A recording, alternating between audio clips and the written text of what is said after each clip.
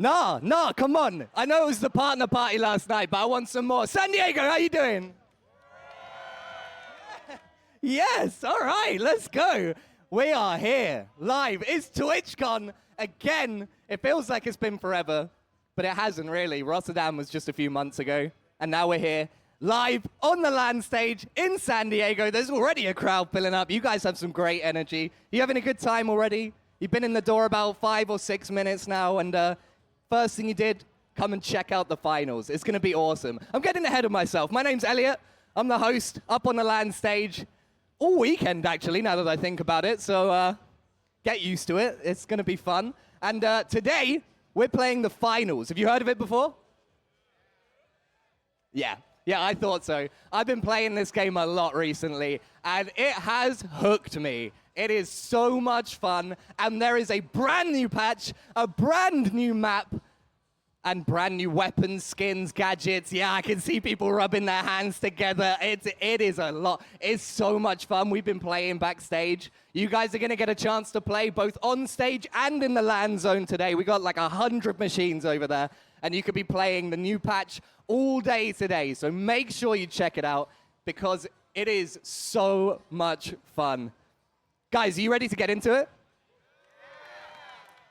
I'm gonna need you to make some noise, okay? For the community lead up here.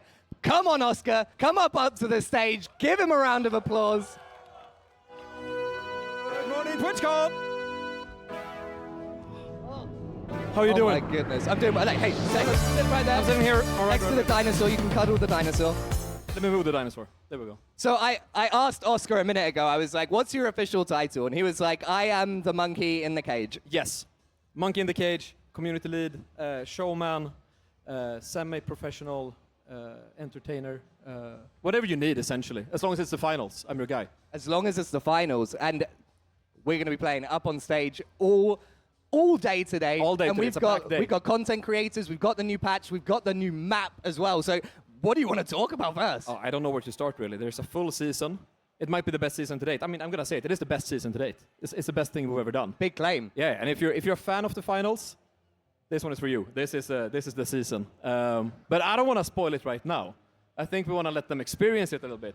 Like get involved themselves. Okay. You know? I like that. So tell us a bit more about you. So you're the community lead, community manager. Yes. What does that entail? That entails that I get to look after our incredible community of gamers, our amazing Discord server, all the fantastic content creators who hang out with us all the time, and make sure that they feel somewhat taken care of, I hope. And then also bring back all the amazing feedback and ideas that they have to our game team, and make sure that we make the best game we can. How important is the community feedback when you're making this sort of big new patch? It is monumental. It is. We're going to have some people coming on later today. We have some interviews planned. And I think all of them are going to talk about the importance of actually having community feedback. Way back from before I even joined the project, we've had a community that has been monumental in helping us shape this game. It is so important. That is really fantastic. And I understand that with a lot of games, and not just games, but art in general, right? There's feedback, but there's also the artistic direction of the people who want to make their creation. And it's a fine line to toe because it's your game. You're the people who are really delivering it. You have your own project. And then actually mixing in all of the community feedback that you get, it's a double-edged sword. It can be a problem, but you guys are making it work so well. I think something that happens all the time that's beautiful in the finals is that we'll come up with an idea and we'll work on it and then we'll put it live and it lines up with what the community asks us to do. And we went up in these wonderful situations where the community people go like, hey, I told you guys that idea. And we're like, you did. We also told ourselves that idea. And we're so in line. And I think that's the beauty of it, when you can combine and you're like so in tune. That's when you make a great game. And that's because you guys actually love the game. We love our game. We play our game far too much. Maybe it's detrimental to productivity sometimes, but I mean, we play the finals all the time. Is it like allowed though? Because I feel like in most office environments, if they come over and you're playing a video game, they're not happy. But if they come over and you're playing the finals, it's kind of like, I feel like as long as you're playing the finals, you'll be fine. Now, if you play something else, we might have a problem. No, but I mean, we have a full gaming room set up where we just have people playing the finals. No way. So. And this is in Stockholm, right? That's where your main office is. Stockholm, Kungsträdgården, center of Stockholm. That's where we sit. Some 100 odd developers on the finals. making a cool game. 100 people. Something around that. I don't know the numbers. I'm not the numbers guy, but it's around there. Give or take crazy. a few. Yeah. I can barely organize the talent team, and there's only like 4 of us. I can barely organize my community team, and we're me. So that's fine. I'm really, really excited for what we've got today. And you guys, you said you play all the time, too much do. probably. We do. Are we going to see you guys up on stage playing? Yeah, so we are going to have a bunch of fun moments. We're going to have, myself might try to cast a game or two, see how that goes with the help of your guys. But we are probably cooking up a little bit of a developer match as well. Throw some of the guys from the team up and see how they fare against the community. Could be very fun. Or just crown the best developer. You know, we'll see. Hey guys, do you want to find out who is actually best at the game they made? Yes. And if you say it's anyone but me, you're wrong. But that's fine. It's true. Oscar, all right? Yeah, Oscar. I asked a minute ago, I was like, hey, what's Oscar's second name so I can introduce him? And my boss was like, no. No, I'm Just Oscar. It's Oscar. He's Swedish. You're not going to be able to say his second name. No. Probably not. It's something weird. Should we get rolling with some season 4 stuff? We got a trailer, I feel like right? we've held them dangling now. You guys want to see the trailer? Want to see a little bit of a reveal? I don't think they want to see it. I don't know either. No. I'm just going to go home instead. Maybe you should ask them. Okay. TwitchCon. Community, please. Do you want to see the trailer for season 4? There we go. That's what I'm talking about. Okay. And then right after that, yes. I'm going to get off the stage and you're going to take my job. And we're going to have Gustav, who is the creative director for the finals, come up and take your seat. So we're going to play some musical chairs. But right now, let's give the people what they want. Production, can we roll that new trailer, please? Play the trailer. Roll the trailer. Wait, I can't see it.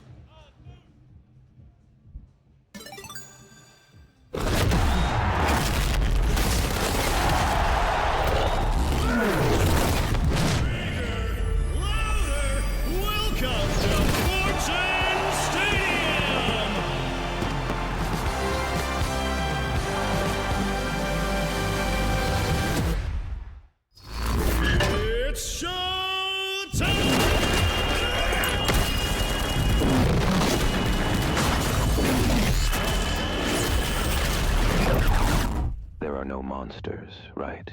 Wrong. Holto.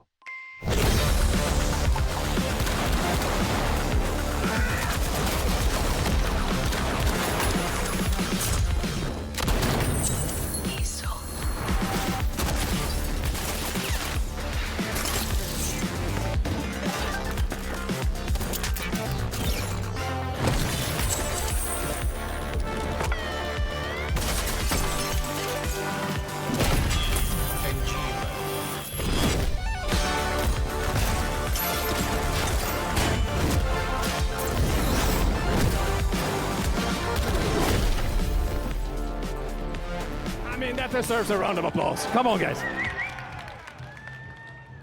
I mean, now that's a trailer. I want to go play the game, actually. But, as you've seen, we played musical chairs. And, hi, Gustav. Hi, Oscar. Welcome to TwitchCon. Thank you. So, as you heard, Gustav is our creative director. We're here. Yes, we are. We are just a few days out of Season 4. We've been live for about a year almost. Yeah. Can you believe it? We made it. We're here. Yeah, no, I know, right? That's crazy. This is my first time at TwitchCon as well. It's pretty overwhelming. Really cool to be here. It is a bit overwhelming. There's a lot of people. Yeah. I don't think I've ever been in front of this many people, but we're doing great. Yeah. We're going to dive into a brand new season, and we've come quite a long way. But I feel like we need to reverse the tape a bit, because you are probably, you've been with the project the longest out of anyone on the project. And we've had a bunch of seasons in between now. What are some key things that have happened in the finals? Well, I mean, it's starting out when I, joined Embark, everything, we didn't even have a game back then. Right. A lot of us came from DICE, and, we worked on the Battlefield games and all that stuff. And so it was kind of a unspoken agreement that we wouldn't do a shooter because we had done shooters for so long, right? But then we did game jams regularly, and we were sort of trying to figure out what to do with, the first game. And I kept pitching these shooter ideas, and I called them the boring idea, the boring idea 1, the boring idea 2, the boring idea 3. And then about a year in, I think, we had a conversation. It was like, should we just make a shooter? I mean, because we have, all this experience and all these people that have worked with this stuff for so long, and we're really passionate about it. So we sat down with Patrick and Rob and Stefan, some of the founders, and Patrick basically said that, you know, if you're going to make a shooter, it needs to be unique, it needs to be something different, it needs to be something new, otherwise we're not going to do it. So that was kind of the starting point for us. A very easy mission. If we're Yeah. going to make a shooter, let's make a shooter that no one's seen before. Yeah. Something different. Exactly. And now we have the finals. Exactly. Cool. So with every single season that we release, our community, a bunch of the people here, has grown. They've grown louder. They've grown more passionate. Maybe sometimes a little too passionate. We love you anyway. How would you say that the voices of our community has helped us shape the finals into what it is today? I mean, it has to a very large degree. I think even from the early alpha and betas, we've had a really close communication with our community and, you know, dialogue, listening to what they think about stuff, testing our ideas together with them. So it's really been a, you know, collaborative development, I would say. It has been, and the community has been around for longer than I have. I've only been there for about a year. But when I joined, we already had a super strong, extremely dedicated community. Yeah, absolutely. It was amazing to beautiful. see. So we saw a trailer just now, a little bit of a trailer, a very cool trailer. I think for some of us we have more questions than answers. I think the players would just like to dive in. But before we do that, what would you say is something in Season 4 that makes it the must-play experience of the finals? Well, I think we've kind of been around the block with this game now, I feel like. You know, we started out in Season 1 with cash-out tournaments and all that stuff, and then, you know, tried different types of game modes. You know, during Season 2 we introduced Terminal Attack, became the ranked mode in Season 3, right? Which was a bit of a controversial thing. Like, a lot of people didn't like that, you know. And I feel like we learned so much along the way. I feel like Season 4 is almost like a homecoming. It's like we have this renewed confidence in our original vision. The theme is almost the finals.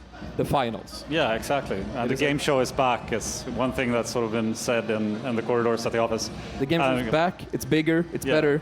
Ranked cash-out tournaments is coming back, and we've made a lot of improvements to cash-out during Season 3. That was one of the benefits by actually pulling the mode from ranked during Season 3 was that we were able to do that. So it's a much more balanced, fair, and fun mode. And it's rejoining the scene together with World Tour. That was introduced in World Season Tour 3. will remain. That was a major thing. Yeah, it's been really popular and appreciated by players, right? So we're expanding on that. We're improving it too, making it better. Cool. Now, so obviously it's a brand new season. That means a new map. We saw it on the trailer. Yeah. New weapons. We saw them on the trailer if you were fast enough to keep up. What is something else that's coming though? We have sponsors. Sponsors, right. Sponsors have always been a part of the finals world, but now for the first time you'll be able to sign with them and play for them during the season. So you will sign with one of 3 sponsors, and then you will gather fans, and that will sort of progress different rewards. Who are our sponsors for Season 3 or Season 4? Will we see Auspius by chance? No? Auspius is there, but it's not one of the main sponsors. All right. It's Holto, Engimo, and Assault. Great. That are the And you'll sign for one of them, and as you play, you'll earn fans towards your sponsor. Exactly. And be rewarded with cool stuff. Precisely, yeah. And there's some other cool stuff going on as well, but yeah. Nice. We'll reveal more as we get there. All right, we'll see more. I can't spill all the beans at the preview event. Exactly. So we gotta keep something for the season. Stuff secret, right? That's important. It's gotta be something. Yeah. So Season 4, obviously, like we said, it's a huge milestone. Every season is a huge milestone. But like you said, it's almost like we've done a full circle and we're coming back to the core of the finals. This season is the finals almost, and I think our core community has a lot of very cool things looking forward to. But Season 4 is Season 4 out of many seasons to come. Yeah, absolutely. I mean, we're already thinking ahead several seasons. Yeah. But the way we're kind of approaching it is, we have Season 5, Season 6, kind of pretty good idea about what that should be, definitely Season 5, but the ones that are later on down the line, we're keeping more open.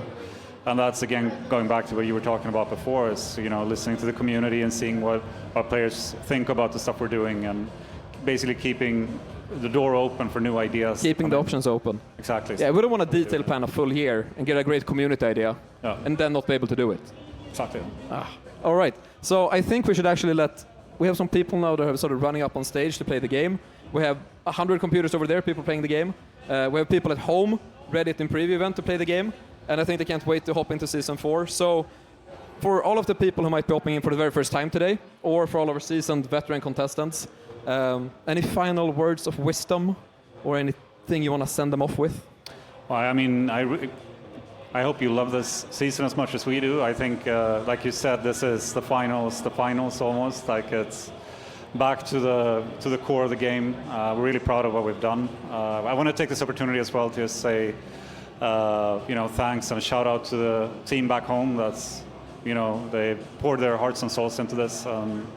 It really shows. I hope that you guys will love it. Yeah. All right. So play Season 4, have fun, break a wall, and let's get into it. Cool. All right, Gustav, I'm going to let you go. Yep. Thank you so much. Thank you. And going to take that mic from you. All right, round of applause.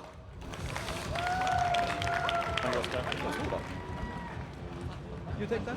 I'll take it. Hey, one of these. Do you want work, 3 right? mics Yeah, or only this 2 one, mics? This one works. Hey, make some noise, please, for Gustav once again, the creative director of the finals. And hey, I don't know if you actually made this clear, but you're going to go up, right? You're going to go up and get in the booth, I am. right? Wait, That's let me right, run right? over the stage. And I make forgot. some noise for your newest member of the casting team, Oscar, jumping up on stage for this game with none other than one of my very close friends, Luke George. That's months. Make some noise for our talent team as well, please. Guys, no further ado. Let's get into it. Casters, take it away.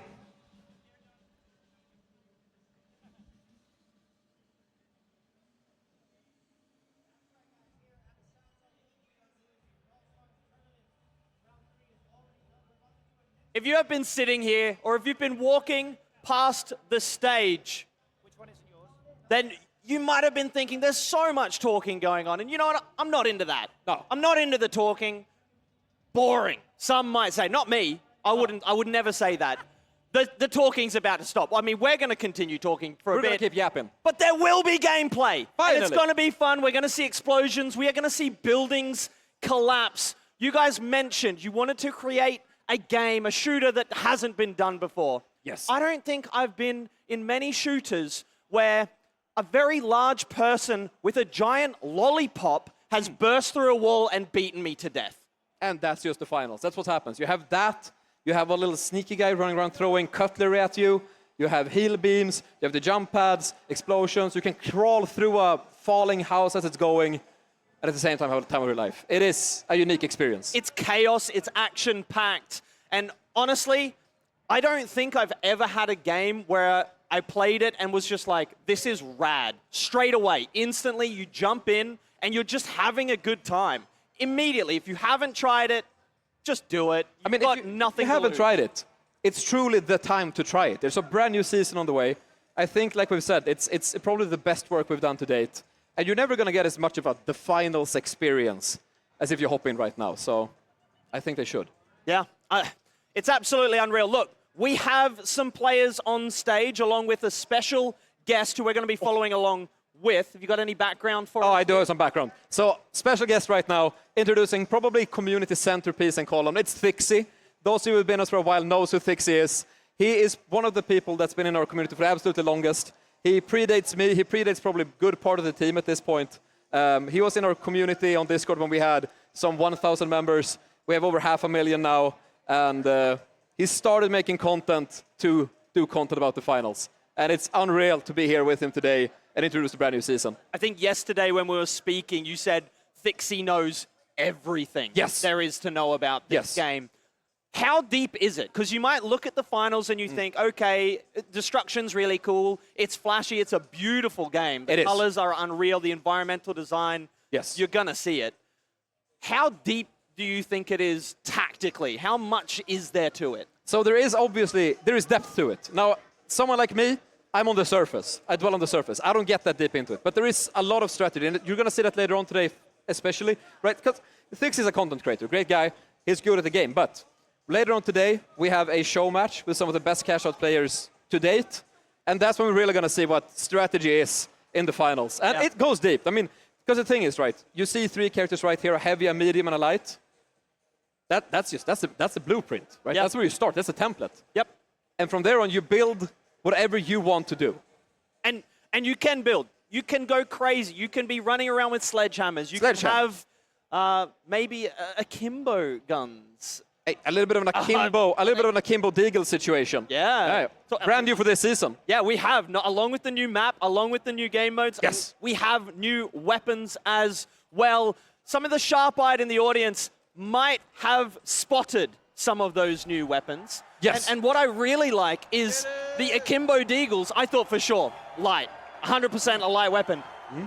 It's not. It's you not guys a light have mixed weapon. it up a little bit. We did. I mean, we looked at what the classes were good at. And I don't know why I'm the one talking about this. I'm not the designer, but we looked at what they're good at. But we also looked at how can we complement what they already do. But it's about complementing, because you still want all of them to be unique. You want the heavy to be the heavy. You don't want all of them to have identical weapons, right? Yeah. But the deagle on double deagles on a heavy, I mean, there's sort of recoil in those puppies. You need a build to handle them. So heavy it is. Absolutely. You need that. And we are looking to get set, looking to get these players in and comfortable, and you guys will be able to see the gameplay as soon as we can. We're going to take a look at Thixie's POV as he guides some teammates through the game, currently looking to unlock a vault. Yes, on the brand new map as well. We are on Fortune Stadium, the new map of Season 4.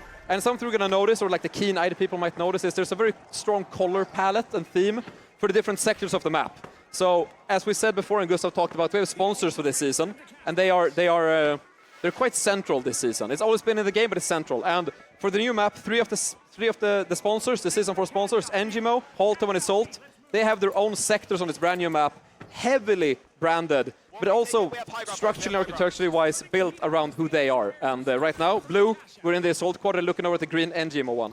Yeah, we had a little bit of a sneak peek at this map yesterday in prep. Got to run around on it, and it's, as always, I feel, with the finals, so incredibly intuitive. Just to move around, just to find spots across the buildings, and we see the first shots of the match going down range. Thixie's got a couple hits, but he's not really able to close out a kill just yet. Yeah. Now, we hinted at the sponsors coming to prominence a little bit more in this season. Are we ready to talk about that, or do we want to leave that for later as Thixie gets a couple bullets? Yeah, he's lit up. He's also lost his light friend somewhere along the way, but that happens. No, absolutely. I think we can talk a little bit about it. So what we have, like we said, is you'll be able to actually sort of sign up with a sponsor. If you think about the finals as the greatest game show of all time, you know, what do athletes do? What do game show people do? They have sponsorships.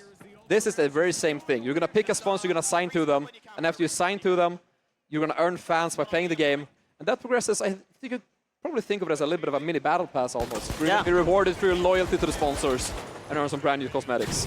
Healing Beam putting in work right now as they look to push to this cash out station. Seeing the first real brawl in the map so far. Oh, he can't quite get through the vent, but wasn't punished for it just yet. At least the chase is on Thixie, on the hunt, but he is going to pull back. He's going to put some mines, and he just about escapes for his life for a little reset. And this is where this game, I think, really shines. It's dynamic. You see the sledgehammer. He's taken down one, and Thixie closes that one out. There's another one right there.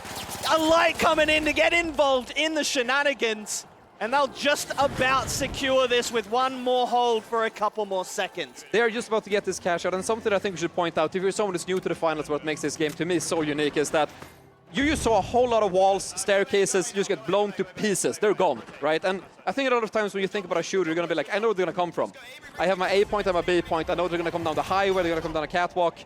They're coming through the wall. Your cash out, or the floor, or the ceiling. Or the ceiling. Hey, if your cash out secure on floor 2, guess what? Your floor's gone. That cash out is now on floor 1. It keeps you on your toes. You never know where you're going to expect. You never know where they're going to come from. And it leaves for so many fun interactive moments where gameplay just happens and you have to react to it. And it can be really disheartening. You have a sick defensive setup, you've got turrets, and suddenly a heavy just runs around with a sledgehammer and takes the entire building down around you. But look, Thixie looking to secure a second cash out here. That stun is brutal. The stun is brutal. It's down to walk-in movement speed at this point. But it seems like they get the steal anyway. Oh, the big shots. So something that I want to point out here with Thixie's loadout situation actually is that he's playing with a brand new weapon, the Pike 556, introduced for the medium class in this season. But he's done something more. He has got into the new sights menu. This is terrible shoutcasting, but I'll talk about the game instead. No, I'm here for it. we introduced sights for the first time. You can choose and customize your sights. And he's actually gone ahead and taken off the 2x octave scope on this weapon and opted for the iron sight. That is wicked. It is wicked. I'm not gonna lie, that's a feature I didn't know about. Like, we've been talking about the briefs, but this is next level. That is unreal. And hidden in that information was a scoped weapon for the mediums. Yes, absolutely. So this is the new Pike 556. When you unlock it the first time, you get it with, I think, some gun nut out there is going to hurt me over this. I think it comes like, oh, bit of a mine. It's a 2x optic scope, and it just gives medium that long-range alternative that they've been missing. Again, complementing the builds and what they're already good at, and also what they're lacking. But Dixie said, I don't need that. Let me just go ahead and remove the scope and play with the iron sight. Opposite what I do. I need a sight. I need a red dot. I need something to help me. A little bit of a crutch in the arena, but hey, he's confident in his abilities. Hey, we got to play to our strengths. We should always play to our strengths. Absolutely. Mine is literally just left-clicking with the sledgehammer and hoping I hit something. But that's a beautiful thing, too. It is. It is indeed. And we see Thixie's side taking quite a lead here. Yeah. 20,000 in the bank at the moment. But it is close. The orange team as well, just behind them. And the amount of money does scale throughout the match for the cash outs. It's not a set, it's not a fixed number. It is not. So the first cash out you're going to pick up is going to be worth 10,000. There's going to be 15, there's going to be 20. And that just means that throughout the finals, you're always going to have those opportunities. We're going to get that last second steal, that last second clutch. You're going to be sitting there holding, get it, scream loudly, and pull ahead. Also, eliminating players gives some money. In our ranked tournament cash out modes that are coming back now this season, if you eliminate an entire enemy team, they're also losing 10% of the money they have, allowing you to get that team wipe into a steal and completely turn the tide of battle. So it's never truly over in the arena. Nice little play there. They tossed up the vault. He catches it and puts it into the station. Yeah, lovely little things. And look, it is not an incredibly difficult mechanic to master, but just these little things that, like we talked about, their depth. You can optimize, you can min-max, and right now, the goo grenade putting in work, allowing that orange player to survive as Thixie was bearing down. Absolutely. I mean, we've been talking about tearing walls down. Now it's time to talk about building walls back up again. So right there, you have a window. It's very open, easy to shoot at you. Goo grenade, new wall, you're safe. But of course, a good counter to the goo grenade, light it on fire. Goo burns like nothing else. Goo burns, as everyone knows, obviously. It's basic chemistry or something. That was really nice aim coming out of player 4. I wish I knew his real name, but very good aim. Completely decimating the opponent's outs. But valuable is often the second kill. Can you get one? Yes, but the second who might revive the first kill is more important at times. They're looking to chase the grappling hook. Has given them that verticality, but unable to harness the power of it. The Spider-Man impression lacking just a little bit. But as they do that, they've managed to take out the wall. The Heavy's doing their job. They're taking out the wall. They're taking out the floor. They've moved the cash out. And it's another steady progress. We're looking at it. Oh my! What a beautiful play. Just completely dematerializing the wall using the specialization for the medium from Season 2 to take out the wall temporarily, fire through it for their team, and then they can close that back up again once they've taken the cash out. Oh, trying to find an eye line through the flames. It's a team wipe. It's a stealing progress. And also something to point out there, this cash out is 2 10,000 boxes stacked in one place, meaning it's double the money, and they're pulling ahead, landing at 54,000 to 13.5. Absolutely incredible stuff from Thixie's team. It's going to make it basically impossible at this point. I'm not a maths guy. You mentioned as well that you're not really into the numbers. I don't do numbers. I do yapping. Yeah, yep, that describes me as well. But that is what looks like an unassailable lead to me. It is gonna be rough. Now there is always a situation, right? I think the next 2 cash out spawn are gonna be worth maybe 20,000 each. Now if you manage to start both of them, take both the boxes to 1 cash out, you're all of a sudden playing for 40,000. 15 plus 40 is 55, which would make them pull ahead. But they'll have to do it in 38 seconds. Says you're not a numbers guy. 1 plus 1 is 2. Crowd, can I hear it for the quick maths right here? Like, Thank you. Goodness Thank you. gracious me. Oh, I'm here all day if you need help with the SATs. That's what they do in the US? I don't know. I don't know either. I'm not from here. Me neither. It is what it is. No, we actually have at least one of the cash outs going here. And something that's interesting is if that cash out, vault makes it to the cash out station on time, we're going into overtime. Yeah, something I love. The games. 10 seconds. He might just about. It's gonna be. There's so many floors to go up. Oh, and they can't throw it. He tries to break through the wall. wall. He don't throw. Oh, he can't get it over the goal. close, but no cigar on that particular occasion. So close to doing an absolute The Finals classic. Slamming out of one extended game, but I mean, I'm warm now. Is this what it's like casting? I'm sweating. Yeah, this is it, the bright lights. But look, speaking of the bright lights, these players have performed under them, in front of the crowd, in front of the Twitch viewers at home. Can we get a hand for the players? And can we get a hand for the victors as well? I believe it was the powerhouses. Absolute performance in the arena. And we missed that, or I touched upon it briefly, but also something we saw there was those double vaults stacked in the same cash-out station. Yeah. That's a strategy we often see happening in the more high-ranked games with the skilled players. They don't want to gamble. They don't want to play around two objectives. They center it on one objective, bringing all the enemy contestants to one place. They back their own aim. They back their own mechanics. And they play, hey, we're going to be 3 people. There's going to be 9 opponents. Bring them to one place. We'll take it home. And look, if you have control over the cash-out station, often, even if you get wiped, the other 2 teams are too busy fighting each other. They don't want the other team to steal it. And they can secure that cash out for you. There's something in the very nature, I think, of every contestant, where if you see someone stealing a cash out, you're taking them out. It doesn't matter if it's benefiting your team or enemy team. If they're on it, sledgehammer, right click to the back of the head, it's over. Winch claw, pull them away from it. Hey, there's all these opportunities. Oh. So much fun. Look, at the conclusion of that match, we are going to load into a second round, and I believe it will be the same players, the same teams. I'm sure I'll be corrected on that if that is incorrect, but we'll see if Thixie can carry his team or another set of players to a second victory. You looking at yourself up on No, I was looking at Thixie. Oh, I'm on the camera. Yeah, that's you. That's you right there. Wait, is that camera? Right there, yeah. Look hello, under camera. the line. Hello, camera. Hello, camera. Hello, Twitch. How do you stare directly into a camera, or do you Stare directly into Okay, it. cool, great. Yeah. Good, I mean, you good. don't have to. Yeah, but you could. Do whatever you want. Just do these ones. Yeah. Nice. All right. Great, perfect. That's content. That is perfect. Oh. Were we up there the entire time? No. Oh, good. Oh, That would be funny. That'd be terrible. They're Oh, just don't show the gameplay. They're just watching us cast the gameplay. It's watch a us radio yap. show. It's a radio show at this point. Oh, well, my mom always said I had a face made for radio, so maybe that's better.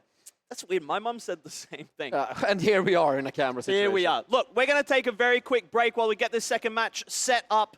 Don't go anywhere. And if you are elsewhere in the center, come to the LAN stage. Not only can you watch the finals, you can take a quick jaunt over to my left, your right, and play it yourself. It's a good time. It's even a great time, I might say. I think so. Should we up the ante even a little bit further? Do it. There might be a T-shirt potential if you follow over to the LAN area. The one I'm wearing, the San Diego 2024 The Finals limited edition T-shirt. If you go over to the LAN area and play the game today. Hell yeah. So make your way over here, make your way over there, do whatever you want. I'm not your dad. We're going to take a quick break. We'll be right back. The life giver, the sun, always on, the source of everything that is good. But can it be trusted? Holtau's Sun Insurance will have you covered if the unimaginable happens and the light goes out. Holto, brighter than ever.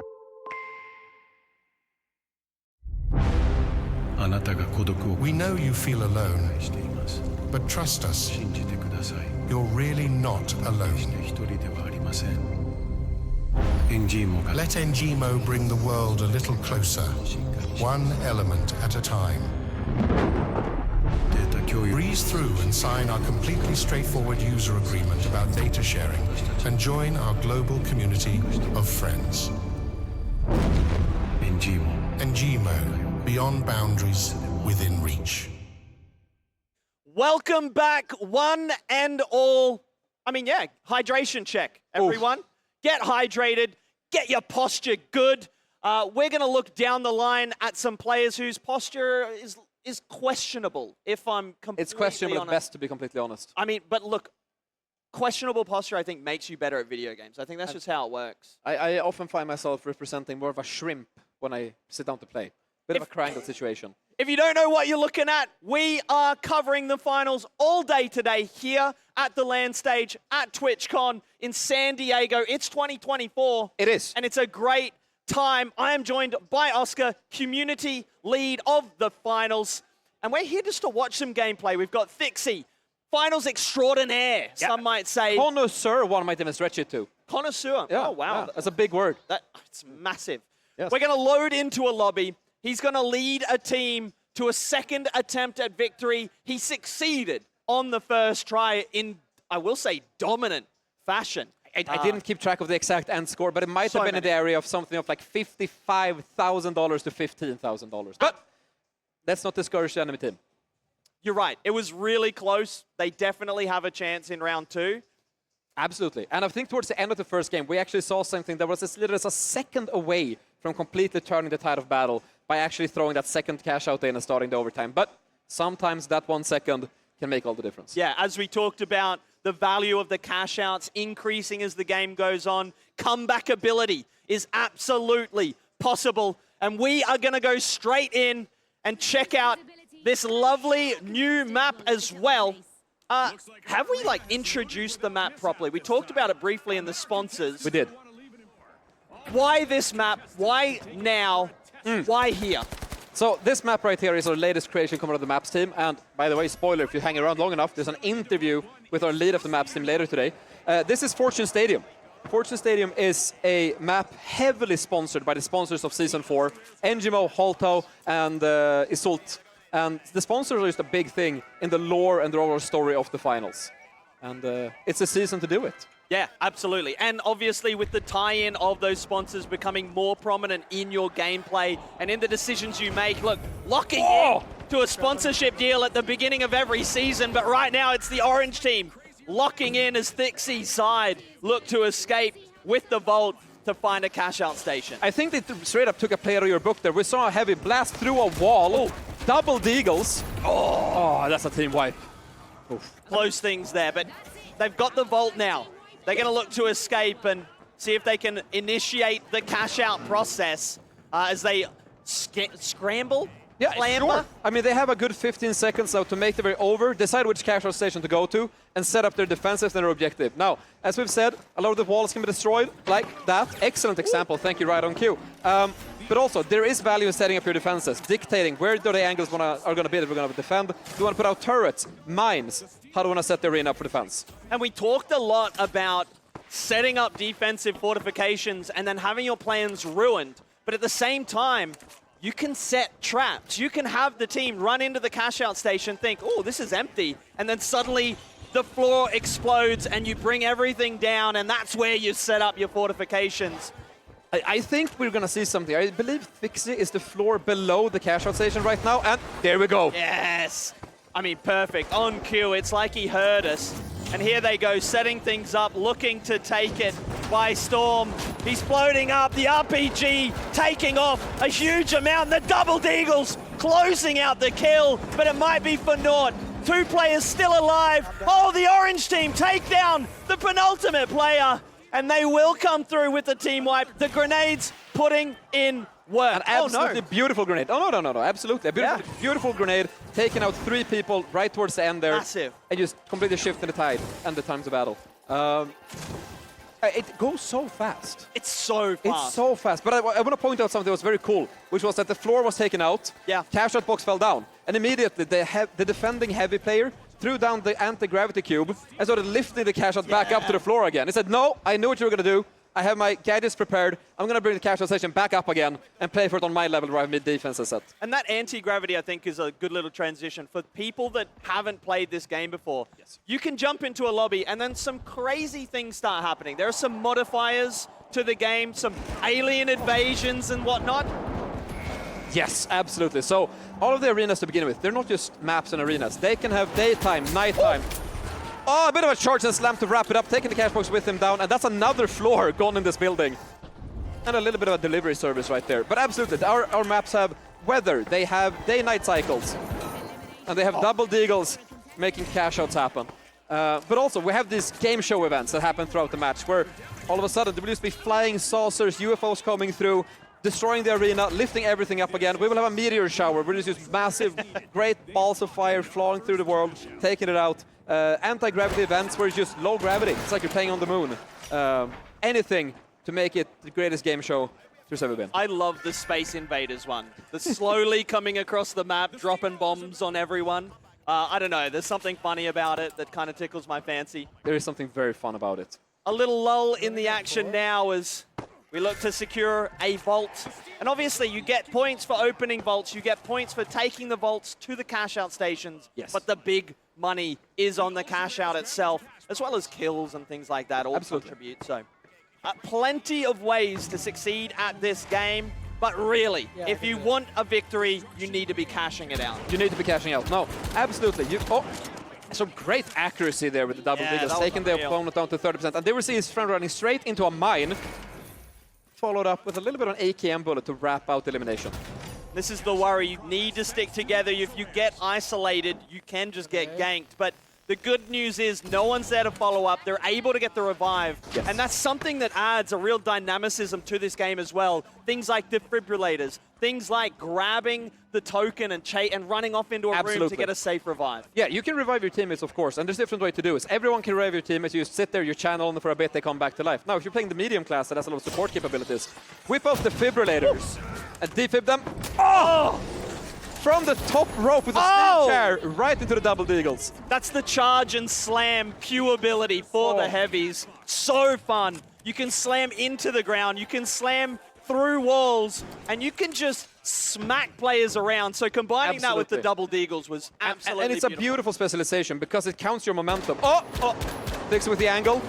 Not as good with the accuracy this time, but it counts your momentum. So if you go on a jump pad and then you charge and slam from the sky, you're going to knock people further away, rather than if you're just jumping down a one-story building. It's extremely dynamic, and it sets up some great moments. You've just given me a tip, because obviously that's my main class. I didn't realize that it changed and altered depending on momentum. That is super sick. Dematerializer coming in. The flank was a nice one, but not necessary. He's been flanked in turn, looks to escape, covers the retreat with a mine, and he's pushing. Low HP, I don't know if that's the play, and indeed he is punished for it. And it's the orange team again, Thixie's side, coming in clutch. Let's see if he can secure the steal. I think he should be able to. Yes. His entire team is there, and it is all good for them. It's a good opportunity for them to get back in the game a bit, because they're falling behind right now, but another 10k to the cash. They're up to 15, they're halfway there. Then the next vaults are going to spawn higher value, and, you know, they might just be able to pull this one back. But in the same time, the other team has out another cash out. Yeah. Using up valuable seconds as well to get that started and to set up for a defensive stage. Thixie's team has left the cash out station to push out to the other one, and right as it happens, ooh! It was being stolen. There was a steal being channeled, and it was probably like a microsecond away from being stolen. Absolutely clutch. Those sort of sneaky steals, the ninja steals. I mean, I don't know the details of the light players loadout, but if they're running something like the grappling hook combined with portals, they can be everywhere all the time at once. Yeah. The first time I ran into a team using portals, I did not know what was going on. It's hard to think with portals. I mean, it is. It is. It is.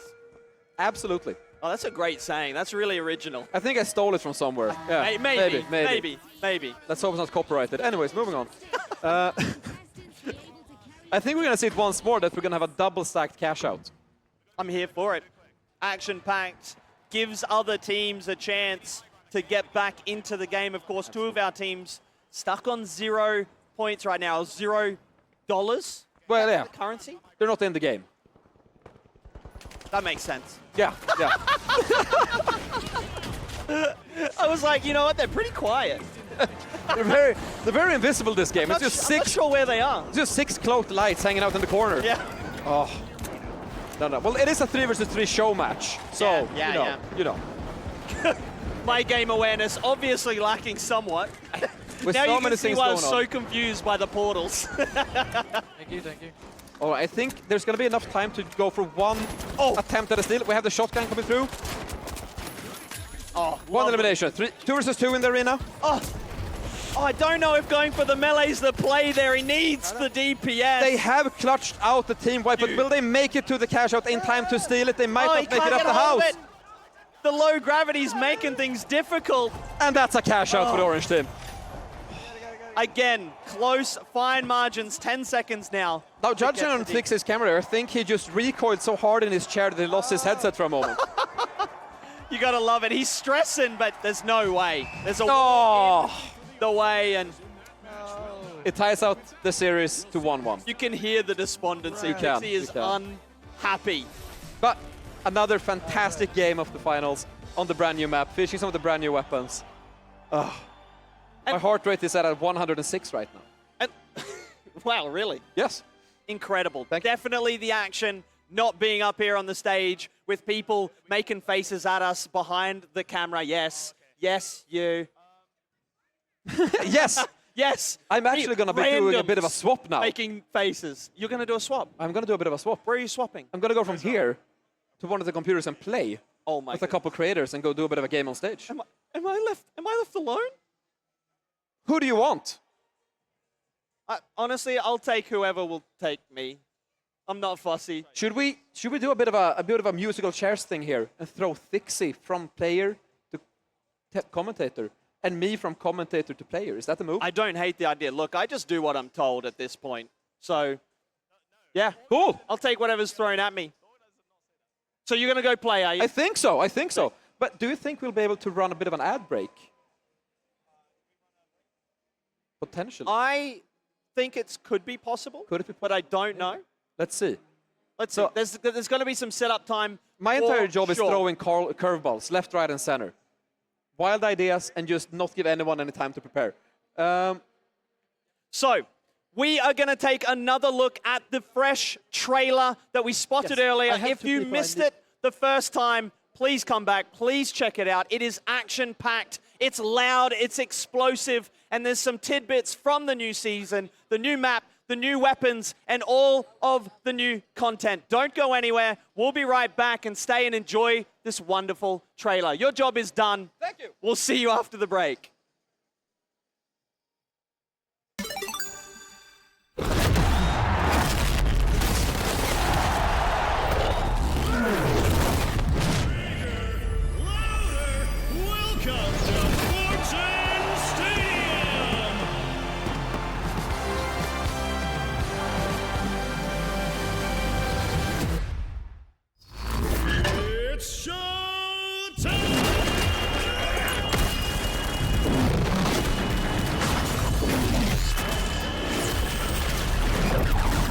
There are no monsters, right? Wrong. Holto.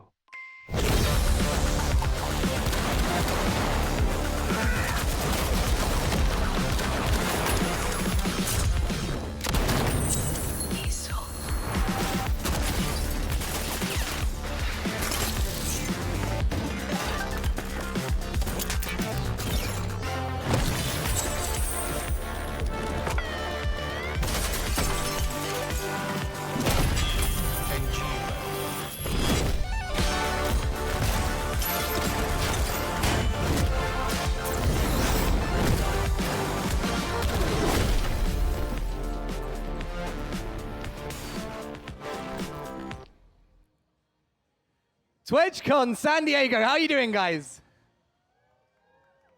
We're going to improve throughout the day. We can do better than that, but I'm not going to make you repeat it right now. Guys, the finals, Season 4. We've seen the new map, Fortune Stadium. What do you think of it?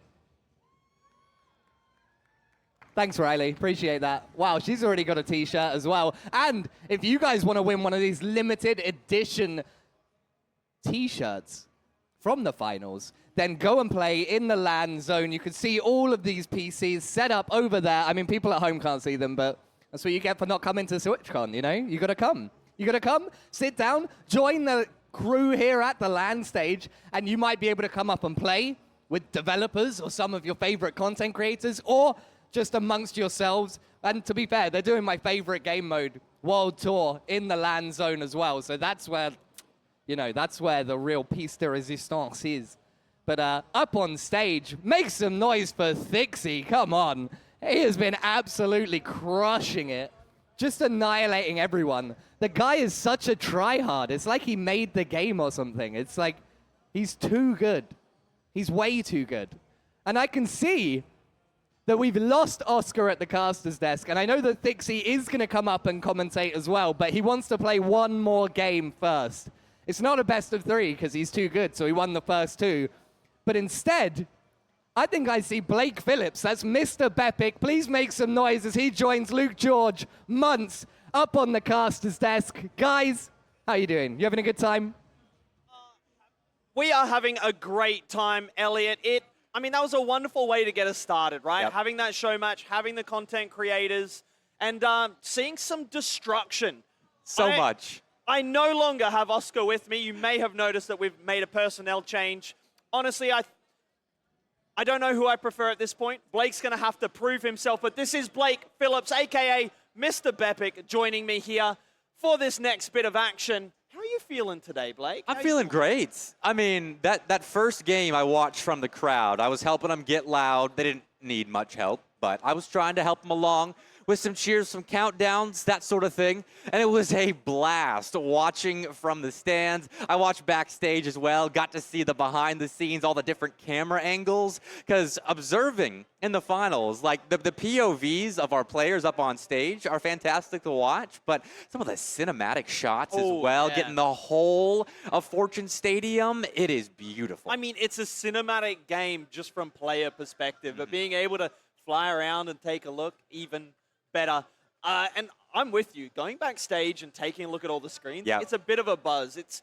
I mean, honestly, it kind of fits this TwitchCon vibe. If you haven't been here before, if you're in the chat at home and you find out about a TwitchCon coming to a place near you, get down here. It's so much fun. We've got games to play. And look, if you're in the venue, go and play finals. To my left, to your right, over in the LAN area.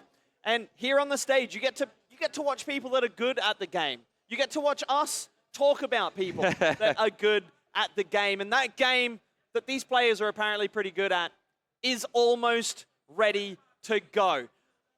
It's a blast to play at a very low level, which is where we play the game. Well, but it's a blast to watch it played at a high level. Don't try and correct me. I think we both know where we're at.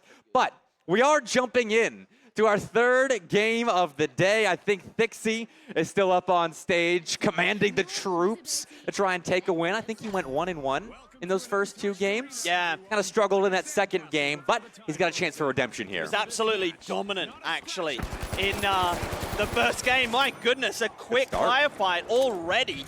They managed to isolate someone from the yellow team, and they are taking some chip damage, so there's another player around. In fact, there's two. We see the first full-on brawl of this second matchup of the day. Oh, the flamethrower will manage a light to come up in backup. Needs one more, and they do find it. The revives are gonna come in, and they'll look to secure that first vault. That flamethrower menace was on 20 HP, racking up kills, and nearly, I believe, found a full team wipe. I did see that one full kill. We're just dodging to the side of the player he was attacking with 20 HP. That is some guts right there. Starting off within your first minute up on stage, and you're already making plays. And look, as they look to approach one of the vaults and secure the start of a cash out, I think this is possible. I wouldn't mind listening in a little bit and see what their strategy is setting up. See if there's any comms. So we'll see. I think you and I can be a little bit quiet, and we'll see if we can hear anything from the side of the teams. Setting a glitch trap. Jump in. Enemy spotted. Up there. Some action in the arena as the retros are opening. Honestly, I get it. They're locked in. Sure. Why communicate when you can just kill everyone in front of you? I mean, Pink is unchallenged right now. Yeah. Is unlocking that vault. No contest right now. They've got a cash out ticking at the moment. They're in good position here. So, I mean, I can't blame them for not calming. They're sitting pretty, unchallenged. Someone's got to get on that. The only issue is, do you really want to give another team free money? But look, they're not. It looks like they're running around, having some shenanigans, prodding and poking to see if they can find a weakness. The RPG's going to change things up, add a little bit of verticality to the hallway. We're on fire. We're trying to put a barricade down. It is chaotic. Someone's running at you with a shotgun in what looks like a dress. It's intimidating, but no intimidation is enough as we finally get the kill and get a res and look to reset the defense. Spray and pray, baby. Spray and pray. Hop over that barricade and just hope some more bullets land right there. I'm gonna play defense. I love how chaotic this game is. That wasn't even really, that was away from the cash out. that fight right there. A little bit below it rather, and it was pure chaos. Meanwhile, the cash out's just sitting there, ticking along. Orange is protecting their stash at the moment, and they're looking at a lead right now, pretty significant one, if this cash out does tick away in their favor. I'm going up. But as we did talk about, or as I did talk about with Oscar, the cash outs increase in value the longer the game goes on. And so there is always potential for comebacks. Comeback right here. It was a fast start for our Orange side, but an effective comeback, and now it seems like Blue is regrouping. They've realized that they're likely losing this cash out as it pops up on screen. Orange has taken the lead, and they'll play for the next vaults that have respawn. So I'm curious to see how they play this. If they split it up, let's take control of both vaults at the same time, or if they're going to group around one. And I know Oscar was mentioning how at a high level, you tend to play around multiple objectives at once, split up your three-man team, play for multiple objectives, but here it looks like that is the case. I don't know what the array of skill level up on the stage is. Obviously, Thixie's at a high level. This guy in the yellow hoodie's at a high level, already making plays. And the flamethrower guy at a pretty high level. So we'll see what kind of plays that develops into a little bit later on. Bit of a peekaboo technique there behind the barricade, peeking out with the flamethrower. Oh, I thought for a second he'd get crushed by the elevator. He's looking to get the res under pressure, and he has managed to do exactly that. Absolutely fantastic stuff. The healing beam comes in and allows them to continue the fight and get a second kill, an important kill. And in the end, a nice little, oh goodness, where did that just come from? I didn't even see that firefight starting. That sums up the finals right there. That oh goodness, where did that come from? And a fight around where the vault was, as the vault's still sticking around. 4 is fairly close. They're figuring out their settings right there. Got to make sure you are fully comfortable up on stage. But that was a great play around the vault. Great support. And I have to say, the player with the healing beam, I have the utmost respect for, because I'm a support player myself in the finals. They were healing their teammates and still notched a kill. Absolutely massive plays. You love a teammate that mains defibrillators and a healing beam. Yep. Honestly, it's glorious. As these shots rain down, we do get an elimination, but again, that first kill often counts for naught, but they do make it count with the follow-up. They get the res. I think that was a missed input there, meant to res rather than drop a mine on his teammate. Ooh, the grappling hook, allowing the transition up the wall, onto the ceiling, and they are looking to get this vault to the cash out. And Thixie just moves so quickly around the map. The grappling hook obviously helps that, but his movement is so smooth. That was the biggest thing I noticed when watching from the crowd for that first game, is how quickly he navigates around the map. Not just playing around the cash out station, but the entire building around the cash out station. Constant jump peaks, constantly surveying to see if the enemy team, and there is only one enemy team in the format that we've got up on the land stage right now, but he is constantly looking for all potential points of entry. Oh, the scope coming in clutch. Right there, able to put damage downrange with precision. And cautious there, I think he's worried. He's looking for that last player. Control. They got two, but that third man was running away on half health. So tagged up, and the blue team knew that, but they weren't able to locate him. That cash out about 2/3 of the way completes. We've seen a little bit of a re-engage here from our player 6, but they're going to step back, not by choice, but because there's just no want to take that 3v1 at the moment. Oh, the RPG opening up the angle, but I think got a little bit taken away by the turret.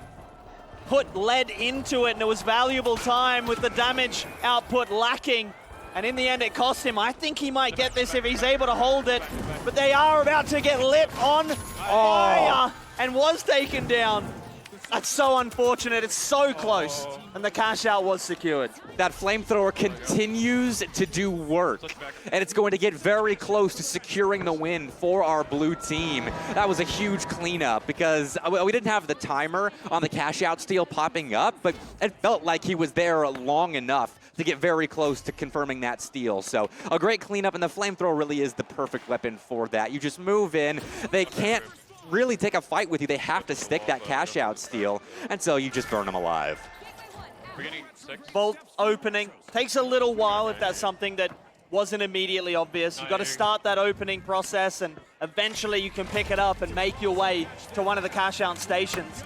And as time ticks down, we have a team well and truly in the lead, but second place not out of it yet. No, and with a good bit of kills, and if they are able to stack those cash outs especially, they can find their way back here, but that is a poor start. Again, the flamethrower wrecking the plans of our blue team. And we get the flamethrower perspective now, laying down barricades and looking for more enemies to char. I mean, the range isn't the longest, but if you get inside the area of effect of that flamethrower, it's so difficult to deal with. As you can see here, they just about managed to take him down before he gets a kill, but it's enough for the teammate to follow things up. A teammate that's looking for a second after the revive, and he is able to survive. Survivability, of course, incredibly important. And it doesn't look like any cash outs were started, so we don't get overtime. Instead, our blue team kind of wrecks right there. I mean, they won by nearly 30,000 coins, and I mean, that was just domination. Yeah, absolutely incredible to watch. And we heard the players getting excited, getting a little bit upset at times. I think with that flamethrower specifically, it's so difficult, it's so demoralizing to deal with. When you're feeling good, especially, you might be a light, your movement's pretty clean, and then you're on fire. And there's more fire coming at you. And not only that, you can barely see who's lighting you on fire through all of the fire. Oh, man. 7 kills posted up by 2 players on the Retros. An impressive board of stats I don't know if we're seeing on screen right now, but a great showing by the Retros, and I'm sure they're happy with their performance. But we will see in Game 4 what happens. I've heard rumors that Oscar is going to be popping up on stage to play next. I want to see how he plays, not just casts. My inside source, which is Oscar on camera earlier, confirms that. Oscar's going to jump in. So it's not rumors, It's confirmed. And in fact, I can see him to my right starting to get locked in, starting to find his place at the PC. So he's going to have to put his money where his very active mouth is, because he was talking himself up a fair bit, I think. I think he made the claim that he was the best dev at the game. We're about to see the first steps towards starting to believe that. Well, and hopefully for him, he gets a fast start, because if he starts poorly, we're going to be making fun of him. Because, I mean, he's a cool guy, and we like him, so we can make fun of him, give him some ribbing if he's not doing too well up on the stage. After talking all of that smack, because he said, not just like, I think I'm the best. He said, if you think any of the other devs are better than me, then you are wrong. So he better back it up. Big words for an admittedly big man, to be fair. Bro is massive. I'm not going to lie. I mean, he's Swedish. I actually may have put the chair down quite low, so it wasn't such a mismatch when he was sitting next to me. But he immediately sat down and corrected it, and I was very upset. But look, like we said, we do have another game coming your way. The players are getting settled in. We've got devs involved, or at least developer-adjacent players coming to prove their mettle on the new map with the new weapons at the edge, at the verge, at the precipice of a new season. And I think even despite this being a new map and a lot of the angles having to be relearned and a lot of the areas having to be studied, Thixie especially did quite well. And you can see his high level of skill when he could just jump straight into a new map and be zipping around, notching kills, and carrying his team, I think, to 1 victory out of the 3 games he's played. And look, map knowledge, of course, in any game, going to be a massive advantage, but something that I've found, and I'm sure you'll find as well, if you're trying to play the game for the first time, the maps are so intuitive. If you want to get somewhere, there is an avenue for you, whether it's a jump pad, whether it's a zip line. There's always an avenue of ingress. Or the stairs, or the skyscrapers. You can start on floor 1 and climb all the way to the top. It's very nice. And for people like me that are a little slow to move around the map, I feel a little guilty sometimes taking the stairs to get to objectives. But it's still a way to cash out stations. It's a way to find your enemies. It's a way to get back into the fight. I'm getting word in my ear that we are ready to rock, ready to roll, and I can't wait. Honestly, this game is so fun to play, so fun to watch. Yes. Explosions aplenty. Again, I think I've mentioned it a few times, but I cannot stress enough. You can get a lollipop the size of a sledgehammer and beat people with it. You can smash through walls with a giant lollipop, Blake. That's my go-to. What's yours? You talked about being a support player, but what is your weapon? I mean, I'm kind of boring. I'm a really boring player. I like the revolver. But I'll play with the AKM. Like, I'll just play support with the AKM. Normally, when I start a game, I'll just use the default weapons, default skins, that sort of thing, and get used to that. Obviously, I've changed my loadout a little bit. I do have to use the defib, obviously, as a support player. Especially when you play with me and I make you use the different It's necessary playing with Luke. It gets a lot of use. I got to make sure I'm tuning it up in between games. But I'm a boring player. Like, the skins, the default skins, are fine with me. Yeah, sure. And they look good, too. Everything looks good. The style that you unlock for free through the Battle Pass, if you haven't got the premium, you still get some bang. I've got these wicked red glasses that match my lollipop, and I absolutely adore them. But that's something that is so obvious with this game immediately. You look at it, you look at the design, and it's just cool. It's just rad. That's not the word. It's not rad. It's cool. I think it's a little bit rad. Maybe that's part of my uncoolness, but it's a pretty darn rad game. But we're loading in to Game 4 here, and we're watching Oscar's POV first. So if you want to know what the best strategy is at the very beginning of a game of Cash Out, then you better be watching this man right now. Yeah, I mean, he's here for a reason. So, I mean, to be fair, that reason is talking a lot. We're seeing him changing some settings, maybe a little bit of an insight into an experienced player and how they might change things up. All eyes on Oscar after the talk. He's about to enter what I would hope is a successful game for him. They have started to unlock the vault. They've unlocked it, and they're going to look to head towards the first cash out. Quite a ways away, though. That first cash-out station. They're being attacked from the side. It's bursting through those double doors. Oscar will clean up one, but is quite low on his personal health. 74 in hand, and it looks like that orange team is trying to steal the cash-out. What do you think of the double deagles, Blake? Do they look pretty fun? Bang, bang, bang, bang. Use them like that. I was using them when we were testing things earlier this morning, and I did not use them to that sort of degree, but they are so much fun. I mean, the smile on the face of the player says it all. He was pretty chuffed with that. Could tell. Looks to take this vertical zip line up to the cash out station. Staying aware of his surroundings, looking to set up. I believe that was some explosives put on the cash out station, just setting a little trap. And that's a form of the game that I love the most. As a support player, I love the kind of loadouts that you can build to create traps around the cash-out station. Like you saw in the trailer, where people were placing mines right above the cash-out station and then using the dematerializer to just drop them. And that spray of coins up through the gap was a wonderful touch in the Season 4 trailer. But playing like that, getting creative, is such a testament to how flexible the finals is as a game. Oscar taking things slow. He's a little bit isolated from his teammates right now. We'll see if that spacing becomes an issue. But right now, the movement on show is unreal. Frag grenade not quite accurate. We'll take down a banister. Oh, the little jab with the baseball bat. I believe we've got one of these baseball bats in the crowd, but right now the baseball bat is in the back of the opponent's head. It's not what it was made to hit. Oh! But, well, you could get creative in the finals. 2 eliminations with the baseball bat, and he is looking for more, poking and prodding, but is taken down from afar. The trade-off you get when you're using a melee weapon like that. Oh, they tap the steal and then look to get the kill.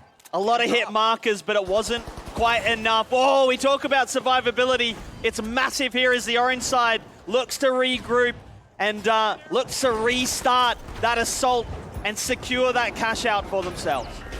And Oscar's got a heal right here. But he is down, only had 60 health in the bank and was dropped. So it's down to one player on our blue side to secure this cash out, but it's in a very good spot. I mean, they've got the high ground, and that'll make it a bit easier to protect peering down upon your opponents, and dropping the cash out station, I think, was the play. Absolutely. It was a huge run, and it was obviously a coordinated strategy that they had figured out because it just went so smoothly. As soon as that steal started to happen, boom, bring it down, get those frags, and move on to what is a pretty commanding lead. But again, to reiterate, 5 minutes left, these cash outs will get more and more valuable. Just about any lead is assailable with the right amount of strategy, the right execution, and a little bit of luck. We'll see which team is a bit luckier. I know our blue side is hoping it's on their side, as they will unlock that vault number 3, but orange team doing the same on the opposite side of the map, and they did send one player kind of on a reconnaissance mission to see if they can't nab that cash out block from their opponents. Maybe stack it up, and it is halftime, so plenty of time to work with here. Not in crunch time just yet, but they do have a lot of work to be done. Finding it hard there to lock onto the light that just burst through the room and got away before the danger was made into something real. I think we're going to look to rejoin our team here, get all three on the same page around the cash out station, and look to secure that money. Right now, the RPG's coming out, the sledgehammers and the baseball bats doing work. It looks like they want to bring this building down. That fourth vault still is available, but no one's playing around it. They're playing around the cash out station. The more exciting way to play, absolutely. And we'll see who comes out on top of this fray. Outside of the cash out station. A trade right there will take us down a couple of players, but looks like we got a defib trying to get a revive in, and that low health player will be down. It just about worked for them. It was a bit of a speculative effort, I will say. Right now, the large hits the Q button, but taken down before they're able to make contact with anyone, and the team wipe comes through, and there'll be a bit of breathing room. But I think it's worth mentioning as well, you might have noticed revives happening that take a while, and then faster revives. The defibrillator coming in. The trade-off is, of course, yes, it's faster, you can move away while the revive is happening, but it only brings your teammate up to half health. So if you're reviving them, in that kind of situation, it's really difficult for them to survive. Yeah, it's nice to be back in the field of play if you're that teammate getting revved, but it's also awful to spawn in the middle of a gunfight, have to readjust to your surroundings and see what you can do. But we have settled down just a bit. This cash out station, fairly well protected. I would assume that our orange team will be making one last push to try and steal, but they aren't anywhere in sight. Cooking up something with the C4 here. And we see the light just appearing in front of our eyes, and they're managing to get away without too much damage on them. The RPG will take a big chunk. The heavy can't get up, and the double deagles will put in work again. Enough for the teammates to come through and secure the kill, and again, secure that cash out. The lead extended. This fight right here, not really too relevant, but it will allow them to get back in the game just a bit quicker. Oh, that sums up playing against the light class right there. Just zipping all around. You got to readjust. Make sure your DPS is perfect because, my word, were they zipping around with that baseball bat and cleaned up the kill, revived their teammate, but still a 40K lead here in this game of Cash Out. There's a lot of work to be done in just 90 seconds. We'll see if that work can become a realistic possibility. Goodness gracious. He is schmoovin' right now. That grappling hook really helping him move around the map as he starts to unlock this vault. But, we do have a bit of a poke from the pink side. They look to be causing some cheeky, freaky, sneaky shenanigans. I don't think this team realizes. Now they've gotten onto it. No damage, and they'll be getting out probably with their life. Although, was that someone cloaked right in front of him? No, that was the vanishing bomb. Just a little bit of extra security with invisibility. And you need it. You need to make sure you grab the box and get out. Baseball bat from behind will miss its first swing. Oh, Stacked no! up and sent off the map, moving just a little bit too fast. The lunge just catapulting him into the abyss. Because, of course, yes, these maps are easy to move around in, but you make a wrong move, and it's a bit of an embarrassing end. It was right there, but he's having fun with it. He was smiling on camera, and I can appreciate that. Not embarrassed too much, but does need to get back into the fight. We got one cash out station ticking here in extra time, but I'm not sure it's going to be enough. This box needs to find a station ASAP, but I'm not sure we're going to have enough time because they do have to double up here. And on 10 health, down by the baseball bat wielding foe.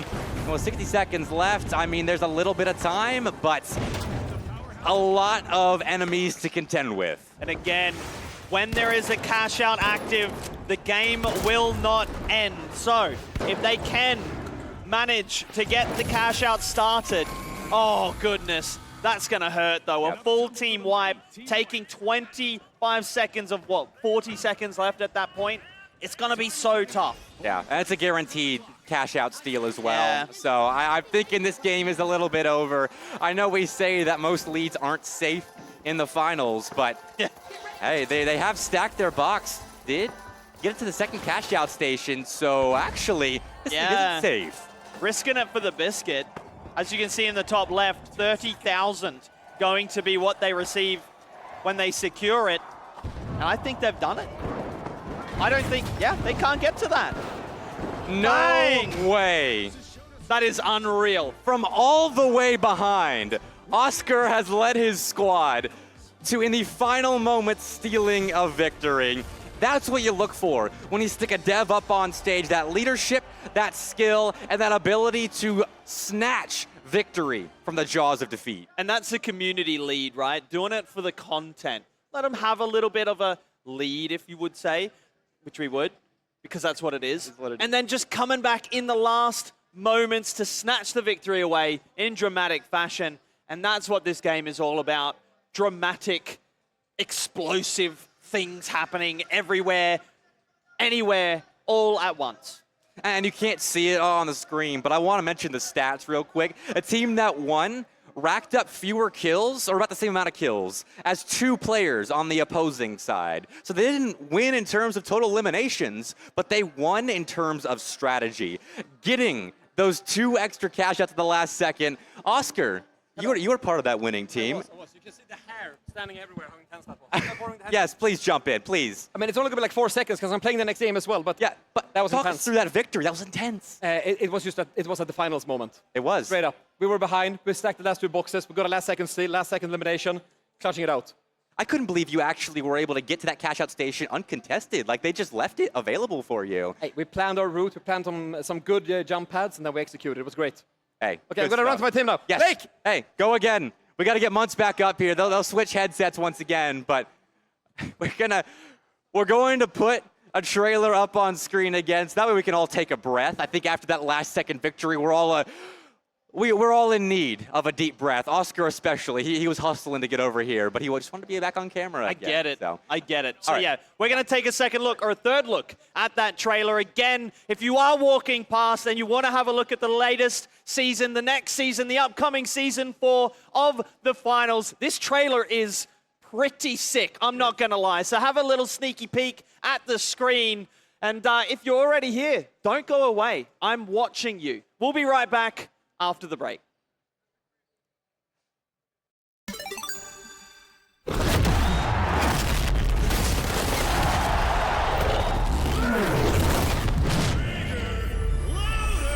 Welcome to Fortune Stadium!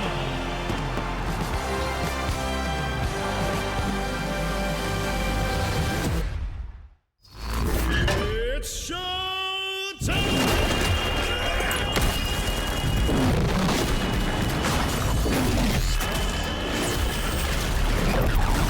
There are no monsters, right? Wrong. Holto.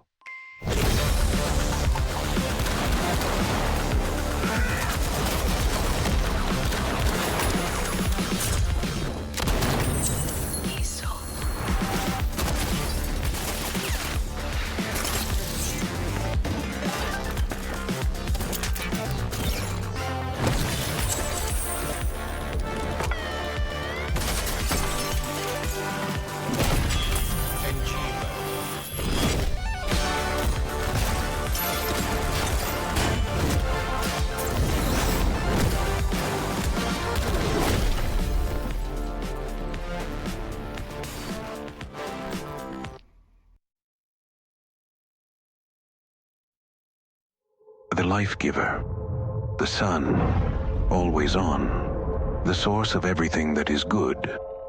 But can it be trusted? Holtau's Sun Insurance will have you covered if the unimaginable happens and the light goes out. Holto, brighter than ever.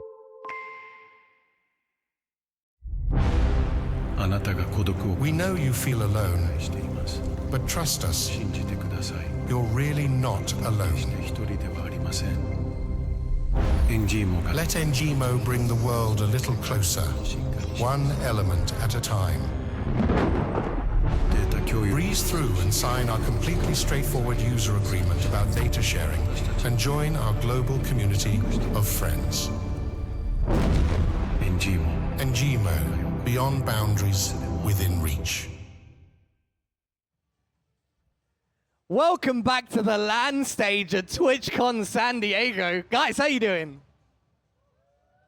That was terrible. Oh my God. Guys, come on. How are you doing? All right, I give that one a 6.5, okay? We're going to get better. Yeah.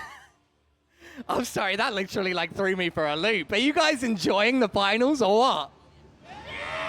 Yeah, there you go. All right, I see how it is. You won't cheer for me, but you'll cheer for them. That was an amazing comeback, right?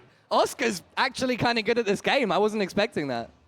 He's a yapper, you know? People who talk a lot, they don't usually have actions to follow it up, but he crushed it. Incredible comeback, and he's still on stage. That's the community lead for the finals, and something special right now as well, because Luke George, that's months, has taken a step away from the caster's booth, and we have someone else up there with him. You saw Thixie playing earlier, just absolutely wiping the floor with everyone else up on stage. He's going to be joining Blake Phillips in the caster's booth to give the developer perspective on the gameplay as we see it. Probably going to be making fun of his friend Oscar as he plays up here as well. It's going to be a blast. Guys, have you actually played yet? Have you been to the LAN? Have you checked out the new season? I'm seeing some nods. Yeah. Did you get a t-shirt? Did you win? Yes. Let's see it. The limited edition finals, San Diego 2024. And if you want a t-shirt, head over to the rows and rows of machines over there to your right-hand side. Sit down, play some games, you know, play some of the finals, play some World Tour. And if you do well, you might be walking away with one of these extremely cool limited edition t-shirts. Can I get a thumbs up from our casters? Are they ready? Thixie, are you ready? Crowd, are you ready?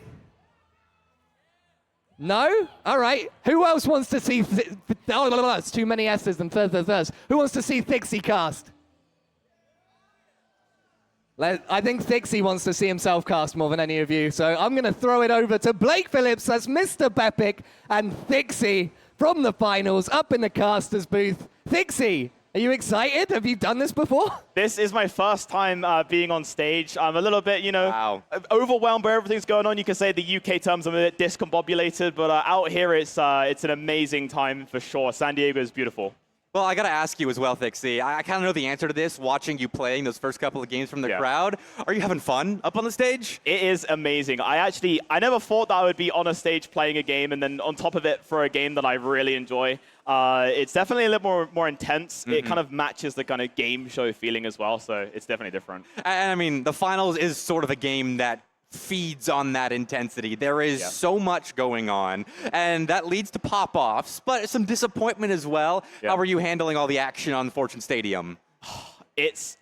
When it's so new that like you kind of realize you're like, wait, I know how to play the finals, but I don't know where I am right now. It's a bit confusing. So you have to kind of do a bit of an adjustment. I think the new map is definitely very suited for the game. Mm-hmm. It's a lot of fun to play, but I've got a bit of studying to do for sure. Absolutely. I know we were in the same boat trying to figure it out, play on it yesterday. We saw a player in the last game, the baseball bat guy, if you were watching, just lunged right off the map and died. And instead of making a big play, which he was doing a good bit of. But how about Oscar as well, leading that comeback? How was he performing?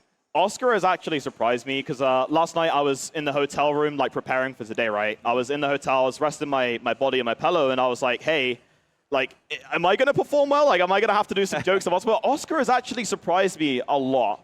So, yeah, he's definitely doing what he does for the team. I mean, he's talking all that smack, and so far, he has backed it up. Now, have you learned any strategies or anything like that? I mean, obviously, you have the blanket strategy that just comes from playing Cash Out normally, but on Fortune Stadium, is there anything that you've learned so far? I think Fortune Stadium allows you to kind of be a bit more expressive with your movement with light, for example. So as you saw in the last game that I played, I used the gateway a bit poorly sometimes, but I was using things like the grappling hook and things like that as well. So light is definitely very helpful. All right. We're dropping into our next game of Cash Out today. We'll see if Oscar can notch a second win up on stage, which with I believe his fresh team. And so it looks like our orange side has split up just a little. Or sorry, our orange side is going for that vault number 2. It's the blue side that's split up just a bit, kind of playing around both objectives. Exactly, and they're going to be trying to charge in there. They do know that vault number 2 has been activated by the other team, so it's going to be a bit of pressure to obviously stay outside of it. And what a task that Oscar has on his shoulders here to really step up for not just this match, but for the community as well. And here they go, initiating the fight. Oh, a 3v1 around that first vault. We have seen a player drop, but another flamethrower on the map, not quite as effective as the one we saw earlier. And Blue, I believe, has just team wiped, or at least won that fight around the objective. Yeah, down by 1, 2, and 3. Eliminated out of this one, but as you can see right here, this player is transporting that vault over. And they will need to coordinate now what they're going to do with this, because obviously, sure, they can deposit this first vault in towards the first cash out, but now what are they going to do with the second one because of the new deposit bonus in the game? And it looks like they might coordinate here to revive everyone else. I do like seeing that. And Oscar now has a big call to make. Do they go to the cash out, or do they breach in towards the vault? Well, we'll see what they decide. A little bit of positioning around Cash Out B right now. A door being held, and out of nowhere, a bit of a face check for a recursive bow-wielding player, and he will have to get the heck out of dodge. 38 health left. He clips the ceiling, and that messes him up enough to get tracked down and killed. Exactly, just that. And you can see death from above there as well. That's the first elimination. Oh. Make that a nice double kill as well. And technically, you got the assist there as well, but very, very nicely well played. Using the model and the melee very effectively. Transporting the vault. That's beautiful. That's how you win close proximity fights right there. The model racking up a pair of kills, but our blue side still a bit uncontested around the cash out. And that Look at Oscar there, a little bit frustrated too. You can see it just starting to creep in. We know he's a late game type of player, but already a little frustrated. Yeah, and you can see now the decision has to be made here of what they will do, of course. They are defending here on this team, but obviously the opposing team, the attackers now, of course, they have so much utility in the finals, and what decision will they make? You can see there is 2 heavies on the team as well, and they'll have to make a big decision here, what they can do. And they have grouped up together, though, splitting up a bit.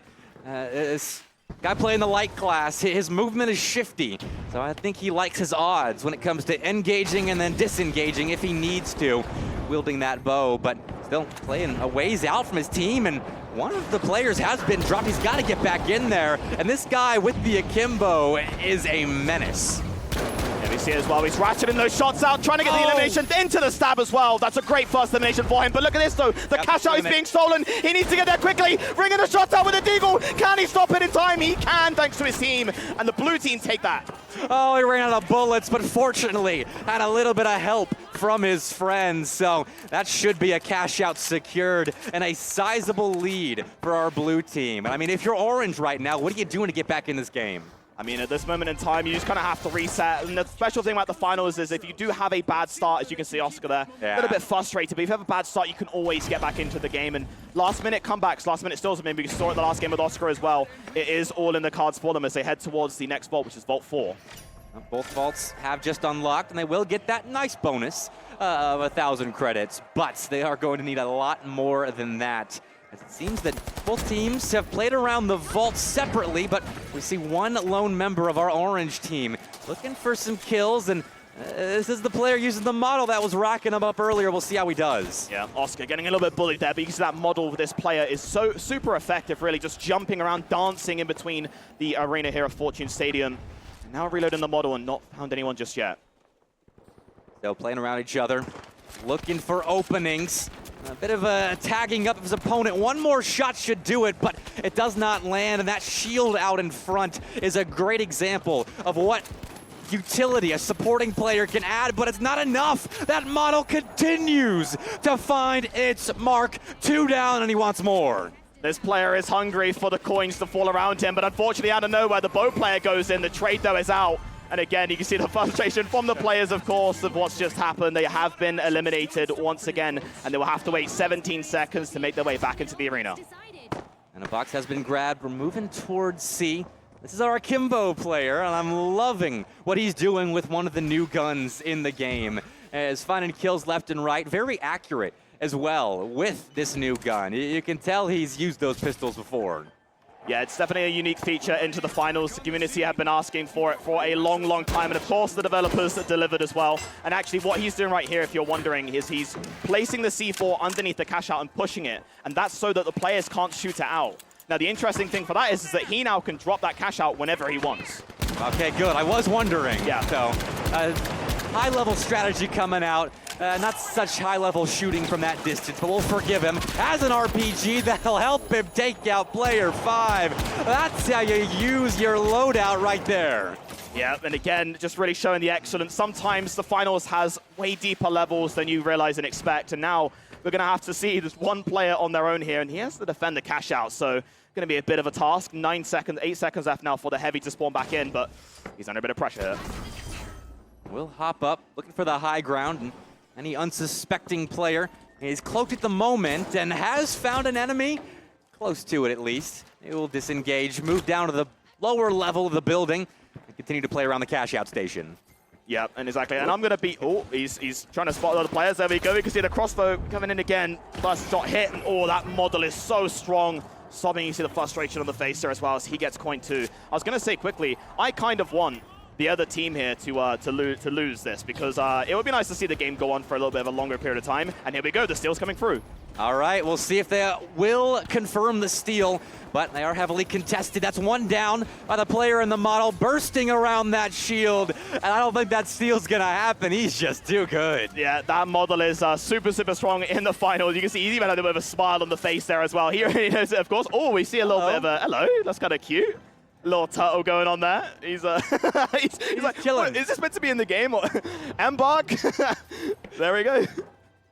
And now he's called in his friend to look at the turtle as well. The whole team is crowding around the floating plushie right there. Adorable, adorable inclusion. It's the new ritual, the only way to win the games in the finals. And as you can see, that cash out has also been successful, and that's $60,000 there in first place. Hey, apparently if you pray to the turtle plushie on the map, you're going to be all right. 60,000 credits in hand. The model will actually be taken down before he finds his mark. Then it's up to the rest of his team to see if they can't wipe that orange side. But Oscar will be tracked down by 2 players of the orange team, and they're getting kills, but they need cash outs. Yeah, it's super unfortunate. Oscar is really fighting against some really good players, of course, and as you can see, not much they can do at this moment in time. 1 minute and 20 seconds left on the clock. Of course, you have Vault 6 as well, which they could tag. And I would respect them if they deposited both of them so we get a little bit more game time as well to cast. Reloading that model in the air, getting a nice view of the new map. Very much color-coded around the 3 new sponsors this season. Yeah. I gotta ask you, Vixie, which sponsor are you going with for Season 4? You know, it's been a bit of a hard decision. I've had a long, hard think about it, but where they're going right now, the Assault, that's my team. They were here since the Alpha. They've been riding it for this whole time, and you know what? I have to go Team Assault. I'm sorry. All right, I can't blame you. Nice coloring, and it might lead to the end of the game playing around that Assault building. As there are 2 down. Vault has been unlocked. We'll see if our player with the recursive bow can do any extra damage. Just kind of zipping around. Yeah, grabbing the box and head towards A. Yeah, so roaming around, he was trying to find another player, but these will be able to get revived. He has 3 seconds left on player 5, as you can see on the bottom left, 9 seconds left on player 4. Is it going to be enough? Unfortunately, it's not. They already have a ton of money, but hey, we want to see the finals. We might see the biggest sum of cash in cash out today. Yes. I mean, they're looking at the moment 87,000. Unbelievable performance. I mean, it has been dominant. Yeah, and you're about to see that second vault being deposited as well, and there it is. This is they're going to hit a lot of money. Yeah, it's a lot of money. And of course, 53 seconds left on the clock. I would at least like to see the Mighty, which is the second team, be able to take this steal and get a consolation back. It's all on Oscar. Do you guys think in the crowd, if Oscar can be able to take the steal back, we need as well to hype up Oscar at least one steal, otherwise he will not hear the end of it right now. He's playing for pride at the moment. Don't let the other team hit over 100,000. That would be an unbelievable sum. And they're trying to drop that cash out station down. See if they can't take the battle a little bit lower in the E-Salt building. A good healing here. Flamethrower trying to take out anyone that's within range, but just playing back, letting the enemies come to them, but that model has found another kill on the map. Unbelievable, and that's 2 racked up. The model escaped for a moment, but Oscar down below doesn't escape much longer. Exactly, and the game has ended $110,500. Nothing but not dominant. That was insanely well played for them. And I mean, look at that. They also have the triple detective as well. I think that's pretty damn cool too. I love the synchronized uniform of the team. Yeah. My word. All right, yeah, you could tell the synchronicity in what they were wearing, as well as their gameplay. I think it was a pair of models, and I forget the third weapon as well, but they were using those models to great effect. Yeah, exactly. And I think you get that spirit buff, obviously, when you play into games and you have the same outfit, of course, is a very secret 5% buff, I'm pretty sure. It's super fun to watch, though, of course. And hey, you just saw what a game of the finals looks like when there's some very dominant players with good mechanics as well. That model is super effective, of course, too. So very interesting. They were zipping into fights, getting in close proximity and just popping heads. Yeah. I mean, 25 eliminations to 6. That is how one-sided it was. It continued on the scoreboard even outside of the credits gained. So, I mean, what are you thinking? Sitting in the caster booth now, a different perspective. Yeah. How's the new map looking? The new map is definitely something that I think a lot of players are going to be very excited to play once again, because it kind of has that nostalgia feeling to it once you add in the sponsors a bit as well. Has a bit of mix of, tiny bit of Monaco in there, tiny bit of Soul in there as well. So definitely a lot of things and elements that players that have been playing the game for a while really enjoy to see kind of mashed up into a brand new thing for Season 4. And we've seen some teams handle all of the new very well, but also integrating some of the old. I mean, using the models, etc. And I mean, it being a different perspective up in the caster's booth. Yeah. Would you rather be playing on stage right now, or would you rather stick around in the caster booth? I would rather be playing and casting at the exact same time. Whoa! All right, so a little bit of both worlds. I can't fault you for that. It's both a lot of fun. I have thoroughly enjoyed the finals. I think Muntz was talking about it earlier, but we loaded in together to play our first game, and it was so fast-paced. We were like, oh my word. This is a seriously fun game. We're popping off when we're stealing cash outs at the last second. We're popping off even when we're getting team wiped. It's just that much fun. Yeah, no, exactly. And that's one of the things of the finals is that when you play with friends, like, for example, there is other modes to the finals than the 3v3 that you've all been watching today. There's Power Shift as well, which is a bit more casual. It's a 5v5. I secretly want ranked casual. And Mark, if you're listening, let's add ranked Power Shift, please. Anyway. But no, it's obviously super fun. And when you play with a group of friends in Power Shift, for example, and you kind of just experience that, like, teamwork and coordination, and your friends experience the explosions for the first time. Like, wait, you can actually drop that building? And I'm like, yeah, like that's what the finals is about. So it's super fun for sure. Anything is destructible. It's awesome. And if you're out in the crowd right now enjoying TwitchCon, make sure you stop by the booth today. It is the only day that we get the finals on the LAN stage. So you'd better join in the sea of computers. It's to the right of the caster booth if you are looking at us from the crowd out there, or just come and enjoy the talent we have got up on stage. I mean, it's been an array of skill level up on stage, but I think for the most part, the players have been handling the bright lights quite well. Yeah, exactly. And the thing that's a bit, again, unique about the finals is you can have one player that's really good, and they can really put them on your shoulders. You know, you can carry them for the rest of the matches. But I think at the end of the day, we're here, obviously, for anyone that wants to come and join and play a bit of the finals, especially on stage as well. And we've seen some pretty damn fun matches. I mean, that last one, sure, was pretty dominant. But hey, $100,000 plus cash out is still pretty funny to watch. So. And I mean, it was preceded by a last-second double cash out that ended up winning the game by about 1,000 cash right there. Yeah. So we've seen both sides of the coin as we get some new players up on stage. Make some noise for our new contestants, please. Hell yeah. Oh no. The crowd's falling inside. Thank you. Hey, Thank you. yeah. Yes. That's how you come and enjoy a LAN experience right there. Yeah, exactly. This, the togetherness. We're a smaller community, of course, for the finals, but of course the community is so awesome as well. So I'm very grateful to be here, obviously on stage as well. So everyone watching at home as well, thank you guys for being here and chilling out. I hope you guys are enjoying it so far, and we definitely have some very interesting and unique stuff coming up a little bit later on as well. So we'll check that out. But of course, we'll be ready for the next match soon.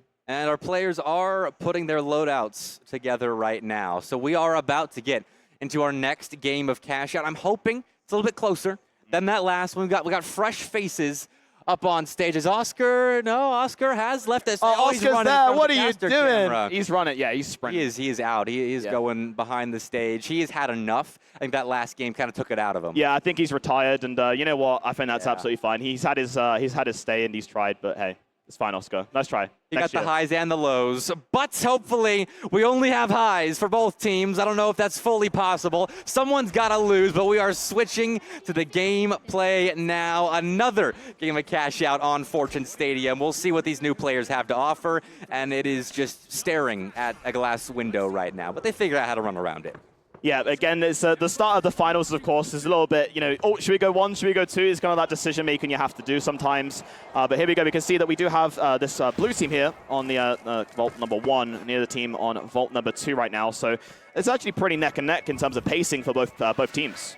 And they're both sticking together as well. It's fully 3 players around Vault 1, 3 players around Vault 2. So I'm wondering if they try to go for the same cash out station or if it's going to pan out where they're just on opposite sides of the map. I'm hoping it's not the case.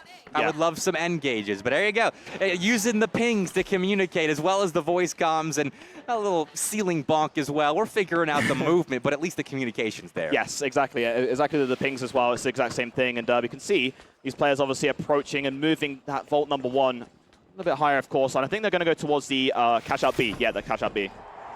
All right, so our blue side has initiated their first cash out. I believe Vault 2 is still in transit, and that was the squad headed towards A, so we really are just playing on opposite sides of the map right now. This guy's looking for someone. Any poor soul that runs out of those doorways is going to catch a face full of bullets from his AKM. And just running around, beating the zip lines up. Sure, no players. You get creative with who you're going to be violent towards. And that zip line has been taken out. The zip lines are destructible too. Everything is destructible. And we have our first end gauge. Flamethrower versus AKM. And it is just narrowly our AKM player that comes out on top. But it was taken down to just 35 hit points. But did win the battle around the cash out. Glad to see we're starting to get some fights going here. Yep, exactly that. And you can see just approaching the decision-making, of course, because that vault number 2 actually hasn't been moved anywhere else. It's going to just sit itself stagnant, and they do need to make the decision. The correct one should be, hey, we should actually go towards the cash out that's active right now. But they're kind of just roaming around. You can see this player specifically is trying to bring vault number 2 to the cash out he's already defending, and it's being stolen as well. So that's a bit of a risk they have to take there. All right, well, you have to add numbers. You got to spend money to make money, spend teammates positioning to make money. We got 2 around Vault 2 now, and Cash Out B has completely flipped hands. Yeah. So full control. And as it's in blue, and they're still changing settings. Yeah, I was going to say, as it's approaching towards 75% of the cash out, they have to be super quick here. They have obviously the vault they need to bring over to the cash out station, and then do a steal, of course. But that's not even forgetting, of course, setting up their utility. So here we go. They are now approaching cash out B, and it's a task on their shoulders. Can they manage to get it in time? I have to get the box to the cash out station as well as take control. And it looks like they're going from underneath, taking the floor out completely. And that cash out station is being stolen. Have to ask fast. That timer is almost out, ticking down, and no one is on the station. All the team gets white. Well, there's one standing left. They secured it either way. Yeah, exactly. Pretty much done and dusted for that sweep there. I was actually surprised that they didn't import the vault during that time. However, it did obviously play out in their favor, because if they did, they would have given them more money. But what's happened now is that this vault that they're holding is $10,000. The next one's $15,000. Yep. What should have happened was the new vault spawned, and then there'll be 2 vaults for $15,000. So now we kind of have this awkward situation where it's like, I don't really want this vault number 2, but we might as well bring it anyway, even though it's less money. So it's a bit of a decision-making that they have to do. Yes, they're bringing it, which is the right decision, in my opinion. But here we go. We can see the other team here going towards vault number 3. Every little bit of cash counts, even if it is just a 10K. And they'll unlock the next vault, get that 1,000 to add to their lead, our blue team. Got a sniper using that SR-84, missing the first shot, but looking to re-engage and has someone to re-engage with. Lands 2, but is tagged up quite a bit. 18 health left for our player 2, I believe. And they will have to leave and regain their HP. Never in the finals I thought I would see a long-range deagle versus sniper rifle, but here we go. Scar in the hands here. 20 down to 20 bullets, of course. Going to be panicking, of course, jumping up and down on the jump pad. Finally gets through. Whoa. Down to 71. He's being tagged down. Has the defibrillator in his hands, but unfortunately goes down. And is now going to be put into a 3v2. Oh, that hurts. Just fat fingering the wrong button. Moving away from the gun. We do it sometimes. I mean, it happens to everyone. I mean, if you do it, I feel a lot better about me doing it. Let me see. That 15K box is moving towards that cash out station A. Our blue side in hot pursuits, but Akimbo taking shelter behind a couple of boxes, getting tagged up just a little bit and regaining positioning. Exactly, and grenade landing below the feet there, down to 124. And what's an awkward situation now is that, again, as I said earlier, there was that 10K cash out versus a 15K cash out. And if you look on the top left of your screen, you'll see there's a difference between $10,000 and $7,000. So now the teams are going to have to go aggressive, and here it is. We can see player 4 here going for a double spray down potentially. He hits that double spray down. 2 players go down, and immediately out of nothing, it's down to a 3v1. Hey, it's the gun you start with in the game, but that doesn't mean you can't still make plays with the AKM. That was wonderful. Phenomenal spray control. Cleaned up an already low health enemy and then just turned his sights to the full health opposition. I feel so bad for player 6 right now, just sitting there with the C4 in the hands waiting. The cash out here, obviously on the defense, the players have spawned back in during that meantime, but with 3 minutes left on the clock, there is a big decision here to be made. Will they go aggressive and will they attack here? Well, that team in the lead is the team with the higher value cash out at the moment. And like you said, it comes back to grabbing that box earlier, not playing around with that 10K box enough, but this is a dream for a flamethrower player. Nice. 2 players right next to each other, and only 1 was killed immediately, but those flames tick down the last, and the last remaining orange player with a grenade will find 1 kill, but needs more. Yeah, down to a 1v2, make that a 1v3 now, unless the other players did revive. In the meantime, we don't have that right now. There we go, yeah, you can see they did coin back in too. So attacking the Vault C right now, being very patient. The jump pad outside the door as well. It's another fun method that was used too. And that is going to be a bit annoying for the players. They can't leave the room. Oh, going in there aggressively with the RPG. There it is, cash out C has been taken. It's been taken and secured. So a lead has been snatched. We're tied at the moment, but we'll give it to the team coming from behind as they propel themselves. Tied for first, but a nice comeback. And they are about to add to their totals. They can secure this cash out station. So close to being secured. And the steal does not come in time. It was so close, but unfortunately the timing didn't line up. Yeah, unfortunately not, but you can see at the top left of your screen right now, this is still a very close game. It is. $10,000 separating both teams, and that is actually very close to a singular deposit as well. So now they're going to battle out here to contest for vault number 4. Finding around Vault 4. Again, that player with the AKM playing the high ground now. Looking for a stab in the back. Player 8 taken down, as that was wonderful use of the verticality of the game. Yeah, exactly. And now a bit of a decision here. It's a 2v2, I think, right now. And the player here, the orange player, holding the vault, but then being shielded off, of course. So that's some nice teamwork there as well. And with 57 seconds left on the clock here, this is down to the wire. Only $9,000 separating both players. Sniper going out as well.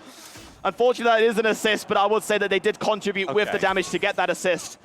And now we have the team here bringing Vault 4 towards Cash Out B. And this is absolutely huge. Because for them, it puts them in contest for first place. All right, so we are very close to a bit of extra time as that cash out station, the ever so important cash out station B, will tick down. We do have a moment of respite, however, to regain our breath. And as our team out in front at the moment, we'll hit some revives, see if they can't put together a full frontal assault as we look towards the end of our game. Yep, exactly. They're just going to basically regroup one more time. They have 2 heavies on the team as well, and of course, leading it up. It's 3 heavies on the team, my bad. And of course, no, it's 2 heavies and a medium, sorry, my bad. And now basically a minute overtime is going to be active, of course. That cash out here is just about nearly 50% complete. So a big task on the shoulders here, and that sniper rifle rattling the shots. Great reaction to put that shield up, but trying to get out. He seems to be caught on his teammate. We will get out of there, but not before a little bit of health has been lost. And a grenade will finish the job. Oh, you feel for him right there. Yeah, that is a classic Embark moment right there. As you guys know, sometimes we do say this before. And again, the AKM player rattling the shots through, combining the grenade and AKM here. Really, really effective with this weapon, and he has the high ground advantage. A really nice spot here to contest and hold off as the cash out's on 75% complete. Well, from afar, it's a trade, and up on the roof where that AKM player is sitting, he will drop a lot of health of his enemy, but that low health player will find himself a kill. Cash out B, though, very close to securing the 10K, and it is a 1v1. This essentially decides the game right here. Our AKM player will have to stop this steal, and all he can really do is initiate the steal, see if he can find something, but that was all to do for him. He couldn't get it done, and so it's another come-from-behind victory up on stage. Yeah, congratulations to the players as well. This game was a little bit more neck and neck, of course, and it was obviously due to them being able to take the last vault and hold off the cash out for as long as possible, and of course, they were very successful in doing so. Very well played. Great performance up on stage. That was so much more back and forth than we saw 2 games ago with that utter domination. But lead changed hands several times. It came down to the wire, that final cash out stage determining who won our last game of cash out. And so I think we'll exchange the players some more, exchange casters as well, get some fresh faces up here. Maybe just one fresh face. Dixie, I hope you're having a good time up here. I'm loving it. This is absolutely amazing. I never thought I would dream of even being in this position right now, and joining yourself as well. It's just super cool, man. This is a really fun time. It is so awesome. Being in the casters booth, a massive stage to our right, a huge crowd of TwitchCon wanderers out behind the camera. The experience at TwitchCon is phenomenal. Have you gotten to explore yet? You know what? I couldn't help myself, right? So I was helping Embark set up the finals booth, and I just had to kind of run around the whole place over there, and I was just taking a look at everything that is here, everything that TwitchCon has to offer as well. And I didn't really think about going to TwitchCon before, but just seeing all this and kind of seeing the Twitch community as well gather up, it's really fun. Really fun. It's an experience, absolutely. If you're not here, if you've never made it to a TwitchCon, you got to come out here at some point. But we are going to throw to a quick break, put another trailer up on screen. I love the cinematics that the finals team has put together to advertise their game. So please enjoy another trailer, and we'll be right back.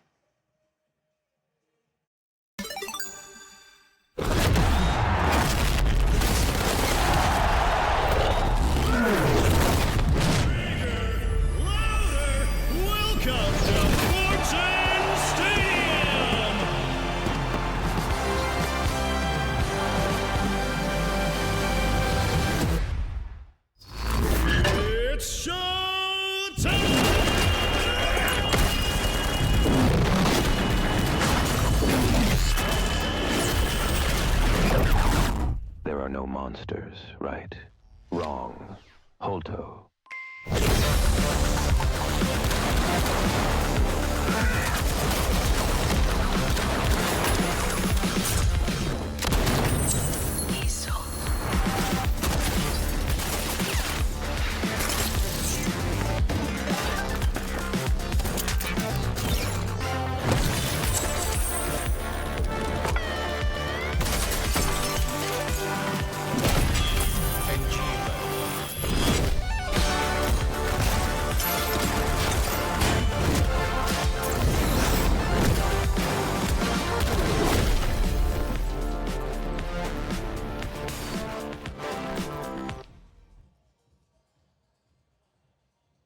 The life giver, the sun, always on, the source of everything that is good. But can it be trusted? Holtau's Sun Insurance will have you covered if the unimaginable happens and the light goes out. Holto, brighter than ever.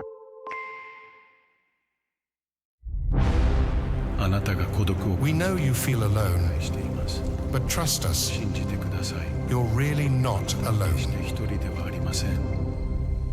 Let Ngimo bring the world a little closer, one element at a time.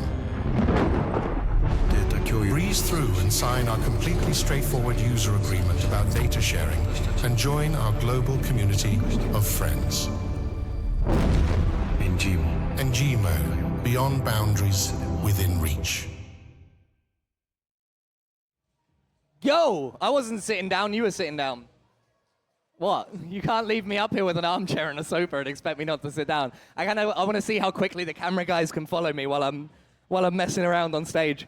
They're doing a good job, by the way. Hey, make some noise for the production team. These guys are awesome. It's been a lot of fun. Hey, Manuel, are these for me? I can see my beautiful assistant, Manuel, bringing some merch up to the stage. What are these the Astro 840s? The winners of this, and then one for me too? You didn't have to. Oh my God, but there's only 3, so I guess someone can't have one. But wow, we're giving out prizes up on the LAN stage. We're giving out prizes in the LAN zone as well. So I can see a lot of people over there. People have been playing all day. If you want to win one of those limited edition finals t-shirts, it says San Diego 2024 on it, so you'll never forget. No one else will ever get one. Go and play over in the LAN zone. TwitchCon San Diego. It's nice here, right? This is a cool stage. You having a good time? All right. Okay. You like the finals? It's pretty cool, right? It is very cool. And we have some awesome content. Have we still got Dixie up on stage? Oh, we do. Look at this guy. He's like, I've never been on stage before. Absolute hustler. It is a lie. And we had another person up on the casting desk as well, seeing our whole talent team. Cute Noob, my friend Evie is up there with Dixie, and I think we're almost ready to get into the game. Hey, Dom's our stage manager. Are we ready nearly? No? He's like, no. No, we're not. We're going to get everyone set up. I think we've got some of like the big shots up on stage this time. Like some of the really, really good players. I don't know if there are pro finals players, but if there are, these are them. And if there aren't, these will be them. As soon as there's a finals esports scene, these guys are going to be up at the top, just absolutely crushing it. And I can see people in the finals cosplay down there as well. You guys look amazing. That's the baseball bat. I'm going to steal that suit. I'm sorry. I really shouldn't keep addressing things that the camera can't see. I'm not a good host sometimes. Look. I want you guys to meet my friend Cute Noob, and I also want to see how she handles the absolute menace that is the only other Englishman I've met so far at TwitchCon. Put your hands together for Cute Noob and Thixie. Hello. Hi, friends. Hi, San Diego TwitchCon. I'm going to give you guys a little backstory.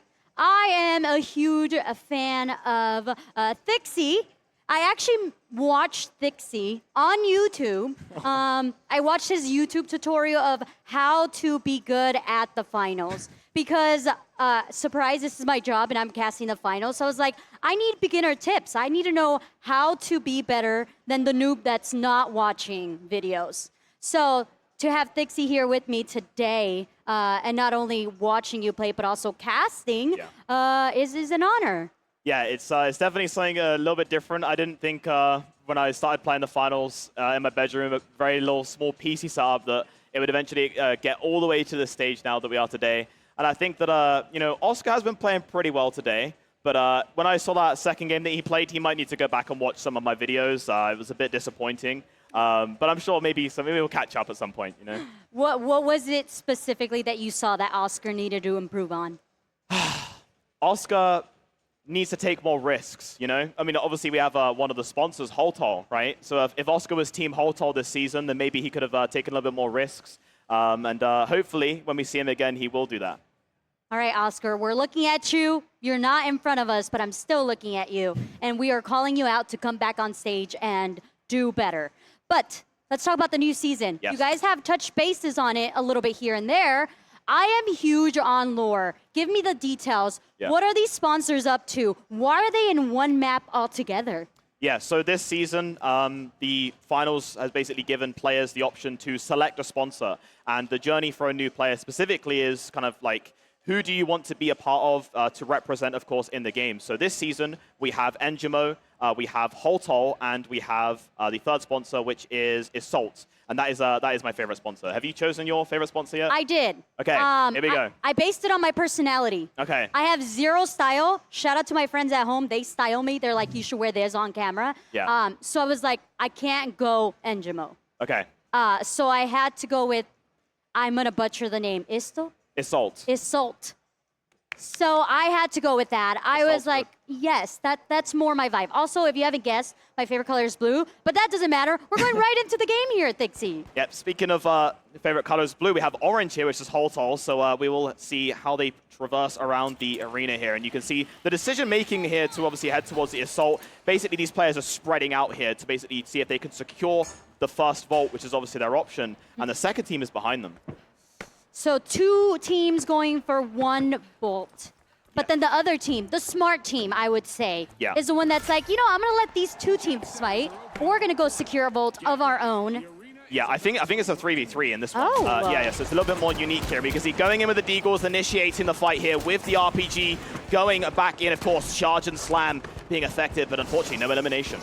None yet, Thixie. We do see a lot of low health going around. And we were talking, or at least you and our friend Mr. Bebic were talking about the team compositions and how important it is to make sure that you have someone who's going to be your healer on the squad. Can you tell us about the balance of that and what you would advise someone that's new to the game? Yeah, I mean, well, specifically if you're new to the game, my advice just straight away is just have fun, take in the arena, and don't take it too seriously to start off with. However, of course, if you want to experience the finer things of the finals and the depth of the game, then heavy medium is a very, very strong composition. It's been dominating this game for a very long time, and that's something that is a little bit interesting, of course. You have your teammate, as you said before, the healer, for example. You have the heavies, obviously, out there to either move the cash out with a winch core, which was one strategy before, or another one is, of course, being able to barricade and set up your defenses. So the finals has definitely gone through a lot, but right now, heavy medium is the option, and here we can see that 2 fights here are going to happen. It's a 3v3, and players are a little bit kind of down to low health there as well.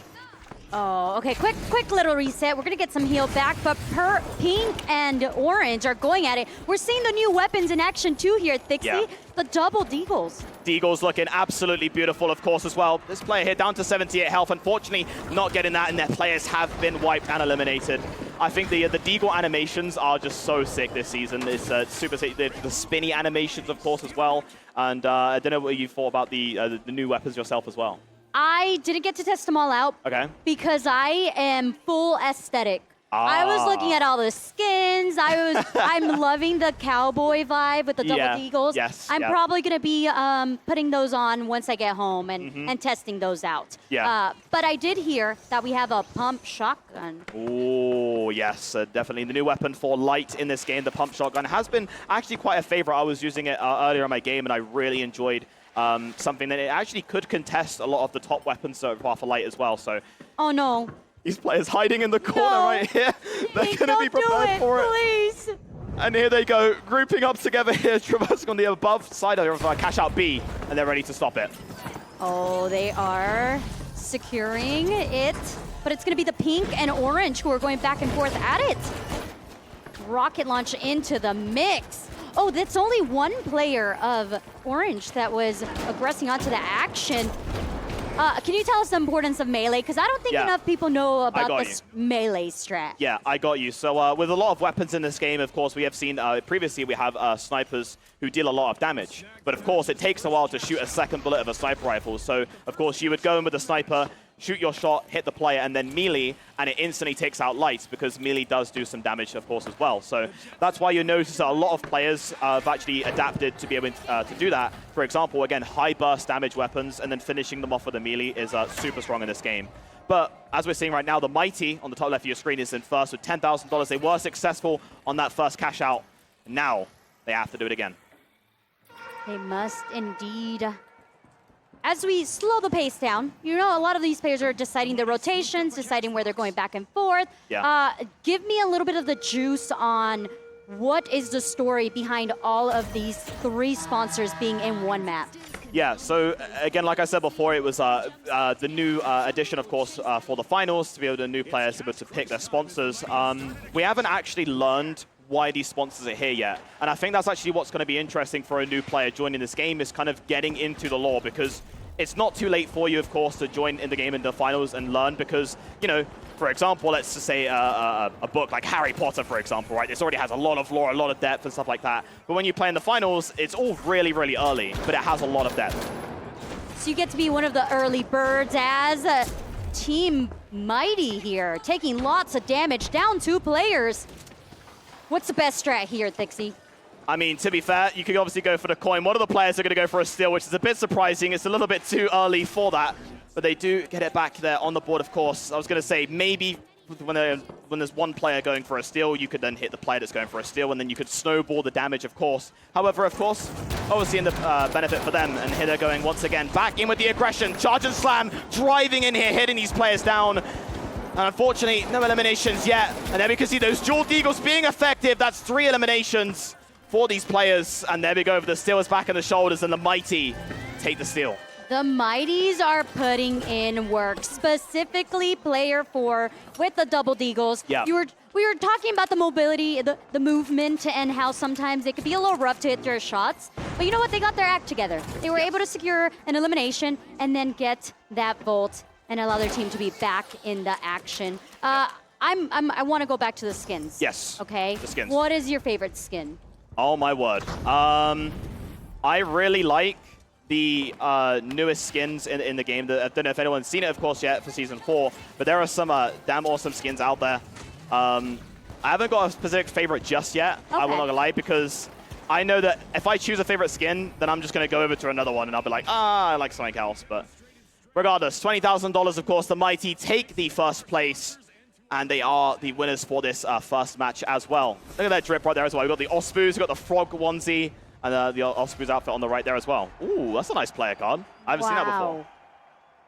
Says, what is that? What is that player card? It says Crime Scene. Oh, you know, that's the new...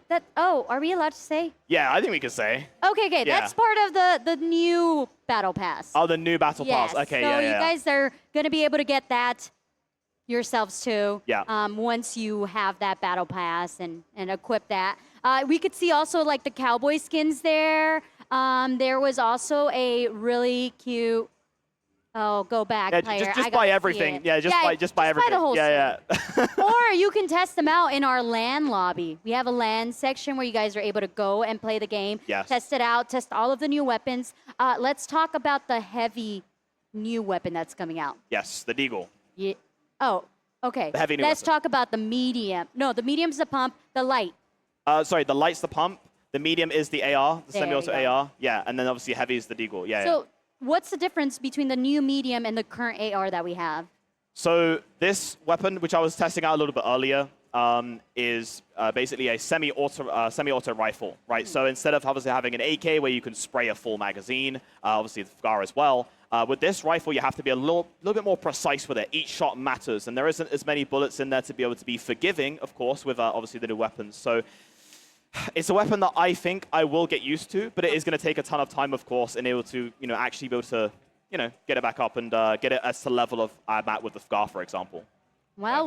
Let's see if maybe we can have one of these players show us. There we go. There you go. Yeah. Shout out to the Ultra Rares. Yeah. I think this was player 4 last match. Yeah, but you know what's funny? You can kind of see how competitive these players are just by the way of the weapon choices that they're going for the comfort picks, right? Okay. But I wanted to see a match with all these new weapons in the game, and hopefully we're going to get it a little bit more here as well. And yeah, we get to see the new AR and how much damage it does too. Ooh, so. and the new skins. Yes, and the new skins as well. I was about to put you on the spot and be like, okay, what are we talking about damage-wise? Because a competitive player wants to know, am I going to have to hit body shots? Am I going to have to hit headshots? Like, what's the plan here? But we're going to get to see it ourselves here. So take notes, whether you're in the crowd or at home. That way, you don't have to ask anyone. You already know. Yeah, exactly. And one of the strategies, of course, with this weapon is going to be the effectiveness of the headshots, and especially because they have a scope on this as well. Again, new in the finals, you have the option to remove the scope and go for iron sights as well. We can see here from range how effective they'll be, and look at that. First elimination has gone out there as well, so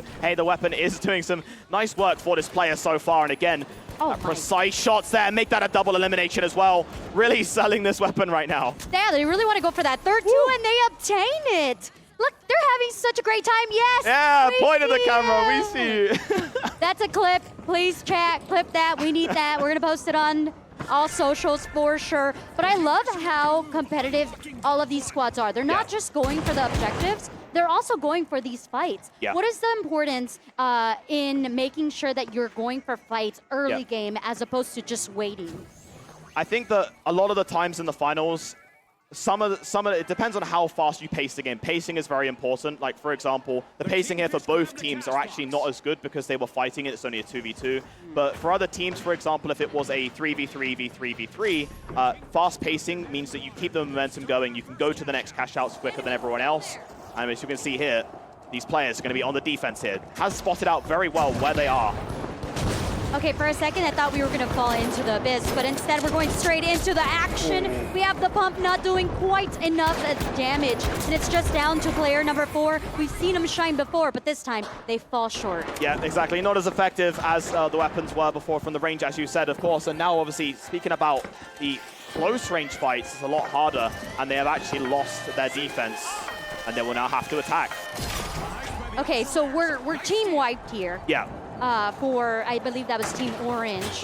Yeah. In that case, do you believe that they should be going for a steal, or as we can see, there's still a Volt out there being able to be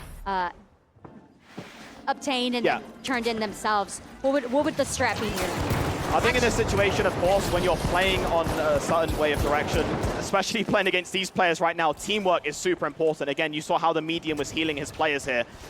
And there we go, we can see down to the model and effective. That's the first elimination, going for the second as well. It's down to a 1v1.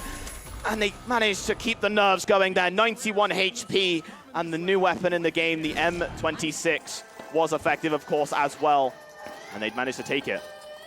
Yeah, that was a lot. They came back into the mix. They said, we're just going to go for the fight. We want this specific Volt, and we're going to go get it. Exactly. And it worked in their favor, right? Just like you were saying, Oscar, somewhere around in the crowd, you got to take really aggressive plays like this. Yeah, sometimes in the finals, attack is the best form of defense, but especially if you're a confident player as well, playing with a little bit more of that confidence about you. And here we go. Once again, we have a retake potentially happening here. There is not much time, though. They have to start stealing immediately before that happens. And player 6 over the first elimination. Trades going out for both of them. Oh, so many back and forth, so many shots being thrown out there into the mix. But Team Blue, the Kingfish, are able to remain alive and continue on to that lead. And it's a lot of fighting. Yeah. It's a lot of utility being thrown out there. Yeah. What are you seeing that they are gathering? Like, what's the utility that you're seeing is really working in their favor? If I'm honest, I think it's not actually as much about the utility in this game. I think it's just the fact that they're actually grouping up at the right times, dealing the damage when they have to. And sometimes in the finals, yeah, sure, there is a lot of depth for the utility, but at the end of the day, it's the bullets that matter, and it's the damage that you deal as well that matters. And there is a huge problem because the players who are watching right now, the Ultra Rares, are going to have a big task on their shoulders. They're already down $10,000, and now these players have to go massive. The model in the hands as well, that is a weapon that can carry it as well. Player has gone down to low HP, that's player 3. 2 players down, it's left to a 1v3, and it's going to be those Deagles that will have to be effective against these players here. Oh, this is such a hard task to ask for, and player 4 goes down. And there it is, yeah, a bit of a frustrating situation. Again, as I said before, it's definitely something that you have to realize. When you play the finals, high ground is super important, and unfortunately they started attacking when there wasn't any high ground then there as well. And again, they're using that strat earlier as well. I don't know if you've seen that, why people punch the cash out down. No, please tell me. Okay, so what they do is they place a C4 on the cash out, and then they push it over, which means that the other players can't shoot it out. Ah. There's also a little strat there for you people as well, obviously watching at home. Obviously very effective too. Now, big task on the shoulders though. Can these players take this back and win the game? I mean, it's a back and forth. You're down to, we need to obtain this Bolt. Yeah. And then we need to make sure that we are aggressing for the next. Right now, the Ultra Rares in the lead. Yep. They have the position. The Bolt is in their favor. And they're just kind of waiting out for Team Pink. Yeah, and this is what try to steal it. This is what I was talking about before, the high ground. Again, I call this death from above. It's super important in the finals. If you own the high ground, you own the ability to control these fights here. And you can see they're going to keep pushing them down towards floor below. And here you can see the model being effective, and of course the other players on the team wrapping up the eliminations too. And this must mean that there is only one more opportunity left, one chance, because this is quick cash. And if they're at $20,000, they will take the win. And as being wiped, you have a longer time coming back, correct? So I think it's a little bit less in quick cash, just a little bit okay. less. Again, these modes are like different. There's like loads of different things, but yeah, you can see they've already spawned back in the ultra res, so they will be closer to it. And the cash out here is on 75%, so there's one final chance here. Can they take their steal back? Bring it back to $10,000 each on both sides. A huge task on the shoulders, and a jump pad has been placed here, ready to go in with the model. He's already coordinated it with his team, taking the high ground first. no contact, the patience. You're waiting for that perfect moment to shut down the retake, and it's gonna happen here. Starting off with the melee hit.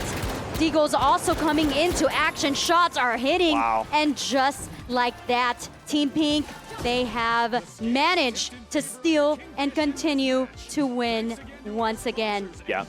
Player of the game for you here, who was it? If I'm completely honest, I think it was more of a team of the game, right? I think a lot of coordination here really showed the differences between both parties. And at the very end there, the charge and slam, if you guys noticed that charge and slam was very effective in stopping that cash out steal. Again, a very effective specialization for heavy in order to, stop steals. Again, like the stun gun for light, obviously it's another good way to disable. And actually a little secret here for you as well. The goo gun, that can also stop cash outs too if you put it correctly for the person that's stealing. So, yeah. I just like to form different shapes with the goo gun, but now I know that it's actually useful. I would say let's just stop the finals being a competitive FPS game. Let's just turn it into some community game. I could make mazes. I could make shapes. Actually, that should be a mini game mode. Devs, look into it. All right, I know you guys are having a blast, and so am I, and it's been so great just to sit here chat with Thixie, but our host has a few words for you. So, hey, Elliot, take it away. Apparently I have a few words for you. So, I don't know. Obnoxious. Lugubrious. Reinstated. All right, this bit's getting old fast, huh? I'm going to sit down with... Hang on, were you the team that just won? Then what are you doing on my couch, then? Where are the winners? I'm not giving you prizes. Where are our winners? Dom, what's going on? What is going on? Oh, it was just one. It was just one guy snuck in. All right, it wasn't the entire team. There's a microphone being passed around. I'm not going to interview you guys because I know Oscar is pretty excited to get up here, but I am going to give you all a prize because we got prizes for our winners. A set of Astro A40 gaming headsets, one for each of you. And this is why you don't let one of the losers sit down, because he's going to be going home with your headset. Hey, make some noise for the winning team, please, guys. And I'm going to get out of the way. Make some more noise for Oscar, the community lead of the finals, as he comes in to steal my job. This guy. Thank you, Elliot. You're very welcome, Oscar. All right, gang. How did that go? It went good. What was it? I watched some of it, most of it. Did you feel like it was dominant? Was it a close game? Was it? Some moments were a little close, but I feel like we dominated a little bit. Now, I gave you very clear instructions to put up 2 even teams. Do you feel like you... Yeah, they were even. Okay, good. I think we just had the upper hand. Okay, understandable, understandable. So now you've gone hands-on with Season 4. Yeah. You tried out Season 4 a little bit over in the booth before. Just a little bit? A little bit. Yeah. Give me some first impressions, because you guys play a lot of the finals. Yeah, we're... a lot first of cash impressions, amazing. Amazing? Amazing, yeah. The new changes, the new map, the guns feel good. Yeah? Yeah, they feel really good. Did we try any scopes out, any sights? The new scopes feel good, yeah. Especially on the LH1 and the iron sights, they're all really cool. All right, all right. Yeah. Did anyone use the double deagles? Any deagles? What weapons did you run with? I've used all 3 weapons, but for the most part, my favorite has to be the new shotgun for the light and the deagles as well. I think it's just I'm not that accurate with the DMR yet. I think I just need more time. Fair enough, fair enough. All right, so do you typically run around playing as a light, or what's your typical go-to? What class do you run? I'm play like medium heavy, but probably more on the medium side. More on the medium side, and the new light shotgun is the favorite anyway. I really love shotguns. I'm a shotgun enthusiast. All right, fair enough, fair enough. Now, new map. You played on the new map. I like the new map. I love the new map. It makes me want to play Mirror's Edge. There you go. That's good enough. Hey, so we have sponsors on the map. We have sponsors in the season. I'm gonna do a little go down the couch here. Who are you signing for in season 4? Live on air. It's time to pledge. This is a tough question.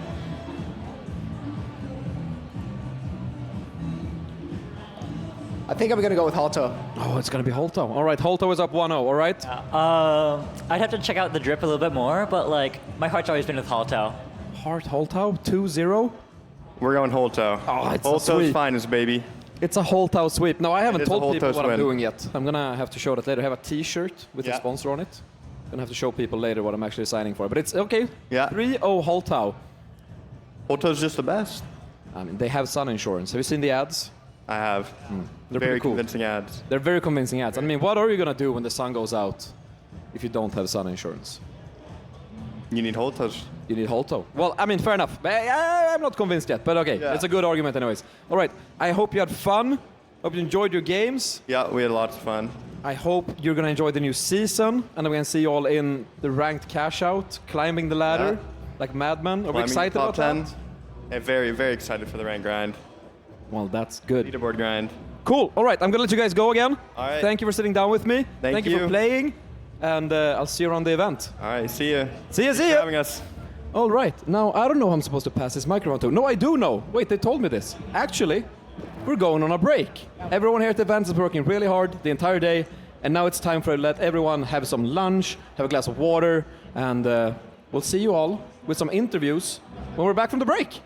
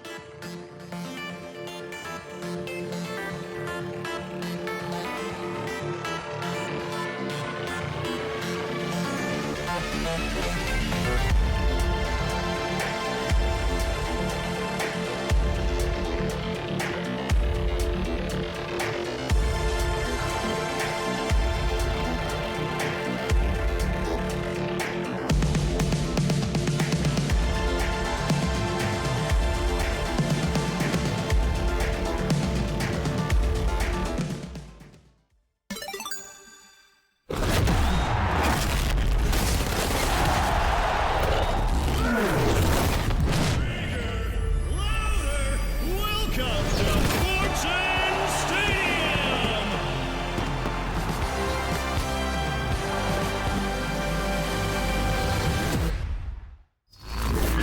It's showtime!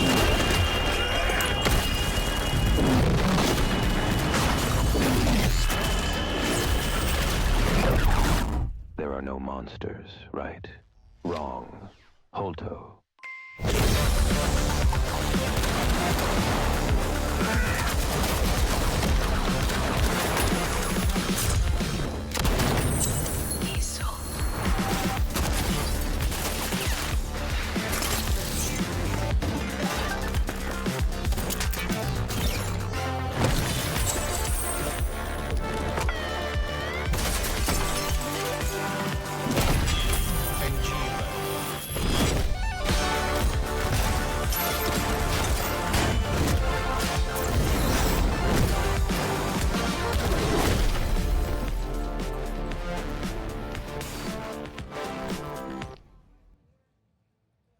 God, how sick is that trailer? That is really good. Like, for real. The baseball swing at the end, oh my God, it's mwah. Chef's kiss. TwitchCon San Diego. How you doing, guys? Come and join us. People walking past, I can see you. You got nothing better to do. Come over. We got some content. We got the finals up on stage all day. And we've had all sorts of stuff. We had developers casting, playing. We've had content creators, pros. It's been a lot. And we've got more where that came from. More games to play up on stage. And right now, something very, very special. We have another interview. We're going to have Oscar, the community lead for the finals, coming back up onto the stage and interviewing Joachim, who is the lead environment artist for this game. So if you want an insight into how these kind of maps get made, what goes into it, what his thought process is when he's designing new maps like the one you just saw, Fortune Stadium, which is now live to play here at TwitchCon for the first time, basically ever, except for a few people like last week that I'm very jealous of. So get up here, play on stage, play in the land zone, get one of the limited edition t-shirts. But without further ado, let's invite Oscar and Joachim up to the stage. Make some noise, please. More than that, come on. These guys are special right here. Give me one of these. Sit down. Oscar, you got the interviewer's chair. I know. What's going on? I'm kicking you out. And you got the outfit change as well. I did do a little bit of an outfit change. And Manuel told me that you were telling him you could host this better than me as well, like next time. I would never say no such thing. No such thing. Enjoy, guys. Thank you. Thank you. Joachim. Yeah, that's me. Welcome to TwitchCon. Thank you very much. Now, you are the lead environment artist, lead on the maps team. That's right. Correct? Yeah, that's correct. Now, this team has created some of the most dynamic and explosive and thrilling maps in all of gaming. I am a bit of a fan, but I'll say that anyway. I'll say it with chest. I think it's true. How does it feel to stand here today and reveal Fortune Stadium, the latest creation? Yeah, no, it's super exciting, I must say. I mean, just being here on stage as well and also see people play, it's so exciting. I mean, there's one thing to play it in the studio and working on it, and then compare that to actually see the community and the players play it. I'm super excited and stoked to be here and now, to play it. We've done a couple maps by now. Does it ever stop being scary to put things out there for people to see when they're going to get their first impression? Or is it just exciting? What's the... I think I'm never really going to get used to actually put something into the hands of the people. I mean, you work on something for a while, and you get into your own little bubble, and then eventually you release that to the public, and it's exciting, nervous, yeah, all the feelings at the same time. But I'm super proud of what we managed to do so far. Yeah. No, and like I said, the maps are incredible. It's one of the strongest suits we have. It really is. And let's talk a little bit about the magic behind the maps. So how do you even start? Like, what's the overall design philosophy when you make a map for something like the finals? How do you balance all of the destructibility while keeping the maps, you know, vertically fun and also like readable and strategic? How do you combine all of that? Yeah, so I mean, of course, when we start building a map, we look into what would work in terms of the game modes that we have, and we set out some goals, design goals, what we want that map to offer to the player. And then depending on what we decide, that's kind of when we go in and do further investigation of like, can we actually pick a location that exists in the real world? Or is it something that we can tweak or change, or we can do an arena map that is not necessarily based on a specific location? And creating a map takes a lot of time and a lot of iterations. So it is a process that going on for a while, and then we play test and iterate on it.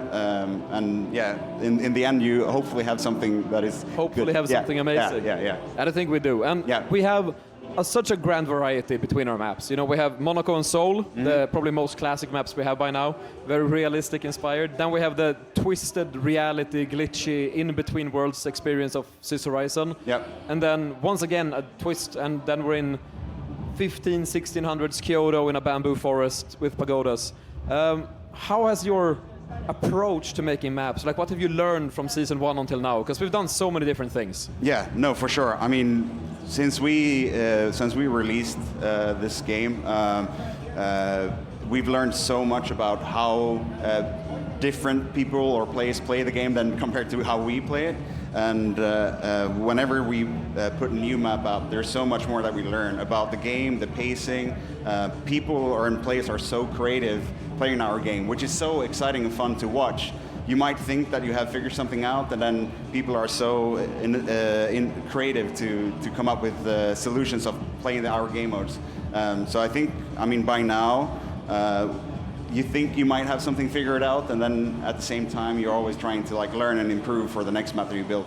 Of course, I mean, you said that a little bit before, but we can playtest a map 1,000 times, right? Yeah. 1,000 times, and we don't come close to the amount of hours of just creativity spent in our maps. Exactly. Like we do, just at this event probably with the people here, we've playtested this map more than we could ever have done. Yeah. Do you find yourself just being surprised at times by how people tackle the maps, or the moments you're like, that was not how we thought they were going to do it? Yeah, but that's the whole kind of point with our maps as well. Like we want to create this sandbox experience for the people to be creative and come up with their specific playstyle in. So, I mean, even though we're actually designing maps in a specific ways, if we want to have directionality or sense of flow in a map, as I said, people are still super good and creative and come up with new ideas. Yeah, it's nice to see. Keeps you on your toes. Yeah, exactly. So now let's talk about Fortune Stadium. So that's our latest creation. Yep. Revealed today. Heavily sponsored. Yeah. By the likes of Isolt. I see that you actually picked the sponsor already. You know, might have picked my allegiance. Might be running Isolt this season. We'll see. Yeah. What inspired this so heavily sponsor-fueled arena? And what can sort of players expect when they jump into Fortune Stadium? So with this new map and this new season, I mean, Gustav, our creative director, mentioned it before. I think for the first time with the season that we released, we actually looked back a bit instead of like looking into something and explore something new. So we were looking, it's like, what is the finals all about? It's this game show, the world's biggest game show, and it's all about being in the finals. So with this season and this map, it feels more like coming home to what the game is really about. And sponsors has always been a big part of our game, but now for the first time you actually get to see them be presented in the Right. map itself. We're playing alongside them in a sense. Yeah, exactly. Yeah, I mean, me and Gustav, we talked about this a bit before earlier. It almost feels like the theme for the season is just the finals. Exactly. And the map definitely. Yeah, and a big part of telling that narrative and that story. Exactly. We wanted the sponsors and the design in the map to to be represented in what the different sponsor stands for. So you would see that in the design and the visuals of each sector of the map, which is really cool. Right, it goes beyond just colors. There's more to it. Yeah, exactly. Yeah. Now, every single map in the finals is just a playground. It's a sandbox of massive destruction, right? Yeah. You never know where someone's going to come from. You think you have an idea what you're doing. Someone comes through the wall. It's chaos. How do you design a map that's going to have flow and movement to it? Yeah. And where there's so much chaos, how do you combine those two? So, as I said before, we want to create this sense of flow when you're going from point A to point B. I mean, our game is such a fast-paced game, and there's a lot of dynamism and destruction happening in our maps. So we want the players to be able to make quick decisions about where to go. So when you stand in front of a choice, if I should go A and B, you need to make that split second decision. And we are doing that by visuals and how navigation, lighting, to kind of guides people through the map. Because with the destruction, there's a lot of chaos that comes with it. So if we don't have readability in our maps, it's going to be hard for you to know where to go. Right, they need to be understandable. You need to understand where you're going. You need to feel like you have a way to get from A to B. Exactly. Now, if that's taking the staircase, or taking a sledgehammer to a wall, it's up to you to decide. Yeah.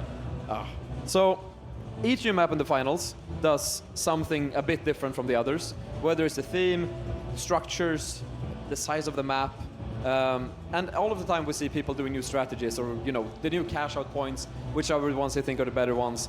How do you think Fortune Stadium will change it up? What do you think is going to be the difference here in terms of pace, maybe, or? So something that we have talked about this new map is directionality. So we've seen before on previous map that there's something that we call 360 combat, where people will be able to enter from a lot of different locations when there is an objective. But with this map, we wanted to create a little bit more directionality, where you can perhaps see where people might come from, even though they can use destruction to their advantage. And from that, we'll be able to plan ahead a little bit more if someone is attacking or defending. So you might see where people are coming from. So I think with this map, that's going to change the feeling compared to some of the other maps. Would you go as far as to say that maybe it's a more strategic map overall? I would say so, yes. Yeah. I mean, that is a part of the sports theme of this map as well, and with the sponsor. So I am hoping this map would definitely offer something different. I mean, when I've been playing it, I'm definitely playing it way different than the other maps. I think I'm doing too, and I think we've seen it on stage as well when we took some seasoned veterans, people who have played with us for so long, and they've played all of our maps, and all of a sudden we just throw them into a map they've never seen before, and it does shake up the gameplay. For sure. Now, you've brought a lot of environments to life in the role of an environment artist throughout the years and here at the finals. What's on the horizon? Not to make a season 2 pun, but what's coming on the horizon for the finals? Is there anything you can say? Are we looking at more experimental things like Scissor Horizon, or are we going to do something more grounded like Vegas or Monaco? To be honest, I think by now we've only scratched the surface of what we can do with our game and our maps. As you said, we've done anything from more real-world locations to more experimental maps. And I'm super excited about what the finals will get us to in the future. We've had really cool and interesting and crazy ideas in-house, and we've had really interesting and good ideas from the community as well. So I can guarantee you that we will see more crazy, cool ideas in the future. And we're maps. just getting started. For sure. Okay, the one who plays in season 5 we'll see what's coming in season 5. Yeah. All right.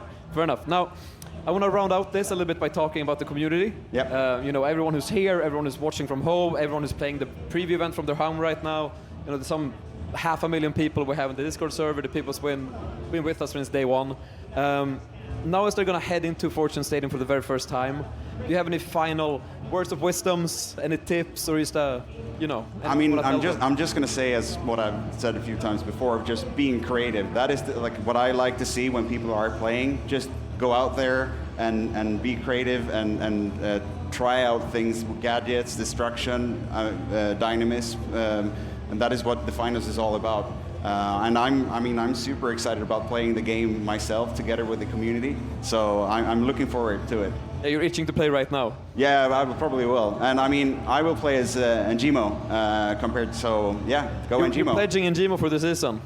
Yeah, for sure. I mean, I made my choice. You seems like you made your choice. It's gonna be a bit of a Maybe rivalry. we're gonna see each other on the. We might have to duke it out on the stage later. Hey, thank you so much for taking the time to talk to me, talk to everyone at home, talk to everyone here. It's been a pleasure. Yeah, for sure. Same. Let's get back to the event. See you in the arena. See you in the arena.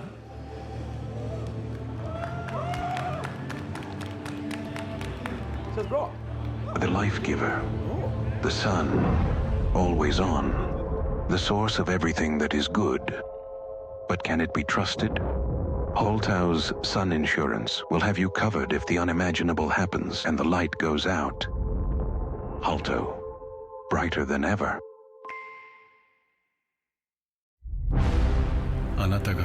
We know you feel alone, but trust us, you're really not alone.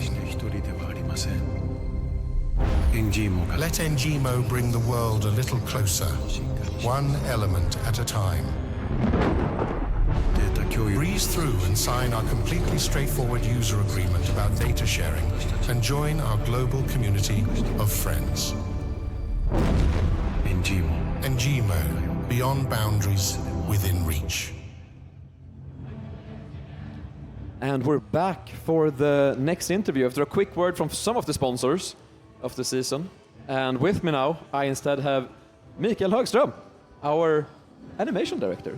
Yes, thank you for having me, Oscar. How does it feel? We're at TwitchCon.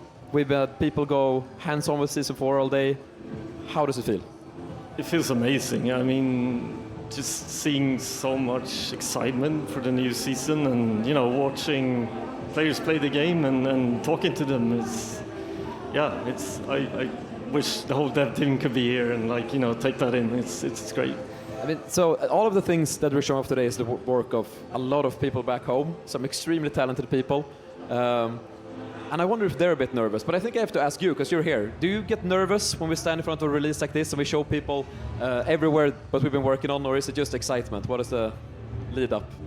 I think a bit of both. Of course, you know, I'm super excited. But then, you know, we're Embark, we do things a little bit different, so sometimes we get a little bit different results. So, you know, that's the nervousness that comes in, I guess. But, you know, that's, you know, par for the course. It is par for the course.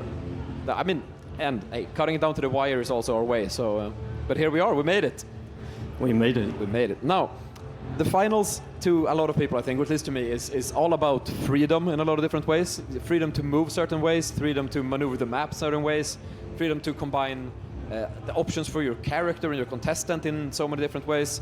How do you make sure that every crumbling building or shattered wall has an impact on how they approach the game? How do you like maneuver through all of this? That's a good question.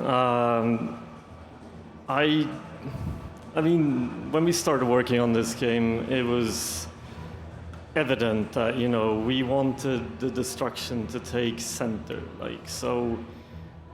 And I don't work in destruction. We have amazing people back home that does all that, right? But I work with movement, so if you want a multiplayer game that actually has server-side destruction, then you need server-side movement. So that was a huge challenge for us when we started making this. A little bit of a puzzle box to solve. It was, because when you have server-side movement, you actually have to ping the server and it has to come back, right? So, you know, what's the worst that you can have in a first-person shooter is input lag. And unfortunately, like, the dev team had to suffer through that for maybe a year and a half or something like that until we actually cracked it. And I think, you know, that has been the biggest challenge, obviously. Then all those, you know, worries that we had with, like, you know, you get stuck, you get, you know, it kind of, you know, we just massaged it for a very long time, and it just worked out.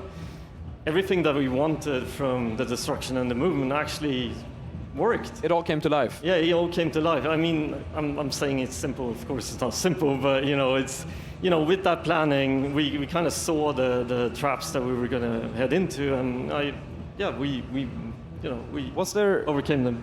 Was there a hallelujah moment or like a eureka moment when you actually just like, we cracked it, we're done? Or was it just like a slow, grinding, small increments until everything was solved? Or was it that big moment, just like, we cracked it? I don't think that was a moment, but I think, we had very opinionated people on the team that, that I like my FPS this way, right? And when they say, this feels great, like this feels great to play, the flow is right, the movement is right, that's when we knew that, okay, we got it, we have something. And I don't think we got there until the release of the game. I think, even in the alphas and the betas, it was pretty ropey, right? Yeah. I mean, I'm sorry for you who played in those, but... If you played in the alpha or the first beta, we're sorry. Yeah. Play now instead, it's better. It's really good. So, every season we bring new things to the finals that just ups the arsenal of tools you have in the toolbox. There's gadgets some seasons or specialization, there's new maps. Do you think there's been moments where we've had the players exploit the game mechanics in ways that we haven't really foreseen, or like when it comes to movement or stuff they've done, we've been like, cool, but not what we intended you to do? Every week. Every week. Yes.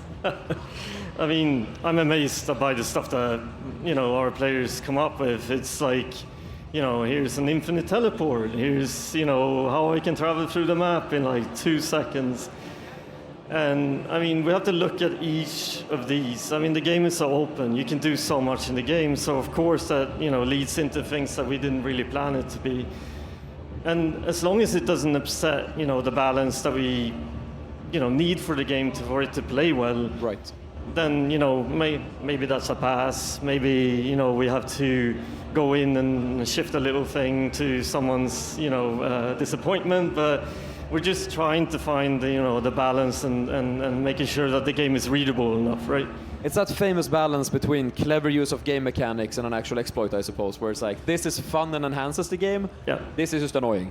Yeah, I mean, we need to have a game that is, you need to look at it and see like, okay, I can understand what's going on. I think that's as important as, someone having fun with a mechanic, right? You need to be on the other side looking at it and understanding what's going on. No, something with the finals and the movement and the destruction and everything that comes together is, to me, there's also sometimes these trailer movements almost that happen. Like you're doing something in the game and it feels like you're playing through a game trailer almost. You're playing through a movie. And how do you actually like make everything come together, right? You talked about it, the problem of solving server-side movement. How do you do this? What was the trickiest, like the single trickiest thing leading up to where we are right now, or was it just the entire thing as a whole? I think the single trickiest thing is to find, the best team in the world to work on this. This is like, they're amazing. Like the team back home are amazing at this, and I think, trailer moments like that. I mean, we feel them. Like when we played on. Soul for the first time, and the crane comes crashing down, and you run on it. And it's like, I've never done this in a multiplayer game before, and it just works. And it's like, oh my god, I want to do that again. Can I do it on the bridge? Can I do it on that thing? They're almost addictive.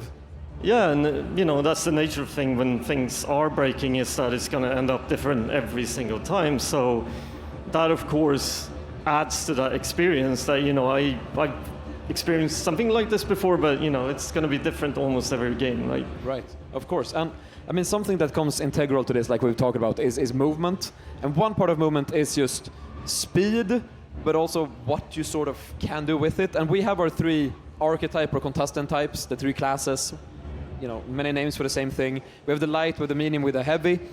They have different speeds. They can fit through different, holes and walls of different sizes.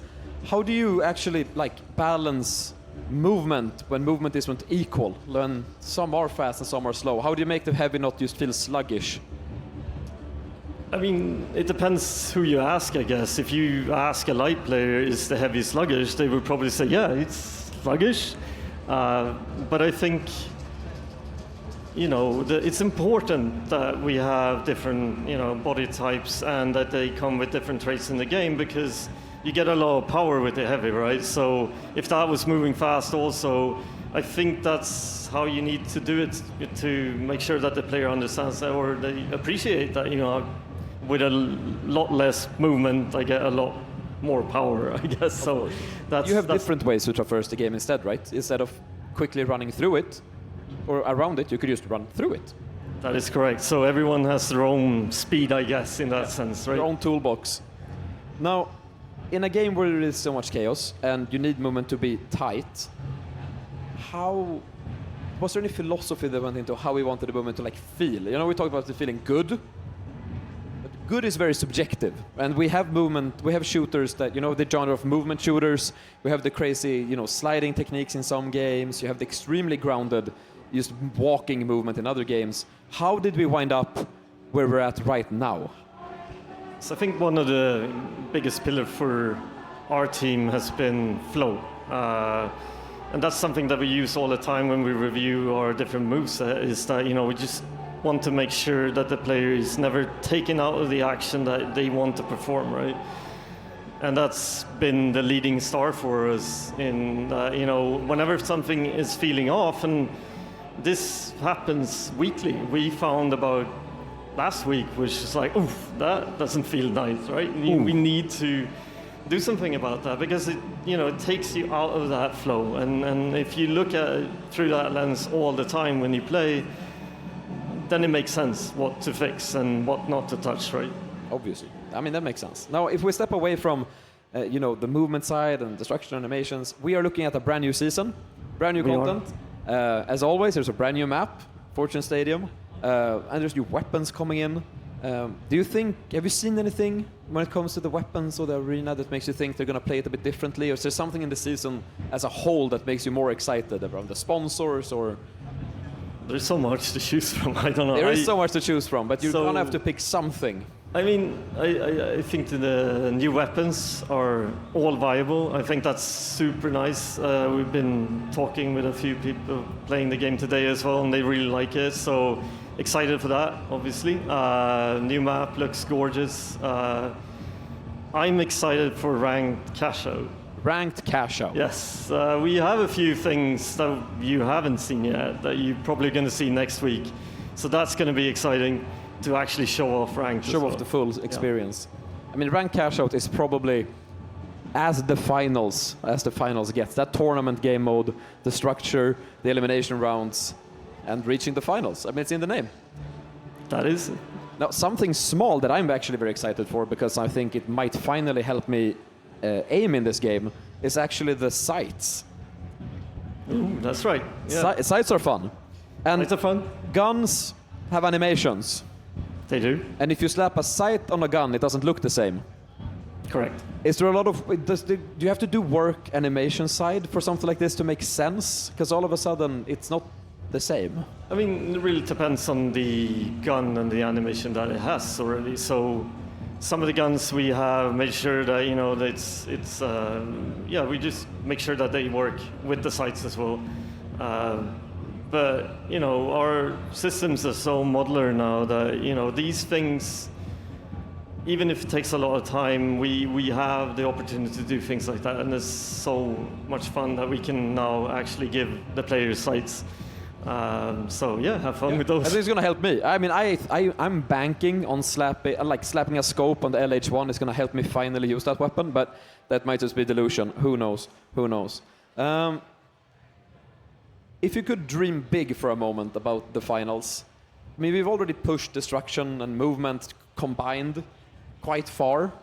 Is there another step? Is there a wild idea you'd like to throw in there? Is there a, you know, do you want to be able to break a meteor as it comes in a meteor shower? Is there something we haven't done yet?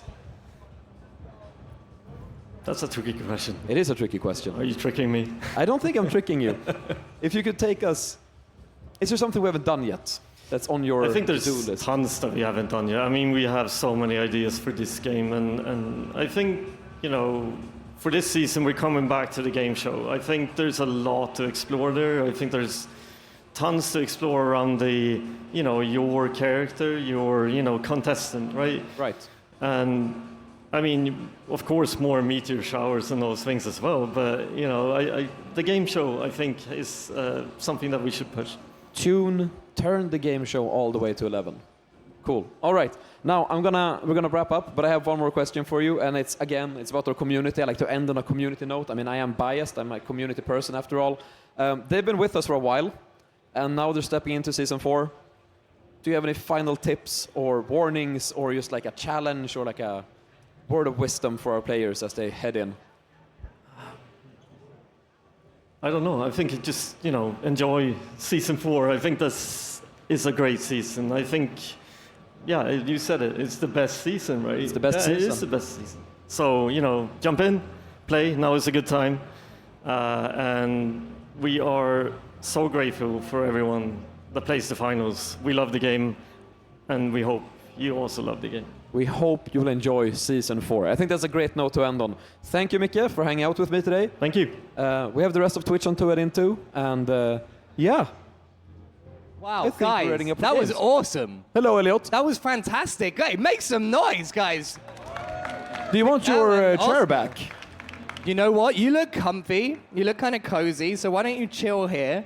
And I think we're ready to get into some games. Are we ready? Everyone on stage, how are you feeling? You want to play? Oh, yeah. We got some cosplayer team up here as well. Mikkel, that was really insightful, and shout out to Joachim. I feel like I'm saying that wrong. How do I say Joachim? Or is it Joachim? Joachim. Joachim. There you go. Sort of. Hey. Joachim. Yeah, perfect. All right, thank you. Thank you, Elliot. I'm going to give you a chair back, actually. I'm going to leave. You're going to leave? I am going to leave. No, you got to stay in the chair. Okay, I'll stay. All right, and then watch the screen. Everyone else is sitting here. Guys, if you want to come up and play on stage, talk to, I don't even know, Dom probably, someone, and maybe you could come up and play. Go and play in the land zone, win one of the limited edition t-shirts, and enjoy yourself, because it's only the first day of TwitchCon, and we got a long weekend. It's going to be fun. Let's kick it back over to our casters, Cute Noob and Mr. Bepic. Guys, how are you feeling after lunch? You feeling fresh or a little bit bogged down? Fantastic. Elliot, especially after the in-depth talk we just got breaking down a lot of sides of the finals that you don't typically get to see, Evie. I thought that was really cool. Yeah, getting to hear from the devs themselves, all the details, all the problem solving they had to do, it's just really nice. Makes you appreciate the game even more. It's like, I want to go home and give it so much love now because of how much love they have poured into the game. And to be fair, I am a little bit biased as well. Sure. There was a lot of bias going around, and I'm going to be a little extra. I saw the skins and my wallet, my debit card is ready to be swiped.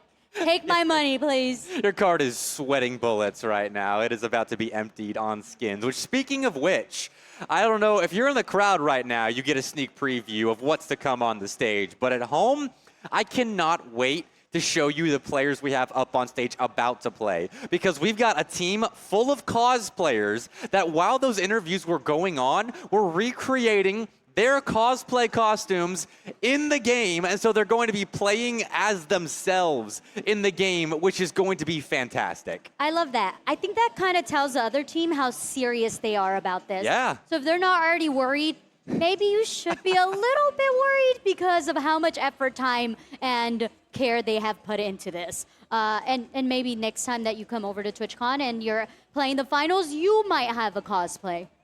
So we've got team cosplay and team just regular clothes. That sounds so terrible. I don't know what else to call them. They don't. Defaults? We'll call them defaults. That sounds worse. I know.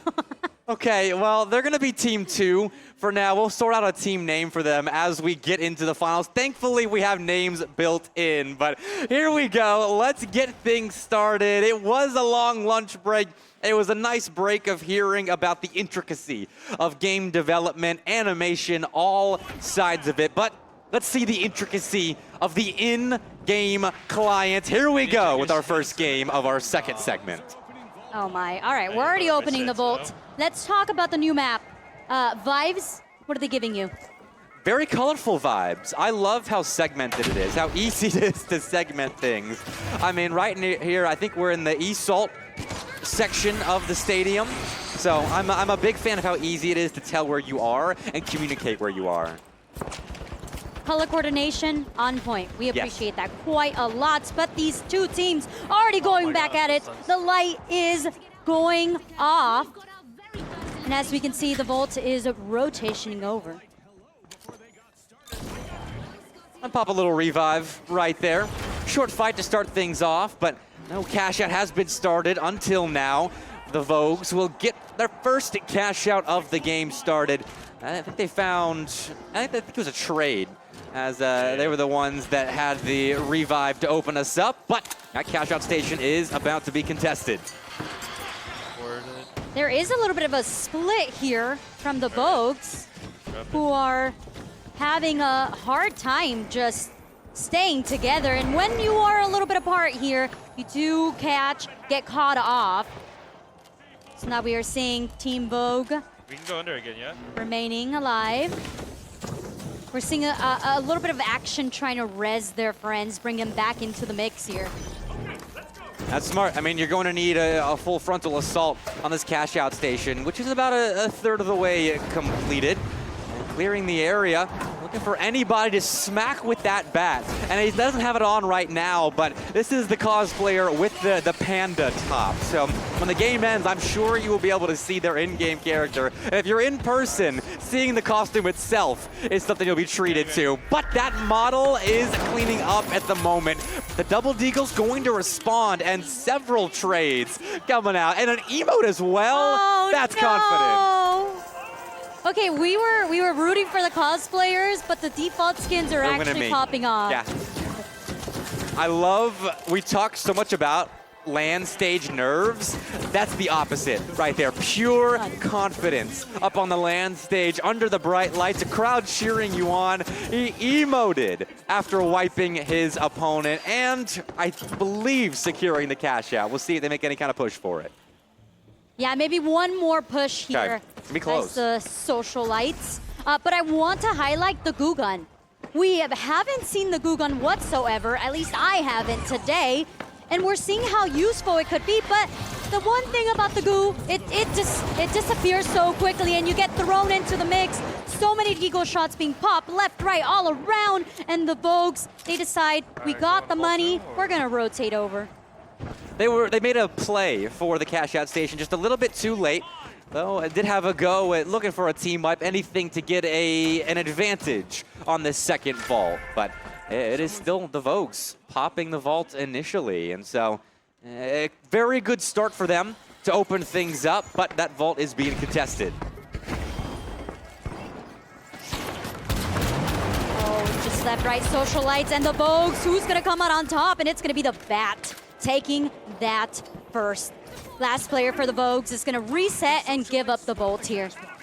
Yeah, just one player, and he disengages, not wanting to take on that 1v3. It's a tough situation to be in, but good patience to make that decision, not to wipe the team and have to wait on that team reset, but maybe position around the cash out station, maybe see if there are any points of entry that once he has the full team in store, you can look after.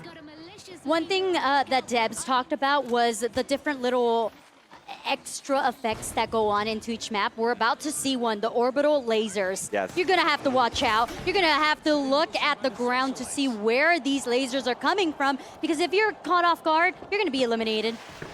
And I love how this is so clearly aimed at just rats who like to sit in corners and wait on their opponents. Because if you stand still too long, you're going to get zapped by those lasers. Though, even if you're still moving, you might get zapped by the model 1887 that is being used to great effect at the moment. Though, our blue side still cleaning up and getting cleaned up themselves. I believe we're in a 1v1, though the defib is going to help with that. A revive there helps our panda friend back on his feet. And on the other side of the map, more revives happening. That will be interrupted by our baseball bat wielding panda as he takes down player 7. Yeah, we're seeing a lot of friendly repositioning. A lot of these teams, they decide that once one or two players are down, we're gonna work more towards reviving our teammates. And that's a lot about this game is it's not just go fight or go collect the objective, it's let's strategize so that we have the best case scenario for us to succeed in the long future. And it appears we have had a disconnection, so a temporary 2v3 as the Socialites try to get their second man back in the lobby. And they are in control of this cash-out station at the moment, though that could change with a couple of kills. There is one necessary, and the second one, if the shots connect, will come through. That cash-out station will be changing hands shortly. Yeah, this is the Socialites versus the Vogues. So far, the Vogues are doing phenomenal at making sure that they're keeping numbers up to pace. They're also making sure that they are disengaging when the fights aren't going their way. And to be fair, the Socialites, they were outnumbered, but they still wanted to go for the fight. So hey, valiant effort. And with that second cash out secured, that will confirm the win. We're playing quick cash now. First of 2 cash outs will be the winner. So the Vogues, they narrowly defended that first cash out station. The second one, a little bit easier to steal and secure the win, but regardless, a very good game overall. Yeah, I liked it. I thought it was fun. Unfortunately, there was a disconnect. I'm sure that they're going to want to go for round number 2. I'm sure. You know, you can't call that win if it wasn't against a full 3v3. What a comeback. These teams, they're just wanting to go for the fight, left, right, all around. It makes sense. They came in here, you call them the defaults. I think they were probably insulted by that. So they came out here and won our first game of Quick Cash. But they looked extremely good. I mean, the player wielding the shotgun, the model 1887, was dominating. I saw at least 4 or 5 kills in close proximity fights, and I wasn't able to see exactly how many they had. But that is one of the best guns in the game, and they were using it to great effect. Yeah, every time I would queue into a game, whoever had a model 1887, I was like, oh, we're going to have to avoid that, go somewhere else, relocate, somebody else got a deal. But that team also, that team composition was 2 lights and 1 medium.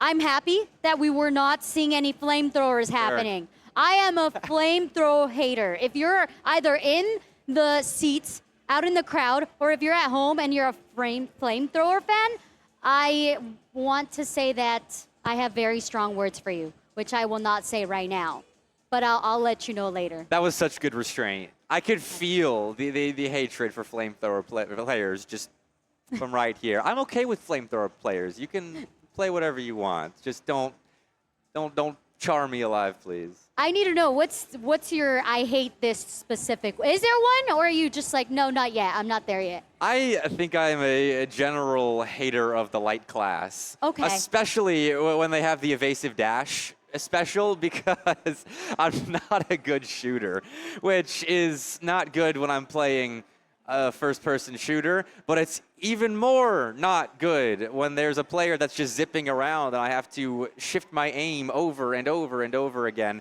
especially when I play with the revolver on the medium class, and so that makes it very difficult to land shots. That's like a weapon that you have to hit your shots on. Why would you do that to yourself? I'm rather good at hitting the shots when I'm just like standing on a rooftop and they're just running. It's just when I'm playing a light class up close, that's when I really struggle.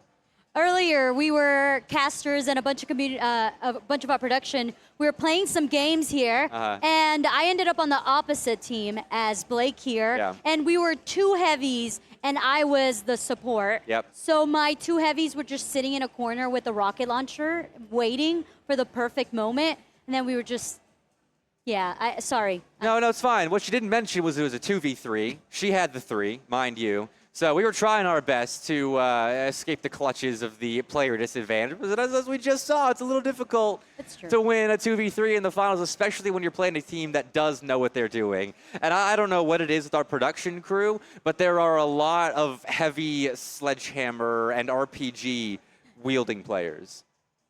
We have to ask them. I don't know. They just really enjoy that. It's something about the hammers.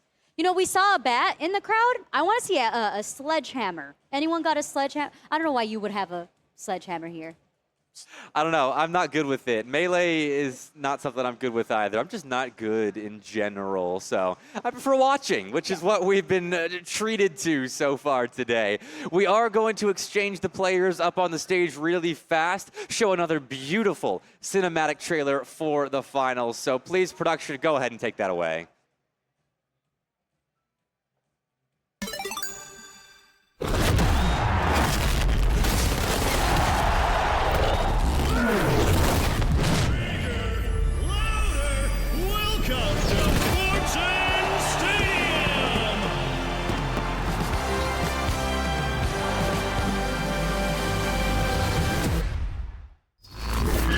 It's showtime!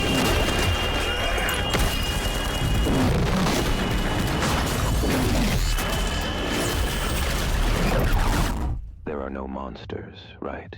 Wrong. Holto.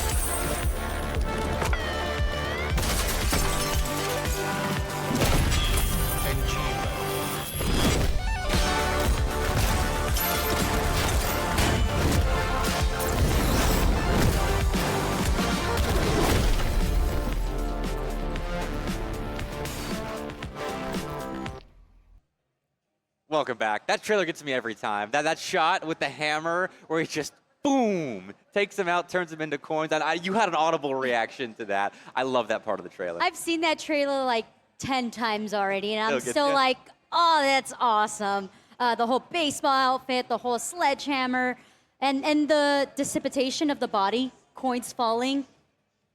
I don't know if that happens IRL, but... It is a cool replacement of Blood. Like, there are a lot of games that are very realistic and, like, will have very realistic graphics when it comes to their FPS game. But the finals, I think, plays into the coin theme very, very well, and I do appreciate that. It's the whole VR idea. Mhm. You know, it's so smart. When I was doing my research on the finals, the idea that was the inspiration was Hunger Games meets Gladiator. I also heard there was another one, Fall Guys. And I was like, I Really? see it. I understand. I suppose with the tournaments and as the kind of game show feel, that does make sense. Like, I can understand that. That's really cool. It's nice to know the inspirations that game devs pull from. But we've pulled some TwitchCon goers back up onto the LAN stage to see if they can reach the finals for another game of Quick Cash. But here we go with the beginning. Looks like a rush straight for that vault #1. We'll see if they can't win the race there. I got to see like a little glimpse of the builds that these 2 teams or 3 teams got to. I see 2 lights and a medium, and then I also saw 2 mediums, and I believe it was a heavy. So we have a little bit of different classes going on here. I like it. It seems like you got to have your comfort picks up on stage. Sometimes you got to play to what your team needs, but here I think comfort is the biggest deal. That's a nice shot, though, That up was in the insane. air. Player trying to escape using a jump pad, but it leads to great effects here. The F-car spraying and praying and connecting a little bit at a low-health player that was taken out, and a teammate to help finish the job. Yeah, this is a bad situation here for the big splash. Only 1 player remaining, and they're just gonna run to hide and just give up on this vault, which, you know, fine, let's do that. Still, they win that fight, and they get treated to easy access to the vault. Now, in Quick Cash, you don't get that 1,000 credits for just unlocking the vault. You do have to cash out. It's first to 2 cash outs straight up, a lot more simple, just as chaotic. And the vault has been fully unlocked, so we'll see if we can't get that box to a station. Big Splash still wanting to do some damage after coming back to life. This is a reminder also, once you revive yourself without your teammates rezzing you, you do lose a coin, which means you only get a certain amount of revives on your side before the timer just becomes too high and you have to wait out and lose out on some precious time. Think of it as soul. Think of it as soul. All right, we get a little bit of insight into the comms. A little bit of panic right there.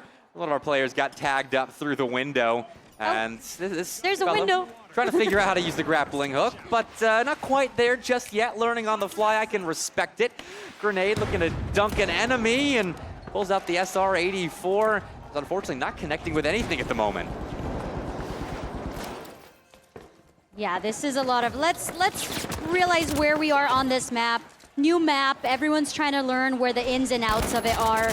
As we heard from the devs, this is a more plan A, plan E, B kind of entry exit, so it's a little bit more linear than any other of the maps, and it seems like right now, Kingfish is having an easier time maintaining the point. And blue side keeping control of that cash out station despite the chaos that unfolded about a floor below. So never really even penetrating the room in which the station is located. They got a turret set up. This team is ready to defend. Healing beam in support. It's a simple loadout with, I believe, the defib being the only non-standard piece of utility that this player is using. But, I mean, winning right now, everyone needs a good support player, and it's working out so far. Actually, I think this team is 3 mids. We see two turrets and then a healing beam. And that's going to be so annoying to have to deal with when retaking a point, because those turrets, they're essentially extra players on the site. You have to eliminate the turrets. They take so much damage. You got to invest so much of your ammo onto it. Let's see how Big Splash deals with it. They try to go in, but it's going to be the flank from Kingfish who's able to maintain onto the vault. And one player still running around looking for a way back into the cash out station, but has 2 teammates right around it. I think it is secured. That will be the first cash out for our blue team, and you can hear it in the comms as well. They know they've got it, so looking towards that next vault. They're so happy. I don't know if you guys can hear the comms, but these comms are vibes. They're like, we got it. We're in it. No problem. The communication is so important in this game because you got to make quick decisions. You either go for a vault, maybe one of them's closer and you haven't really paid attention to your map. Maybe there's someone on your back like we're seeing. And even right now, their comms is like, oh, someone's on me. Maybe we don't even go for that vault. Let's just go for this fight. This player's very isolated away from his 2 teammates, having to catch up after engaging with an enemy. Right there, but no harm done. He escapes with his life and will reposition around that second vault. But here we go. A sniper rifle being utilized, looking for any semblance of any oppositional players that poke their heads above cover. But nothing found right there. Still looking to connect with that gun. Oh. Oh, no. Ah. Just one more shot. Instead, they're going to have to go straight into the fight. Player 5 flanking on 2. Needs to reposition. Goes down. Kingfish using that healing beam to keep their teammates nice and healthy to continue to engage onto that fight. They just know how to play around each other. The healing is perfect. The shots aren't connecting of the snipers on the other side, but from behind at AKM, again, it's the basic gun, but that doesn't mean it doesn't work well. Using it to find a second kill and around a corner, enemy spotted. They had the jump on them, and yet our blue side, the Kingfish, even with that element of surprise on the opposite side, cleaning up.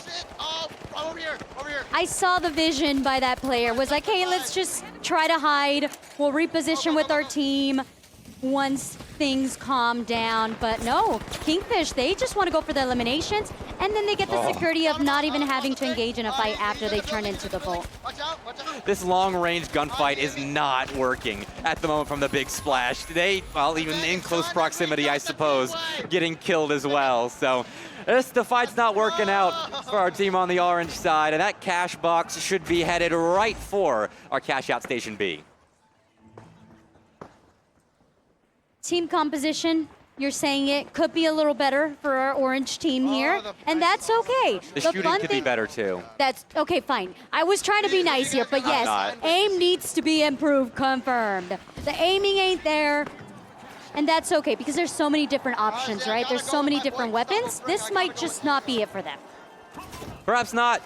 They have to fix it soon, though, if they do want to win up on the land stages. If this cash out is completed, that'll be the end of our second game of Quick Cash, as it is, again, 1st to 2. Here we go. Orange team making a blitz for the cash out station. And the big splash taking a second, looking for any points of entry, grabbing some canisters as well, see what they can blow up. I love that about this game is, yes, utility is set up here onto the B site by Kingfish, but it can be easily disturbed with those canisters. Like you were saying, there's so many canisters that you can pick up and just explode things out of the blue. Kind of like we're seeing here. Big splash, trying to get rid of some structures here. The problem also with the big splash is the fact that they have 2 lights. Lights are very easily destructible, very easy eliminated, and we can see how quickly Kingfish is making work of that. Yeah, that may not be the move for a 2v2, or I guess one team versus one team. And they're, again, getting cleaned up. They are going to need just one more fight, as you can hear in the comms. That cash out station is very close to being secured, but one more push will tell us how this game will end. I would love to see the defaults versus this team. I think that would be a really great matchup. If there's somewhere in the crowd, we'd love to see that. But in the meantime, maybe one more effort, like you mentioned, to retake on, to steal that cash out. We saw Oscar do it. Can this team do it? Well, zipping around is good and all, unless you're zipping right into a poisonous cloud with a turret staring right at you. And that is a lesson aptly learned on the land stage. Cash out number 2 has been secured, and that is the end of our second game. They're celebrating up on stage. They're getting hyped. Get hyped for them. Come on now, give them a round of applause. That was a great display of the finals. Utility, teamwork, you name it, it was there. Communication, I wish I could show you guys the comms. They were on point. That's kind of how I expect everyone to be now. The bar has been set. I think it was set when we had a team reach 110,000 cash in one game of cash out earlier. That was insane. And teams keep getting close to that. I mean, that was fairly dominant. Just 2 eliminations on the side of the big splash. And you could see it in the smiles of our winning team. They represented the Kingfish very well. I loved it. I love the team composition. It's something that I'm going to try at home. 2 mediums, actually 3 mediums that was. 2 turrets on the side, and then just a healing beam, just in case things got a little bit too crazy. But also, I guess, one of the learning things is going to be maybe don't have too many lights on your squad because it might become a little too difficult. I mean, when you're using the basic kit, I mean, you can get outclassed, but they were hitting all their shots. Even with the lights and their fast movement speed, they were getting tracked down by the crosshairs of the AKMs on the side of our winning team. So, well done. And I mean, if you want to play the finals up on stage, there is a pretty sizable queue over to the side over there. So make sure you talk to stage managers or whoever will get you in. I don't know. Not us. We just talk over the video games. We're not in charge of that. So I'm happy about that. Yeah, ooh, I see some faces that I know that have played FPS games. So we'll see how they go from that other FPS to this FPS. I'm judging you. I'm judging you. I want to see those shots. Oh, we got a headbang. All right. It's about to go down. I just want you to know that. They're a pretty high level FPS player in another game. We'll see how this one fares out. Not to scare the other team. I don't know, though. I feel like I kind of jinxed it. I was like, the default skins are going to have trouble with the cosplayers, and then the default skins ended up popping off. So maybe I'm wrong. I don't know at this point. They're still catching strays for just being in regular clothes. Like, the only reason we're calling them the default skin is because they weren't cosplaying up on stage. We appreciate everybody that gets up on stage, no matter if you're in costume or not. That's it. I hope they're back up here, though, because they were good. Yeah, I hope so, too. I wonder, I can't remember faces. All faces are meshing together now. All right, well, if you can hear us and you're walking out in the TwitchCon kind of Main Street area, make sure you stop by. Although I do love how the crowd has really filled in over here at the land stage. Hey, crowd, can you make some noise for me? That's a privilege I'll never get over, being on a caster desk. Being able to command the crowd. Yeah. Can I get a oh yeah? Oh, they talk They did, back? yeah. Wait. Can we get a the finals? Can we get a we love the finals? Oh, they're tired of me already. Can we get a cheese? Can we get a ooh woo? Oh, there was a no. Oh, I'm sad. We've exhausted our privileges. I don't blame them there, though. Fair enough. Yeah, too much. Too much too soon. Okay, I haven't bought them dinner yet. That's No. why. Either way, the crowd is very good. We're, again, recycling players up on the LAN stage to get everyone the LAN experience of playing the finals, up under the bright lights in front of the phenomenal crowd, in front of anyone that passes by the LAN stage here at TwitchCon San Diego. More commercials coming up for just a second, but we will be back in just a little bit. Don't go too far. The life giver, the sun, always on, the source of everything that is good. But can it be trusted? Holtau's Sun Insurance will have you covered if the unimaginable happens and the light goes out. Holto, brighter than ever.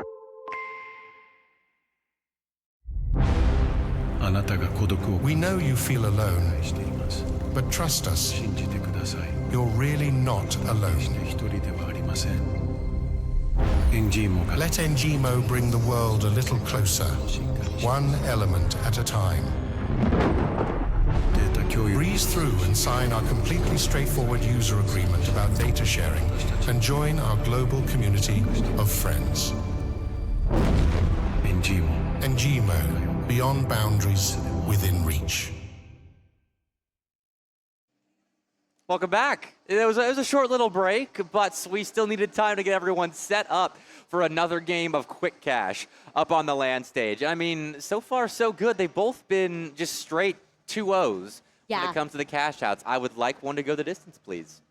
Yeah. I think this is kind of the LAN setting, right? We don't know what we're getting because everyone's trying out the game for the first time, and you should be trying it too. Especially, I know the devs keep saying it, and I'm going to drive this point too, because if any time is the best time, it is now. You should be going on your PC and downloading the finals so that you could be a part of the new Season 4, which we're already seeing some of the really awesome, cool things that are in it. The skins. That's all I care about. Sure. Skins equals wins. I mean, got the AKM skin right there, a little bit of gold coloring.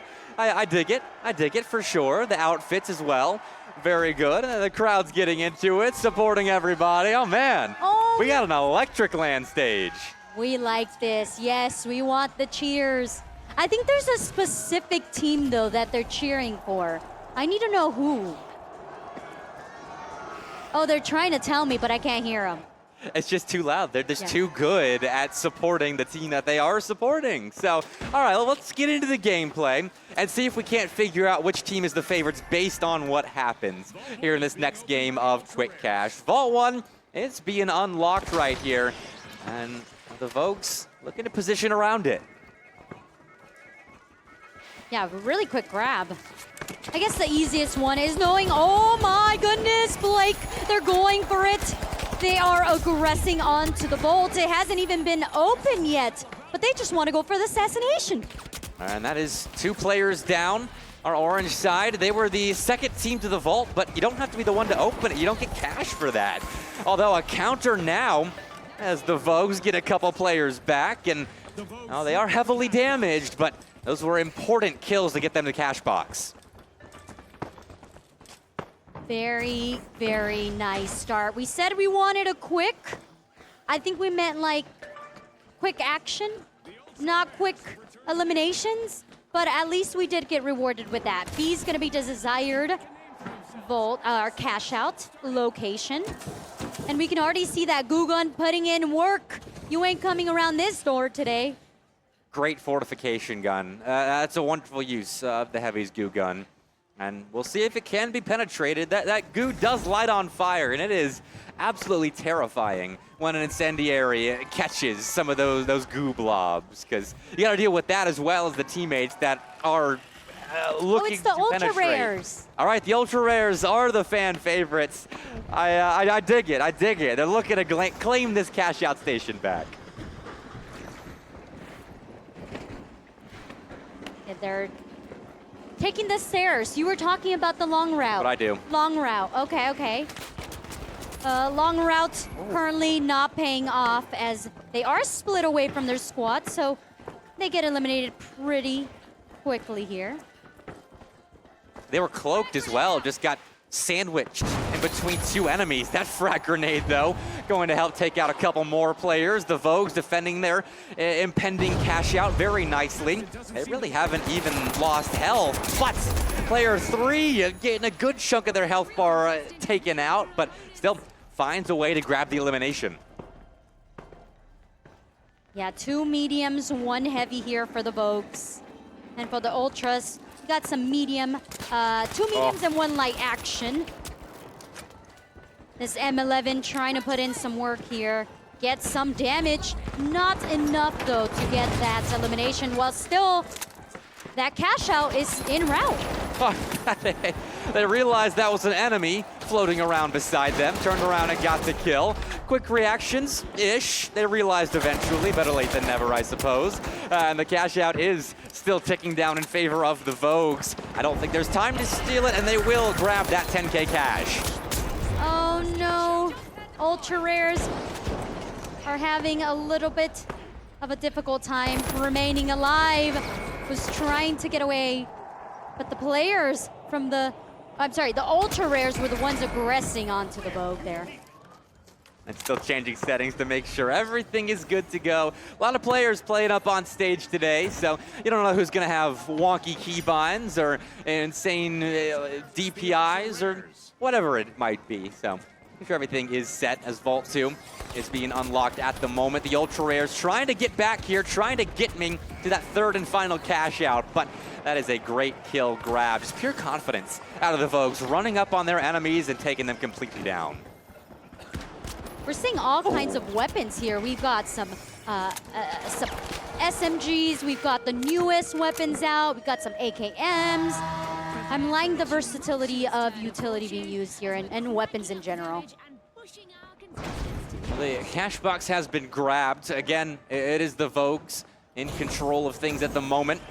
Unlocked by the Ultra Rares, but ultimately nabbed and is now in pursuit for that cash out station A. They're off in the distance. You can see him up on the map as we head in that direction, but nowhere near it just yet. So that's given the Ultra Rares time to re-engage. I like how the Vogues are playing defense while still trying to go to the cash out. They're like, yeah, we're gonna take some damage, block your way into our direction, but still moving forward to that cash out. Ultra Rares. Oh! Numbers alive and a beautiful shot with the SR-84 from player number 6. Not only do you not know where that shot came from because of how far away it was, but he was cloaked as well, which just is not fair at all. What a snipe. And that could be the kill the Ultra Rares need to get back into this thing. But they still do have to steal the cash out, and it is currently being stolen, so give them some cheers. This crowd is so great. Every time their team comes on, they're just like, yes. Cash out now stolen. The Vogues. Hello, Concrete. Oh, are we gonna get another shot here? Well, we're waiting for it. I mean, they hit that earlier to give the Ultra Rares an opening into the cash out station. But it might be a second before that team wipe leads to a full team respawn, though. Here they are. It's back for the Vogues. They're 2 kills, and they're looking to finish the job, and the Double Deagles will. Enough shots connect, and that is a team wipe the other way. Oh my. Double Deagles putting in massive work. I'm excited to see more of that and how quickly players have picked it up as well. This just available today, guys. So we have already seen half of the lobby play the Jewels, I believe is the name specifically for those Double Deagles. And we also get to see that nade. This is a specific skin for that nade. And if you, oh wait, I think I'm allowed to say this. You can tickle that nade and it makes a little sound. No way. Yes. See, that's the kind of detail that you only get in a game where the devs seriously love what they're doing. I love that. Hopefully we get a player that tickles the turtle or just steals this cash out station, because it is very close to being confirmed and ending our game with just 2 cash out. That AKM does not connect enough shots, and it's a 1v3 to try and get back here. The FCAR can only do so much, and they will be down. That secures it. Give a round of applause. They have 1-2-0, the Vogues. The curse remains, Blake. The 2-0s back to back to back. We need someone to end the curse. I mean, I'd appreciate it. Hopefully, someone in the line over to the side of our land stage right now will find a way to come back once you have lost that first cash out, because so far, 3 games of quick cash, and no one has. Yeah, it's hard, but wait, before Elliot takes over the crowd, I need my moment. Were you guys rooting for the Vogues? Or was it the Ultra Rares? Oh, it was the Ultra Rares! I knew it.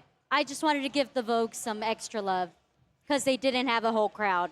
Even in a loss, though, the Ultra Rares fans still showing up and getting loud in the crowd. And I'm sure Elliot's going to help them get even louder. He's up on the main land stage right now. Elliot, my man, how you doing?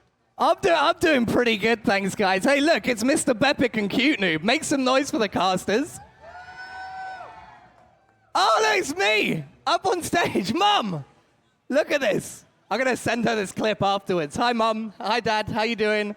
I told you this would work out eventually. They didn't believe me. They were like, you have to get a job, bro. Like, jeez, you can't move back in with us. Please get a job. I'm like, look at this now. And they're like, okay, all right, you keep doing this and we'll stop harassing you. But it's going to be a long winter. Esports doesn't happen in the winter.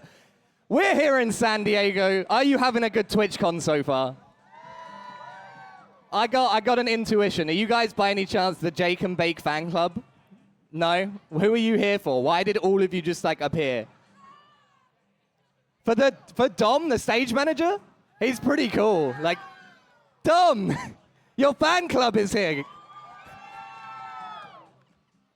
I love you guys. You guys are awesome. Oh my word. We've had all sorts. We've been doing the finals all day up on stage. We've had people like you guys coming up and playing. We've had developers playing. We've had content creators, pros. It's been wild. And obviously, I have to give a shout out to Logitech. These cameras that you're seeing all of the individual players on, there's like 12 of them up on stage. It's the Mevo 4K camera by Logitech. It has a ton of cool functionality. Like, so much I'm not going to get into it right now, but they are very cool, very utilizable for streaming as well, for setting up like multi-camera stuff. Really useful. Everyone's looking great on them right now. And we've got, some of the pros are coming up on stage as well. I was talking to them during the break. One of these guys makes jewelry, like forges jewelry, and it's amazing. So make sure you like harass him to start an Etsy shop. And we've got Jake and Bake up on the stage right now.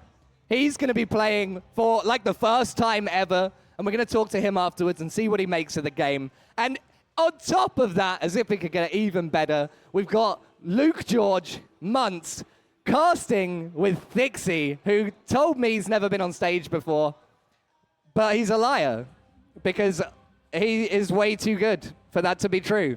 Thixie, Luke, God, stop waving, start talking. Guys, how are you doing? Are you having a fun time? I'm having a great time. It's really cool. It's really cool. We keep waving, yeah. I'm having an amazing time. Thank you all as well for being here in the crowd. It is absolutely amazing to share the passion that we have for this game in the finals, and we have an incredible match coming up. Absolutely. We've got a couple of content creators, a whole team of them, some names you might recognize, some faces you might have seen before, and it's my understanding that they aren't so familiar with this game. Well, apparently they were just practicing over there in the LAN, just a little off screen here, and they've been getting kind of familiar with the game, with the finals, and they have a massive test, and they're going to be put to pressure on stage here as well. And I wonder if RNG is on their side, because there are some killers that have been up on stage and that have been looking to get back up on stage. Yes. And I'm a little worried. You know, you maybe, okay, a few warm-up lobbies, sure. But then you get put in front of the bright lights and you go up against some aim gods, you might have a bad time no matter how fun this game is. Yeah, exactly. And it's going to be a bit of a test for them as well. Jake is also going to be paired with Vilify and Lamp, 2 players who have also been very prominent, of course, in the finals as well. So Jake should be in safe hands here for this one. And of course, we will see, though, can he keep up with them in this game? Hopefully. I'm wondering, because we've been able to hear the comms and listen into some of the comms. I'd love to maybe listen in a little bit. So this is aimed at the production team. I'd love to be able to listen in a little bit and hear some of the beginner tips from these really experienced, really high-level players. Yeah. What's your tip?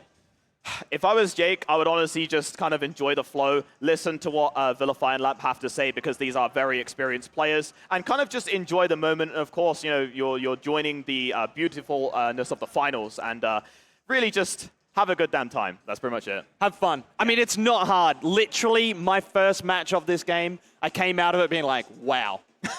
this was just a good time. Yeah. I just smashed through a wall and shot an RPG at someone, and then the building collapsed around them. Like, there's just no way that isn't fun. So I'm sure that Jake is going to have a great time. I'm sure that everyone on the stage is going to have a great time. My question for you. Yeah.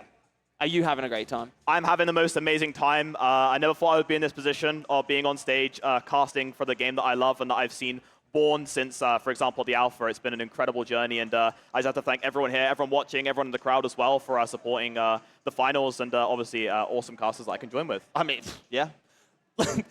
I know you say that you've not been up on stage before. You have done some casting. Yeah. You've got some community cups and things like that. Some very, very small casting, yeah. It's, nothing crazy, but it's very simple stuff. Plug them. Yeah, I don't know. But, fair. Absolutely fair. Either way, you will see soon as we look to load in to this lobby. We're going to see just how good a caster Thixie is, again joining us on the desk.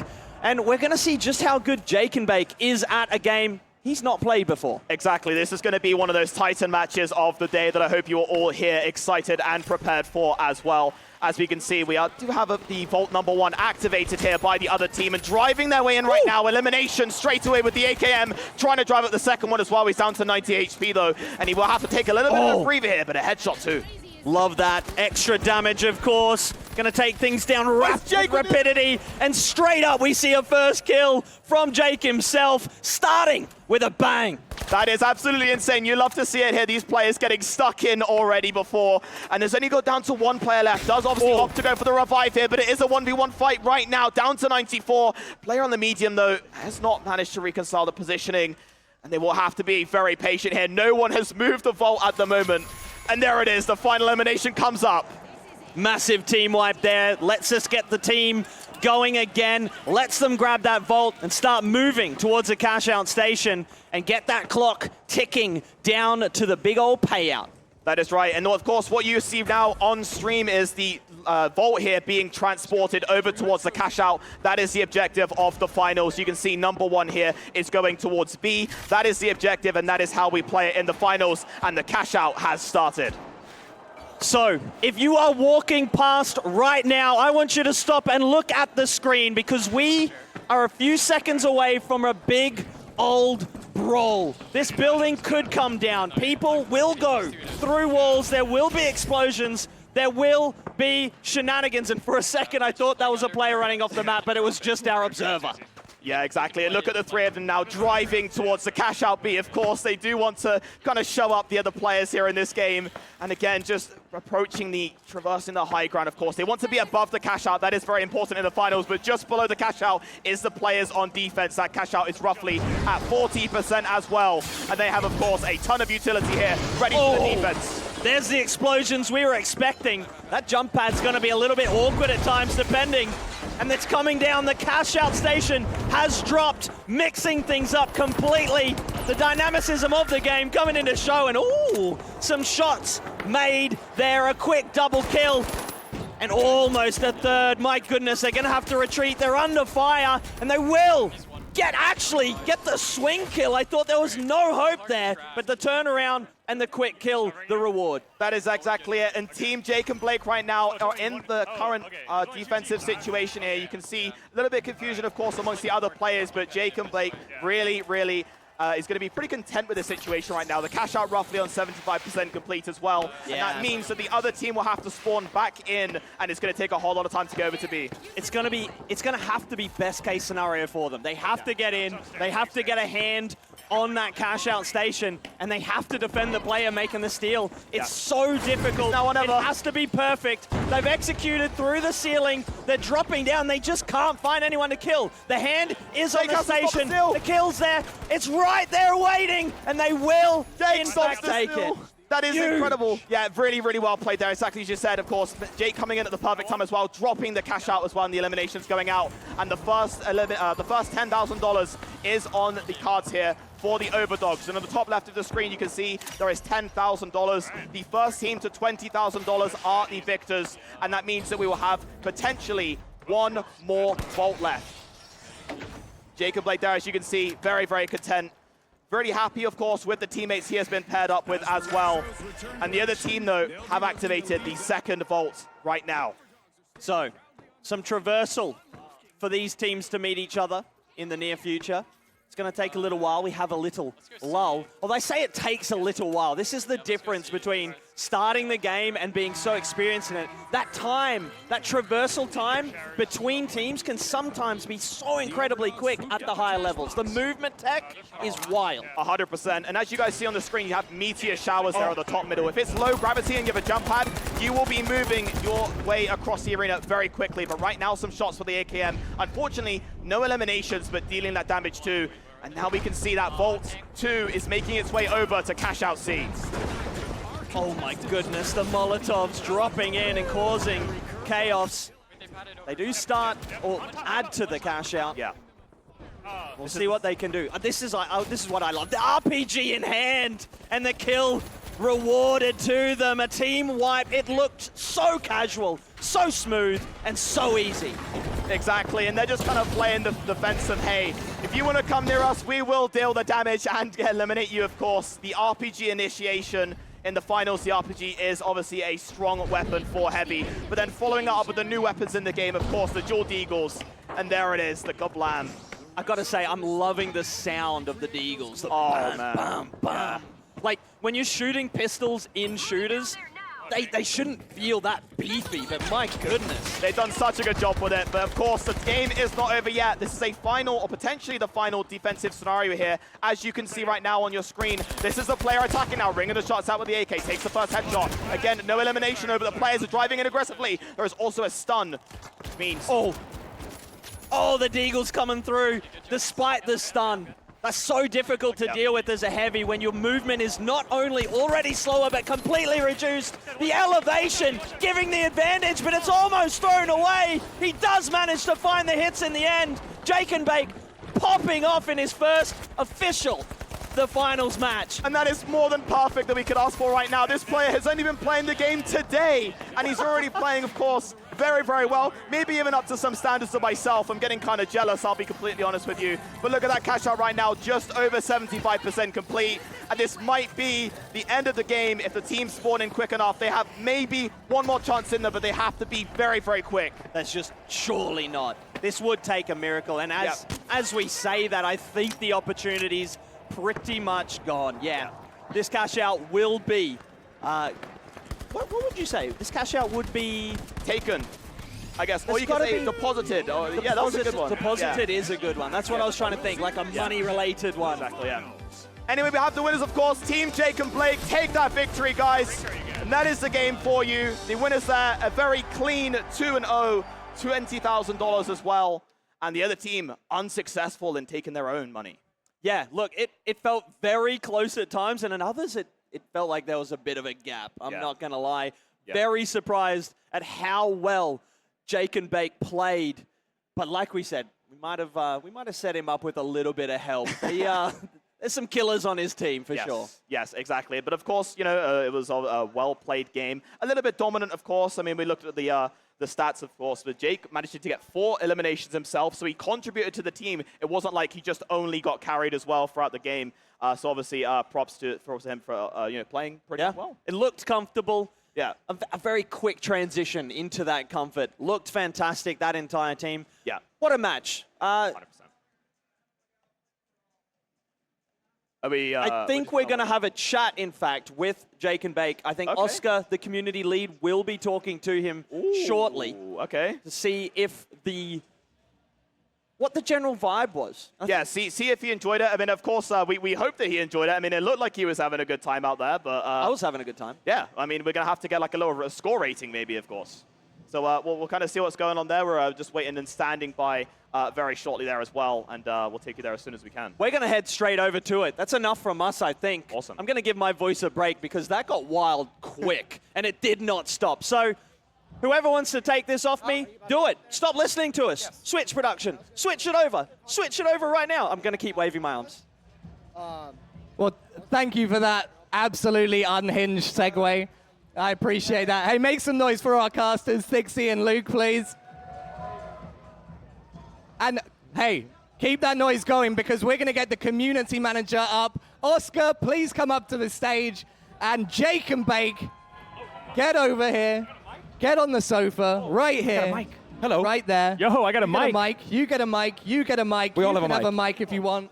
Hello, hello. And I'm gonna Nice to leave. meet you. I'm gonna leave. Bye-bye, Enjoy. Elliot. Well, thank you. Have fun. That was it. Stay safe, All right. kids. All right. Well, Jake and Bake. Hey. Do we do the full Twitch name? Is that what we say? Do we say Jake and Bake? Do we say Jake? What's the? You can call me Jake. Jake and Bake is just the the online handle, but we're a little offline. But if we were in the game together, Jake and Bake's cool. Yeah. We might roll with Jake and Bake. Yeah. Okay. So you've gone hands-on with the finals now. Yes. Yeah. I've dabbled a little bit before, however, haven't played recently, and so seeing the new map and everything was new for me. But It was cool. Yes. All right. So you dabbled in it before. Yeah. You were in the LAN area, played some Yes. games. Yes. Just run me through it. Was it fun? Yeah, I mean, I feel like, can I shout out, I watch a lot of Shroud play the finals, so I get a lot of inspiration. Understandable, inspiring guy. You know, my aim might not be the same, but yeah, I mean, I had a lot of fun playing, for me, like light class. I just like to kind of be mobile and get damage in, although I should have used the grapple more on this map. Grapple seemed to be very good, so yeah. It's a very vertical map, so it's nice to get up and down. But what do you usually run? Are you invisible? Do you dash? Grapple hook? What's your... I chose grapple for this because I feel like there's just a lot of maneuverability, but I didn't use it enough. I feel like the game was a little too short. I don't know where the other team was, actually. I think they just were dead the whole time. Is that a bit, that's some shade being thrown around. Sorry. Yeah, I mean, that's fine, that's fine. We did give you two pretty strong teammates there. I heard, and they said that they were a team. Yes, but you were part of the team now. They were. They said I did okay, though. I think, I mean, I don't know, let the crowd decide. Did Jake do okay in that Did I game? do okay? Yeah. I got a couple kills. Like I had a couple like mid, long range. I felt good. I like the LH1, so the rifle. Oh, you ran the LH1? Yeah, yeah. Oh, interesting. Even though I realize on that map, when you're fighting, you tend to be right next to the person in a little hallway. But it's okay. We can just. It's fast enough. Click fast, hip fire. Yep. Have fun. Yep. All right. So you've played a little bit before. Now you're playing season 4. You saw the new map. Yes. You like the new map? Like the weapons? This is LH1. You tried the old one. I'm sorry? You went with the LH1, yes. An old classic. Yes. Have you seen the other ones that are new? Do you know what they are? I didn't see the new. Okay. I quickly chose my loadout. I got up there and got right in, and I didn't actually explore the new season 4 stuff. I mean, you have some more time, right? Because you're going to be in the LAN area for one more game or something? Yes. Good, all right. I'm hoping to play more. I want. Not up here. No. Okay. I'm just a guy interviewing. No, I mean, I want to play up here. Want to play up here? I think my team said they're ready to kick out their third and put me in. Oh, I mean, that's interesting. No, you're causing drama in the teams immediately. We could figure it out. You're one game in and you're already causing submissions in the team. They're swooping people out. Now you're the new substitute on the team.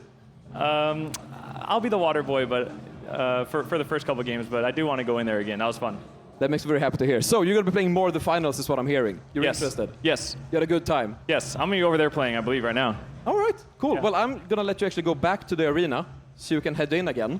We have to know, what you're a dev, right? Working on this? Sort of, You're the yes. man. You're the man. I'm one of the men. So let me tell you, can you tell me what loadout do I need for season 4 over there?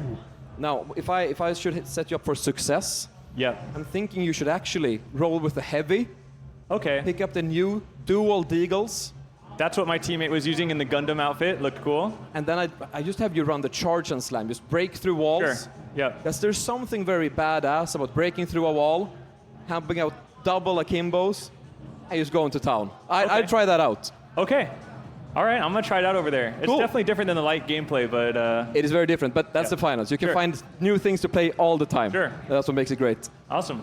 Cool. Well, all right. That's all I have, I think. So I'm going to actually throw it back to our casters, who I think are ready with the next game. Beautiful. And then, thank you. Thanks for your time, dude. Thanks for having me up here. Always. No worries. Okay, casters, take it.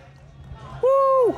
Well, right now it is. Shout out to my team. A caster, but I've been abandoned, as is per usual. I do believe Thixie's gone over to say hey, shows appreciation to some people. He'll be joining us quickly for this next game. And again, if you want to get some finals action of your own, yes, you can sit here, you can watch these players do what they do best, or you can get a little taste yourself. You can head over to our free play section and talk to the wonderful staff over there, and they will hook you up with one of the cutting-edge PCs that we have. I think there's about 100 or something.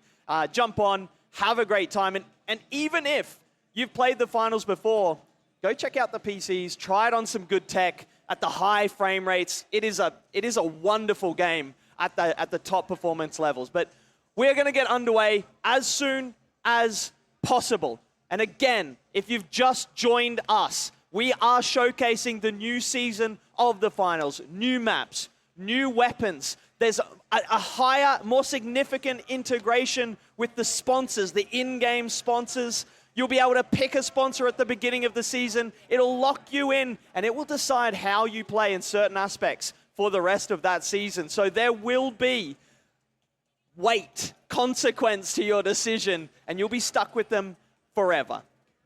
Look, I'd be happy to be stuck with my heavy forever. Oh, go on, Elliot. What a lovely surprise. Are you on? You're on. Yeah, you're on. I don't know how this thing works. I mean, look, figuratively, literally perhaps not heavy. I gotta take my hair down. But when needing to be carried, quite the weight. Back to you, Elliot. Hey, look, have you seen Dom's fan club in the front 2 rows here? They were all here for the stage manager, Dom. Look, I mean, Dom. I get it. I get it. I get it too. I love this guy. He immediately stole a cap. He was like, I really need one of these finals caps. Can I get one? I was like, bro, I don't know. 10 minutes later, he's walking around wearing a cap. He just loves hats. I get it. He looks good in hats. It does suit him. I think he's even gotten me to like thieve hats for him before from developers. I'm not sure I'm allowed to admit to crimes on broadcast. I promise it was like an implied kind of thing where it was okay. I promise. It's been a while since I've been up on the desk with you. It has been. What was it, like Paris? Do you want to cast this next game? Yeah, go on. I don't know how to cast or at least this until game. Dixie gets back. It'll be where is our players are currently collecting, selecting, and getting ready to go. They're picking their builds. They're picking their weapons. And very short, and they're picking some style. I can see over here on this monitor, there is some skins coming out. There are only 2 people on that team. I mean, that's all they need. That's all they need. V3? We are rolling. Go on, Elliot. Take it away. We're going to go into the game now. God, Great. It's been a while. Great work. Great work. That's a host casting. All right, I'm going to kick you off and get Thixie back in. Get out of the chair. No, wait. They're doing stuff, and it's exciting, and stuff's happening, and people are playing games, and just take it off him. Oh. Let's leave it to the professionals. Welcome back, guys. We are ready here and ready to go. And we're back in the game once again. I am so happy as we're going to actually pull out of the lobby again. One of the players failed to load in. Elliot actually spotted it. I thought maybe that there was just a handicap. You know what happened? Team. What? I wasn't here when the game started, so we have to do it again. I'm sorry. Listen, we have to retake it. Okay, we got to do all the cool stuff. Let's pretend I'm sorry. None of that ever happened. I'm sorry. I'm sorry. Welcome back, TwitchCon. I'm joined once again by Thixie. Should we do the whole, how's your day going? Yeah. My day's going great, man. How's your day going? Fantastically. Fantastic. Crowd, how is your day going? I actually want to hear it. I'm taking off my headphones. Thumbs yeah. up. Thumbs up, and that's a verbal thumbs. That's an audible thumbs up. Yeah, as well. I even saw 2 thumbs up in the crowd as well, Oh, so that means they're double good. And Yeah. repeated. That's Yeah, crazy. Exactly. Chat, if you're at home, also give us a thumbs up. I can't reach the camera, but that could be cool. We're waiting to jump into a new game. Yes. We're gonna go back. We're gonna run it back one more time and restart. We had some influential influencers. Yes. How did you think it went? Amazing. Again, if you're wondering, what the finals is about, if you're watching this for the first time, we have a very small community, a very passionate community, and we need a lot of players to be in this game because we want to expand. We want to do esports, and we want to show the world how amazing this game is and how amazing the developers are for this game too. And of course, when we have a big influential creator come along and of course play the game, even just test it out, it means a ton for us as a community. So obviously thanks as well for getting it all set up. And it was a fun match to cast. It was a really fun match. Oh, it was really fun. It was really fun. We kind of lost it a couple times there. Yeah, we kind of went a little bit too extra. My vocal cords might be a little bit destroyed. I might not be able to ever do this again. Oh no, we ruined your career before it could start. Yeah, exactly. Probably for the best, but I'm personally hoping for that permanent kind of sexy husk. That Oh, you yeah? get, and he's going around the corner now, like that weird, whoa. Sure, that's what I was going That for. sounded so weird on the speakers. Do it again. Whoa. No, okay, this is weird. Okay, I'm Wait, sorry. okay, now I want the crowd to do that. Can you all just go, whoa? They're saying no, that was so Everyone bad. was just Oh my God. no, absolutely I'm not. sorry. We will thumbs up. We will not make noise. Yeah. At least not cheering noises. No, of course, cheering noises is awesome. Then we got the thumbs up as well. Oh, we got the Thumbs heart. are back up. Yeah. Hey. This is awesome. what's happening. The crowd's doing this. I just want to pass it on to the chat. Yeah. This is what's happening. Do that back, chat. Very flattered. Very flattered. But yeah, anyway, regardless, we do have, of course, the match waiting to be set underway again. What are you kind of looking for? What was your perfect finals match to be summarized? What are you looking for? I am very biased because I play the way I think is the most fun to watch as well. Yes. Because it's like... You want to put on a show? It's insane. Yeah.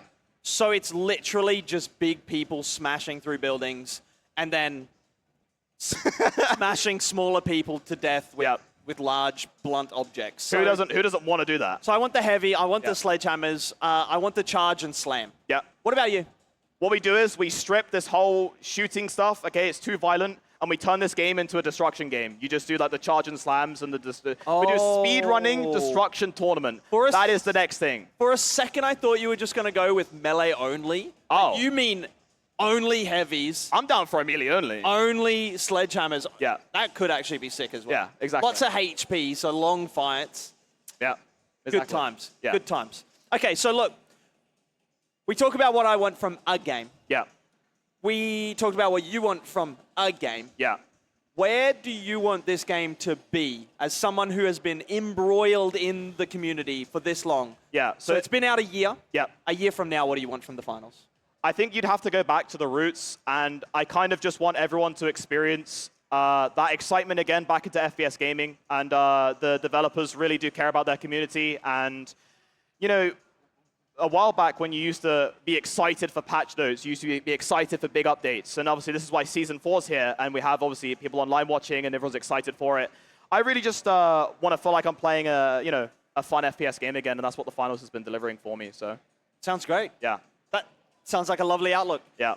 Okay, we are once again at the point where lineups and presets and weapons and skins are being selected. We're ready to go? We are just about. We're seconds away. Okay. Not quite. So, okay. Yeah, hold. Talk us very quickly. What is a meta team composition right now? And do you see one on the pitch? Yeah, so meta is heavy, heavy, medium. Make some noise if you do want these players to be hyped here as well, as we are live and the match has started. My composition favored is heavy, heavy, medium, but we can see here it's currently heavy, medium, medium, I think it was as well. So climbing up on the ladders, they are making their way towards the very first vault here as well, and the match will be meeting its first fight very, very shortly. This first fight's always a little bit fun because no one's really had a chance to set up, both teams scrambling. But as I say that, we do have a team that's gotten there definitively faster. Yeah. So they are ready. They'll have heard the footsteps. They'll have heard the traversal, and the firing starts. It begins here.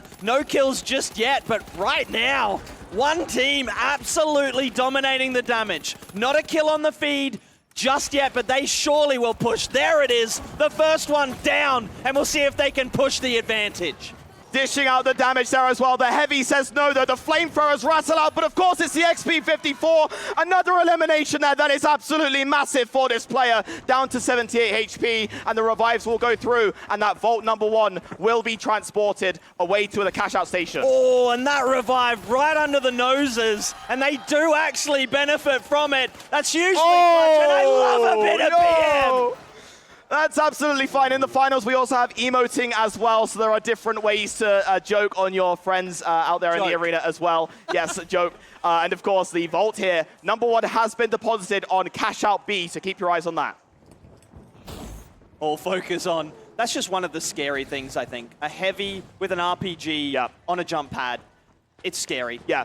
It's also, I say that because it's one of my favorite things to do. It's just fun. Yeah, exactly. And here we have the perspective right now. The Lewis gun and AKM. The shot rattled out, and that's elimination. Down to a 3-on-2, but that's a heavy as well. Trading it back down to a 2-on-2. The XP54 will rattle the shots, but no eliminations just yet. A heavy in a stairwell with a flamethrower. Not too many things less terrifying. The drop down's going to prevent them from pushing forward and getting that kill.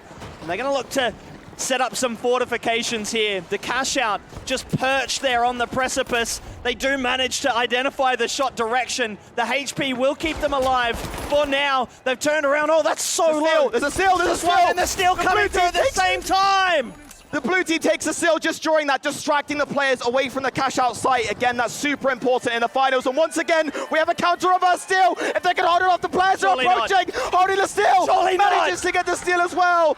And it's back here on the board for the blue team, rattling the shots for the AKM. And another elimination. This is insane. Absolutely crazy. 2 clutch moments going both ways. Oh my goodness. That little kill's just going to slow things down a lot right now as we take a deep breath, and it's another steal the other way. They've got a line. Surely they can get hold of it. They do. They stop it. They seize it. What?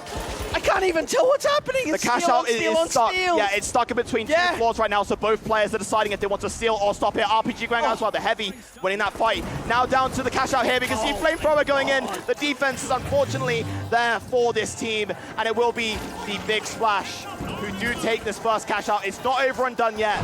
Don't think that this is over because the finals has many stories, many twists and turns in this game, and it's now Vault 2 they have to approach.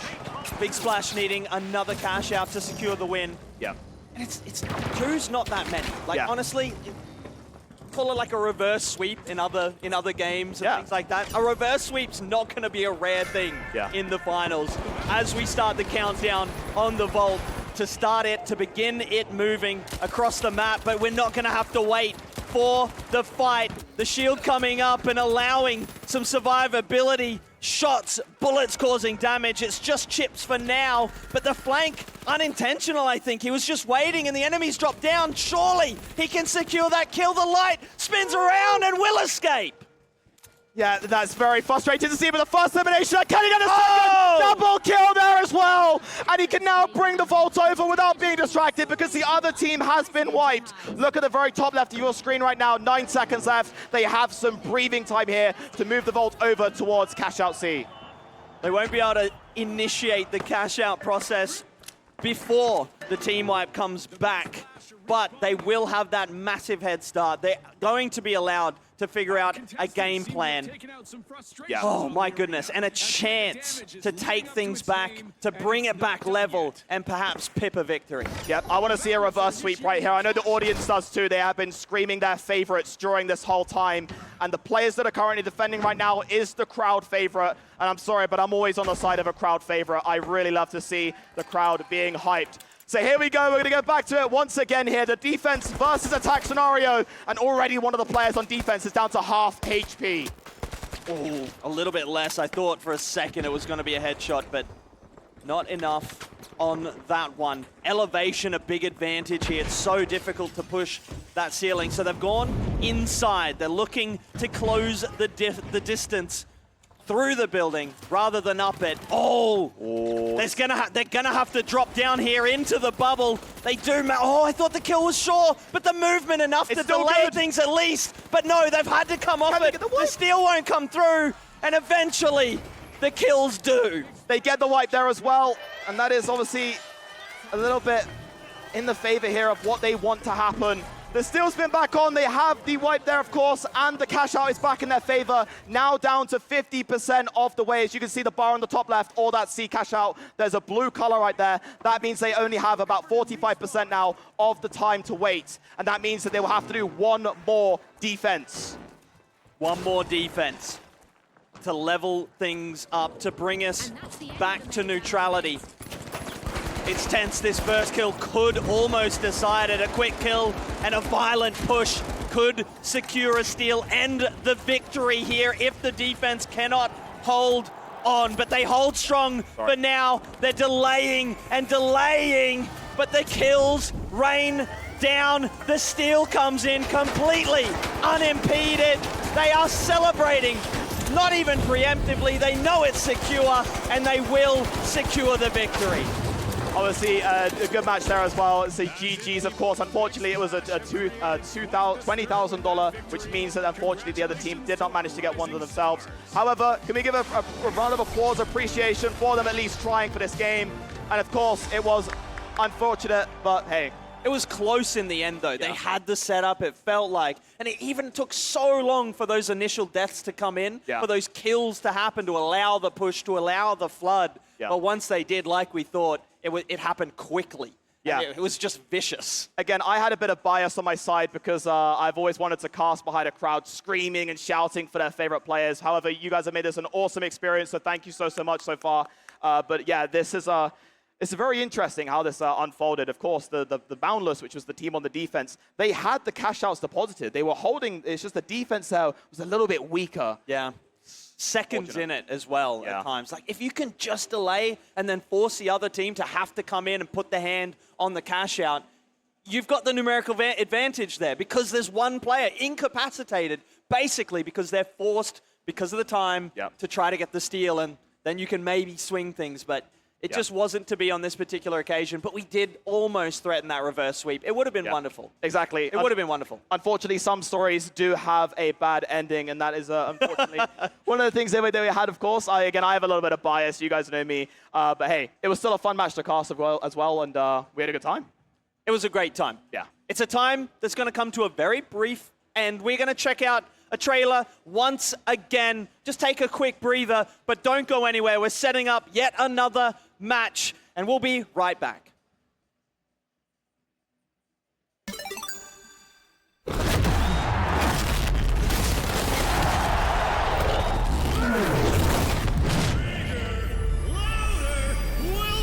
to Fortune Stadium!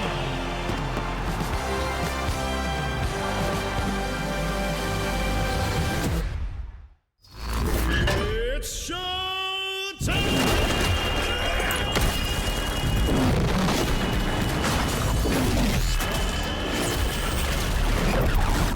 There are no monsters, right? Wrong. Holto.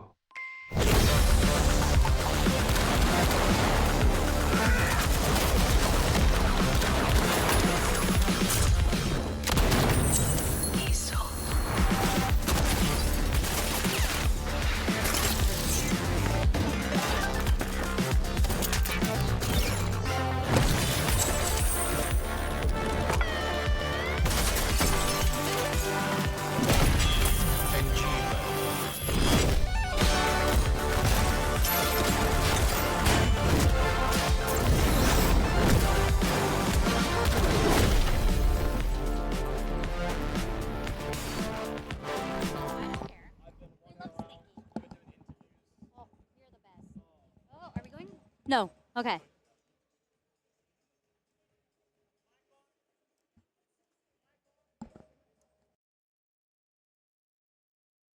Happens and the light goes out. Holto, brighter than ever.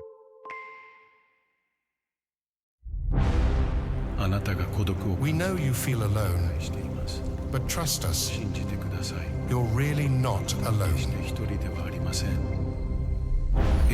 Let Engimo bring the world a little closer, one element at a time.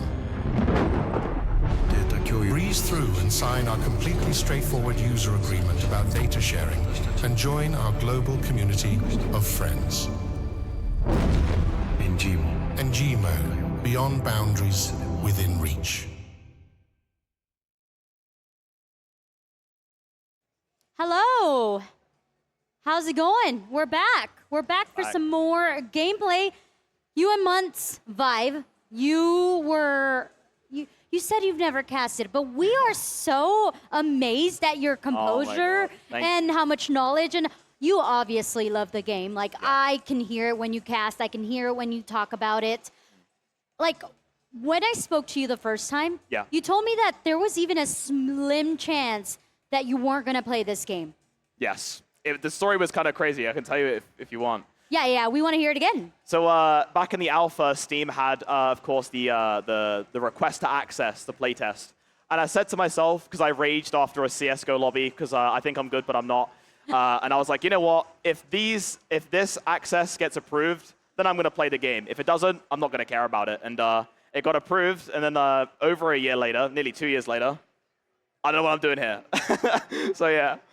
I mean, I think we all know what you're doing here. You love the game. Yeah. The devs love you. And you're doing a lot for the community. You said you've thrown some community tournaments. Can you tell us a little bit about that? Yeah, so one of the things I noticed was kind of missing in the finals was sort of like a togetherness, right? And you have it in a lot of games, especially bigger esports titles where they have, you know, the big majors and they have like the minors and then they have like other smaller tournaments as well.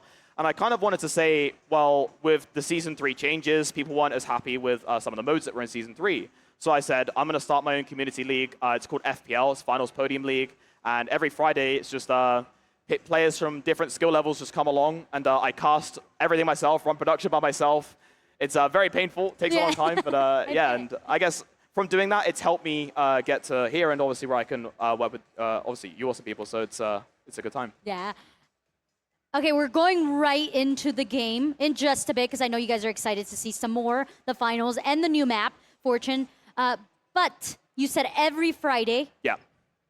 How do we get into that? Because I'm obviously going to join that because I need to get better at the finals, all right? Yeah. My light build is not really a build. It's either I'm fragging out or I'm just getting picked off left, right, all around. Yeah. So I want to get in on this Friday game. So tell me. I don't want to plug myself, but for now it's my Discord community. Okay. But very soon we are making a website, so we're going to have a lot more of an easier way, an easier introduction, so people don't have to join a Discord community.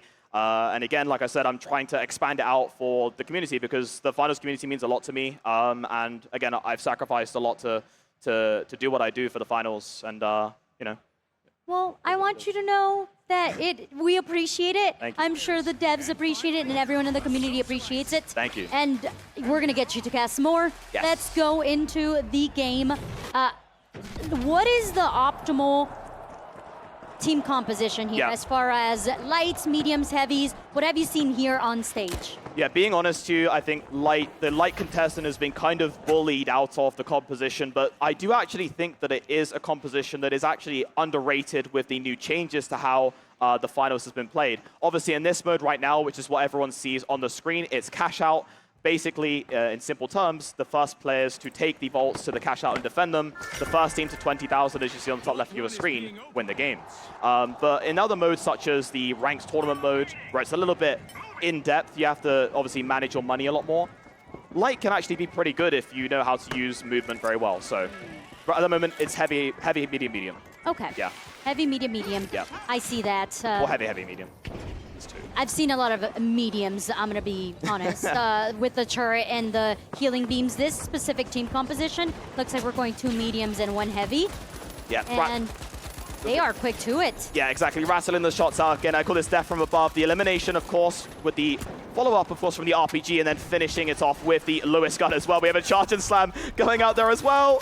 And that was a nice finish down the elimination. Yeah, that was a really good charge and slam. the RPG also in combination of that. Yep. Oh, so nice.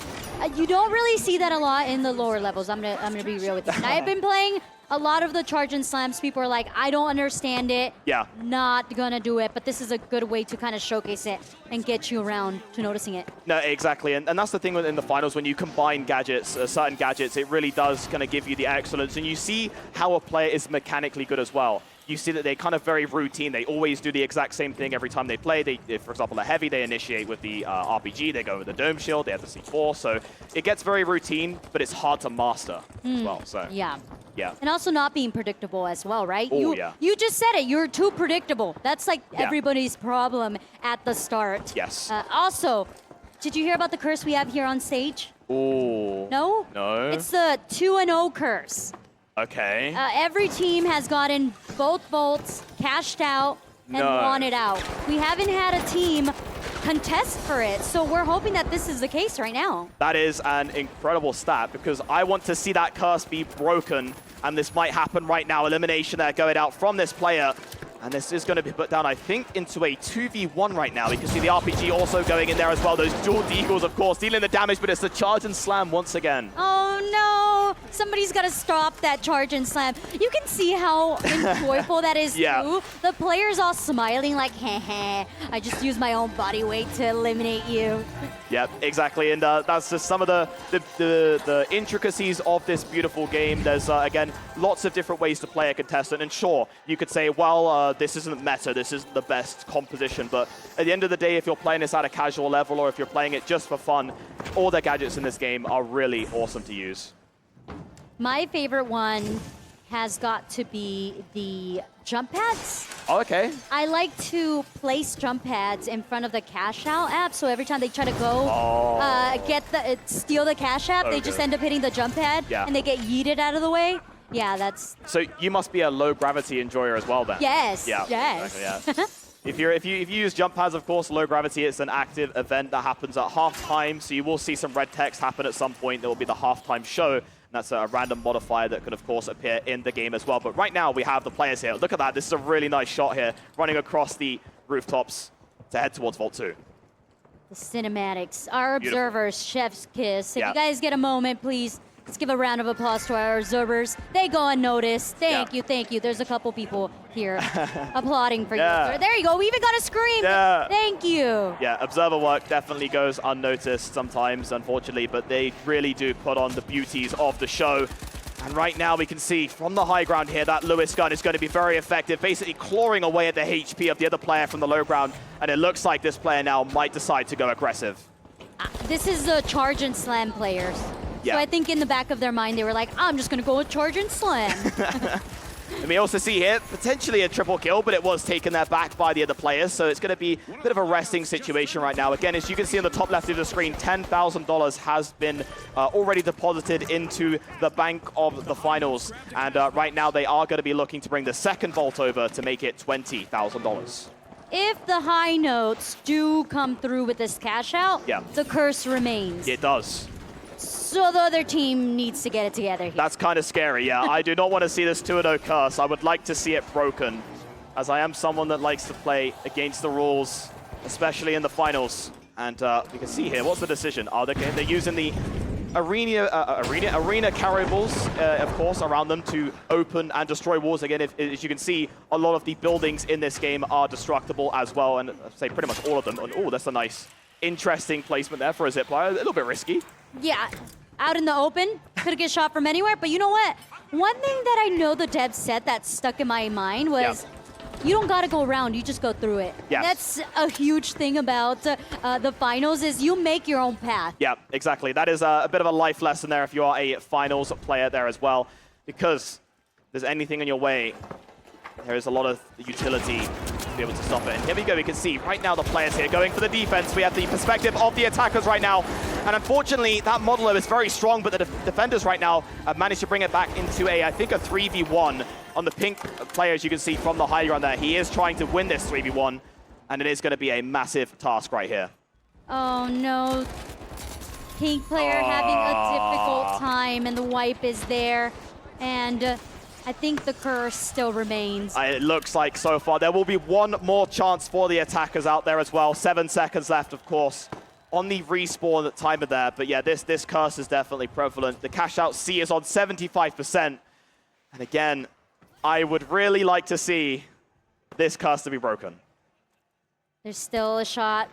Time remaining. All 3 players traveling to the cash out location. But you can see the high notes. They don't want any of that. They're going to stop them in their tracks. The Lewis gun throwing damage from above, drops down, gets the elimination, and only 2 more players remaining on Team Ping. And it looks like that might just be the game there as well. They did get sweeps, $20,000 on the top left, which means the game is over, done and dusted, and the curse remains. Yeah, I think I want to see when they get up, but I believe that the team that won, one of their players was asking if they could use a controller because they mainly play controller at home. Oh. But they actually came out here and fragged out, so maybe you don't need a controller. Hey, so the year-long debate, I say lifelong debate actually, controller versus keyboard and mouse, of course, might not be as strong in the finals. Maybe, we'll have to see. But hey, good performance, of course, by the players that dominated, of course, $20,000 against the 0. So congratulations to you as well.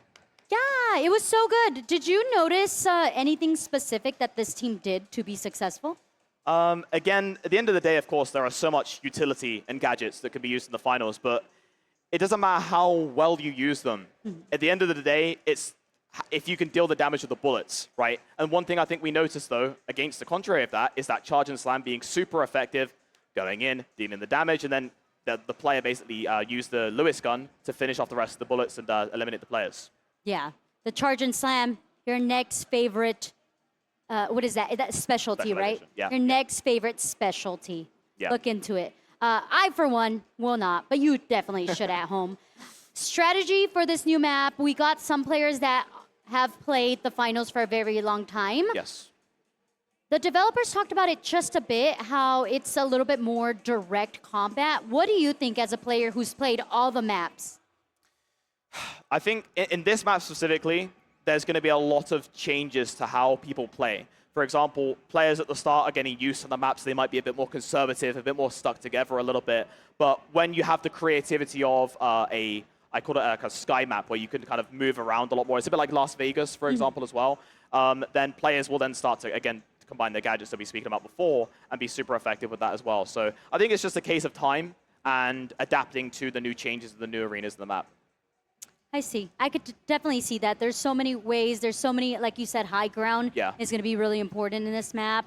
Entries and do you believe that this map is more, would you say, hold an angle or hold a position rather than being more active and seeking those fights? No, that's a good question. So one of the strong things in the finals is if you have a cash out, which is on, let's say, the 3rd or 4th floor, well, then you can just keep dropping the floor each time. And that's obviously a very cheap and easy way to stop a player from stealing the cash out, right? And as you may have noticed in this map, especially with the cash outs that we had, there was plenty of buildings that had multiple floors. So I think in this situation, the high ground is very important. If you're a player that's playing, for example, on this map for the first time, well, simply take the high ground first. It's one of the most important things for the finals, especially when you're playing against players that are, again, dealing with the cash outs on floors.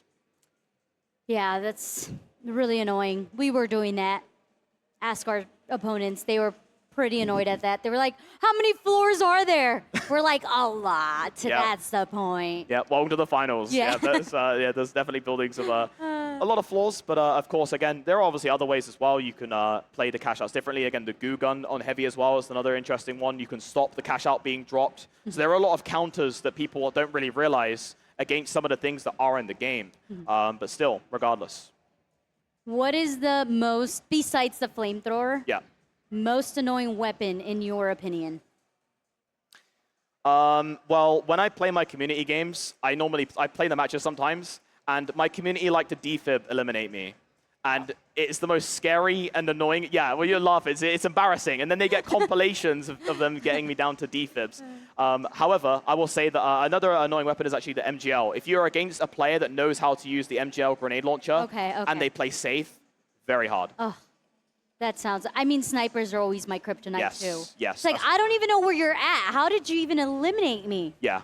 Yeah.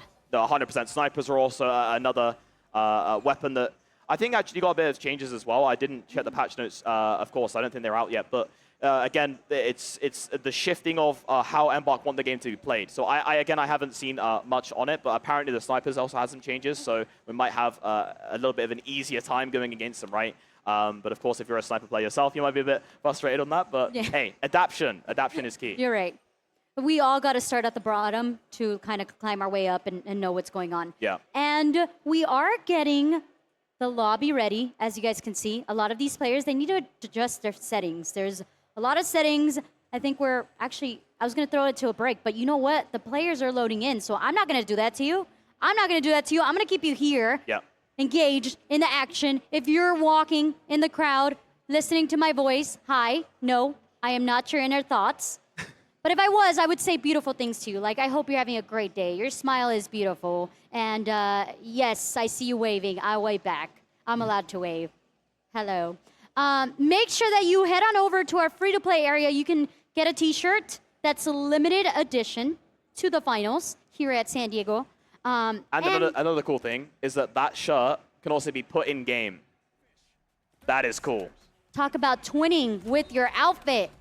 Yep, exactly. Think about it. Look into it. You should definitely go on over and play and check out the new map and brag to your friends that you've already played in the new map. Yep, 100%. And here we are. We are back in action once again. We have the players here looking like some decisions. I do see some goo placed on the floor there. I wasn't sure what happened. Maybe sometimes people do is they actually put a goo base and then they put a jump pad on it and then they angle it and then they can jump far. I'm not sure if that's what was happening there. But here you can see that the Vault 1 is looking kind of lonely. Aww. It's on its own. It needs someone to tap that Vault. And it looks like it might be the orange team here. We can see now it's the blue team making their way over to Vault 1. Ooh, they do have the sheriff outfit. Or is it the cowboy?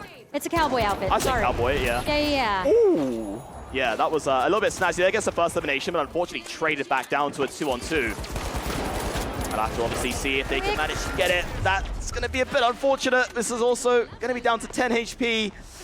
And again, the revive does go back out, so it's going to be a 3v1, so it is a bit unfortunate here. And the Vault finally gets that. Oh, no, not yet. Wait. Oh, where's the Vault? Wait. Hey, there we go. Oh. The Vault finally gets tagged. I think we've also got players that are trying to figure out what their builds do. Yeah. Wait, give me a second. Also, with settings not being your own from home, sometimes you misclick things. I say this specifically from experience. I'm like, this is not the button I use to bring out my grenade. What is this? Yeah, exactly. It is obviously, especially going over to the finals, it's not as simple as, let's say, a ground-based tactical shooter. Obviously, there's a lot more mechanics going on here as well. But that Desert Eagle, the dual Desert Eagles, gets the first elimination. And he get the second as well. Unfortunately, not traded back down to a 2v2. That was a good effort. Yes, that was obviously a good effort. Respecting as well, we don't know the player's experiences, and that sniper rifle, the model, again, but it was obviously a good elimination there as well. Taking out the player and down to 1 bar of HP, and I think, unfortunately, we might have a little bit of a DC right there, so we'll have to get them back into the game. They can queue up once again.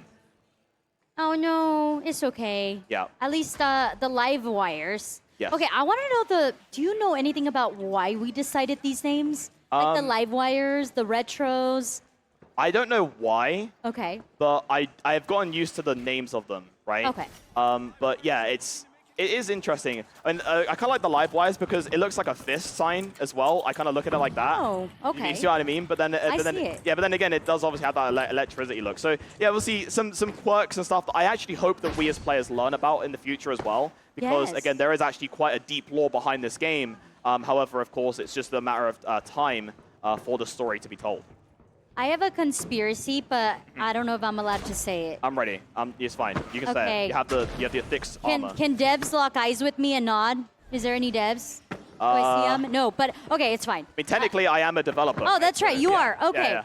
So I get the eye lock, the you nod. get the eye lock. Okay, Yeah. perfect. So my theory is that all 3 sponsors are fighting it out to control the whole world. Ooh. So that's why we have them all in one map. A little bit of drama there. Yeah. Okay. I like to stir the pot, just like the pot stirring here on this B cash out.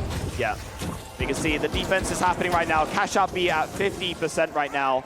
The players in the team have to make a massive decision. There's only 2 of them, unfortunately. You see the 3rd player has managed to join back into the game, but it's going to be a brawl. No. Player 3 is very low. Yep, very low as This well. Lewis gun is putting in work, though. Exactly. Nice elimination there as well, and that is going to be the defenders with the advantage right now. Oh, wow. Wait.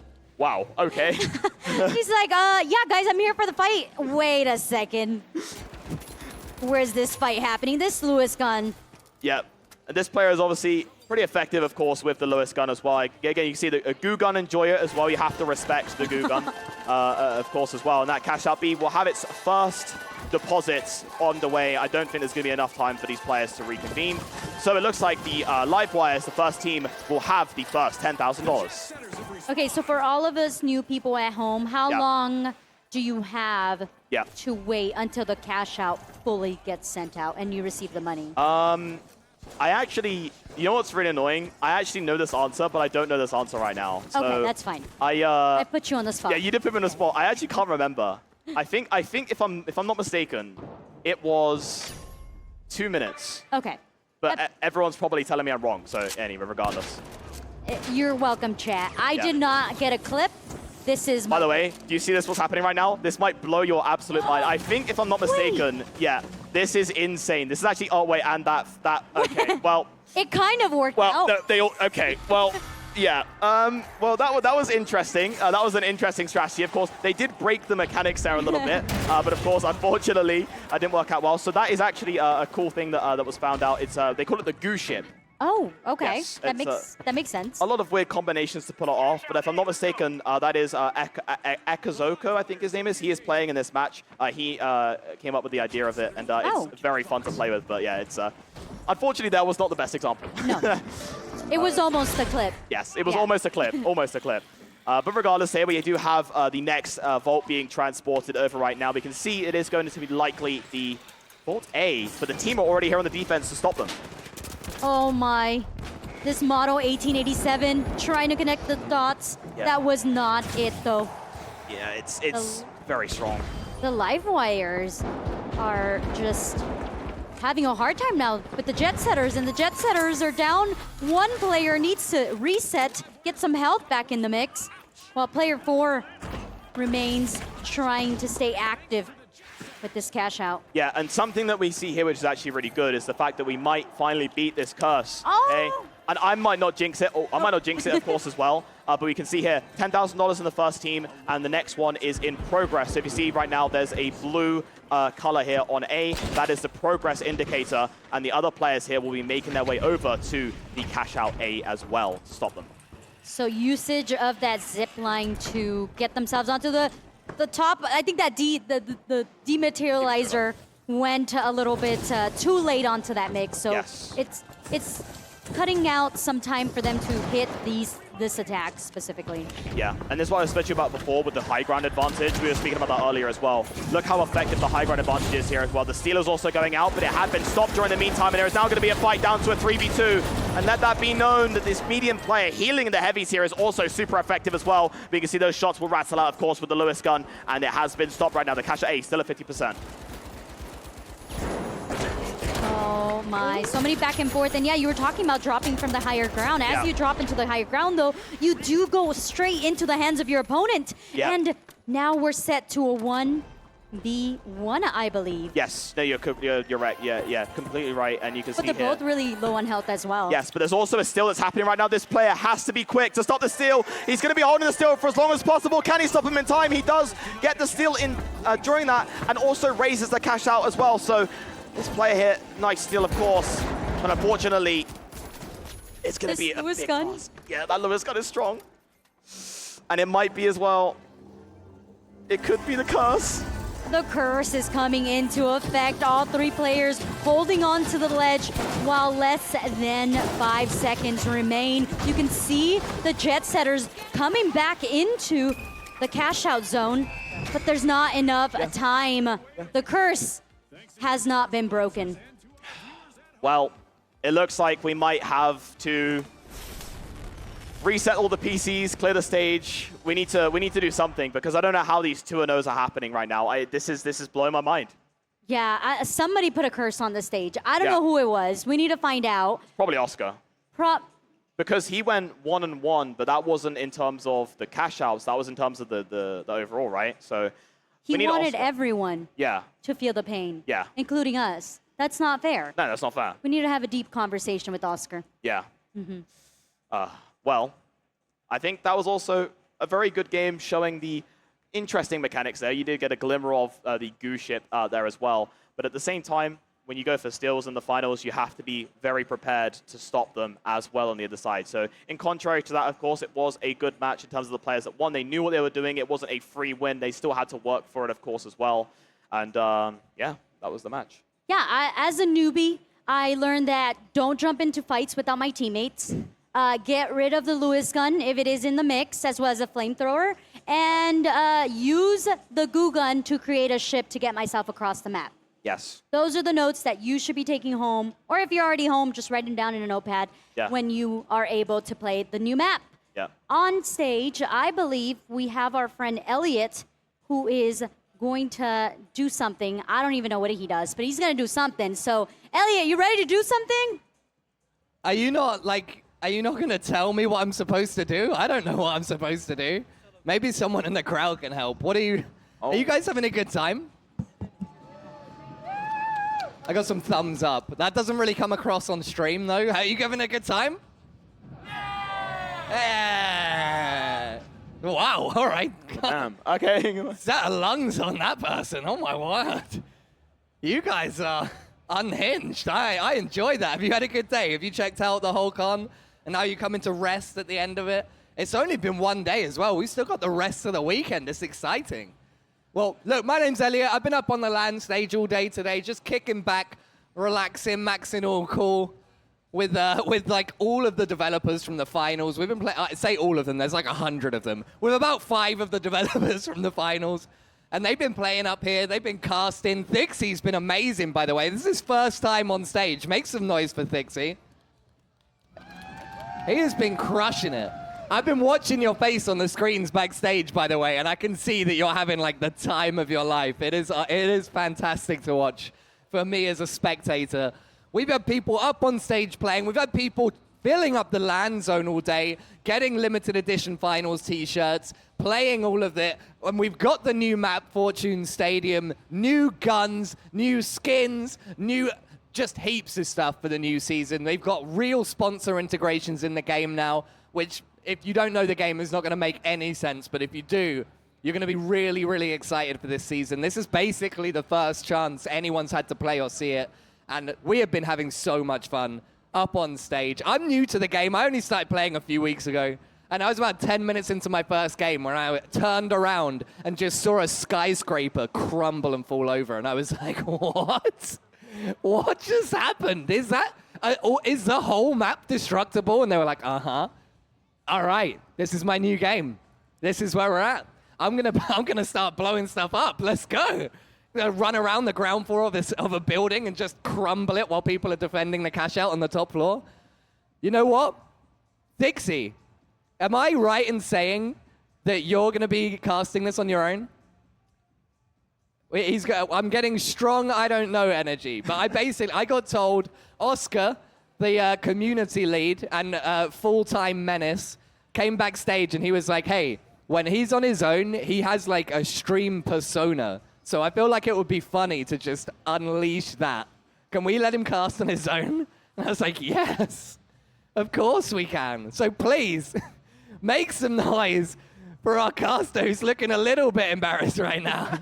Thixie, for his first time on stage. Thixie, how does it feel to go from casting this in your own house to casting this on stage in San Diego? This is very strange. I actually got challenged by the developers. They normally I do this on my own with my community league, and they said, hey, we at least want to get one game where Thixie is casting on his own. So hopefully you guys in the crowd can be a little bit less nervous. Thank you for the cheers as well. I really appreciate it. Thank you, thank you. And I'm ready to go. This is going to be underway. I actually see some players on stage as well that are very, very good players as well. We have Lamp in the game as well. I can see him here. Over to my right, I'll point out to you as well when he is up and running on the screen. So this is going to be a fun match because I'm hoping that maybe if we can get rid of that curse, right now you all know the curse is those 2 and O's, those $20,000 and O's. So maybe it's going to be myself. Maybe it just takes one caster to do this, and I'm going to hope that we can get into this one and get rid of the curse. We wanted to pray, of course, as well, that we get a closer game. And I'm hoping that my boy Lamp will help me out with that one as well. So we have, of course, the match going to be underway very shortly. I've been really, really impressed with everything that I've had here today. It's been an amazing time. Again, I'm a very small creator for the finals, and being given this opportunity to be here at TwitchCon, presenting in front of some players, of course, online as well, for some people in the crowd too, it's an opportunity that I'm never going to forget, and thank you all so much for making it valuable for me as well. That is Lamp on the screen as well. As you can see, this player is a very, very serious one, and of course, very prominent in the finals. A young star, I would also say, as well, and he is now going to make his way over towards the vault here with the other players. And on the other team, of course, we have the other opposition, the Retros here as well. And if you can see, this is the objective on screen. It's the very first objective players are going to be going to, and that is vault number 1 here. We can see the AKM here creeping around the corner. Can he spot out any players? This player is kind of giving the caution as well. You can now see that there are some players on the high ground of the rooftops, and they will start bringing their way towards the positions. Obviously, the reloader is going out there as well and converging on the position. The charge and slam bring it down to a 3-on-2. AK shots rattling out there, but this player is down to 14 HP and eliminated as well with the new weapon, the M26 here, going very aggressive as well. This weapon is very, very strong and effective. And let me know, if you're a light player, it is a damn fun time as well. Currently, though, there has been a team wipe now, and that vault will now be activated to be transported over.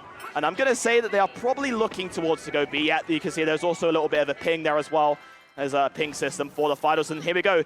Teaming together, grouping up. They are now going to transport over towards B. You can see Lamp there holding the vault, looking very focused as well. And this player is someone that does want to keep the curse going. He's looking for a 20,000 and 0. But I think we as a crowd, we as an audience, want, of course, a very close game here too.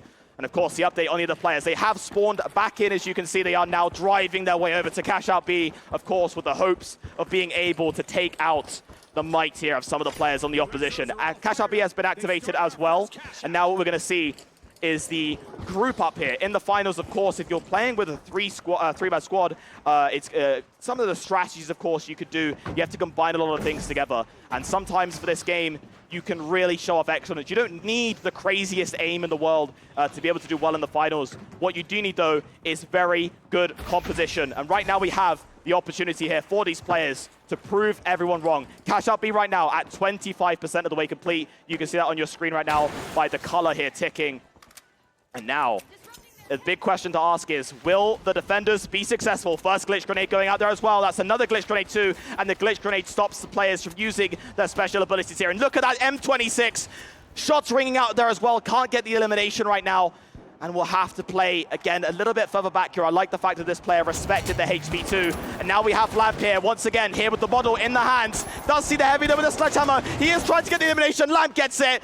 And that's a good start here to this, which could be a fairy tale story for these players if they do want to keep the momentum going here. Lamp now down to 93 HP. He's going for the reload too, and the model in his hands as well. And the shot's ringing out there.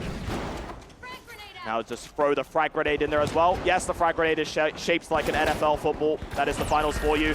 And unfortunately, from a surprise of events, it is a full team wipe and elimination. Lamp is successful with his team in stopping that one in the tracks, and he will have a successful defense here. I will say that probably is going to be one more opportunity left here for the attackers once again. You can see they are in that free camera mode, which means they have been coined out of this one. So one final chance here.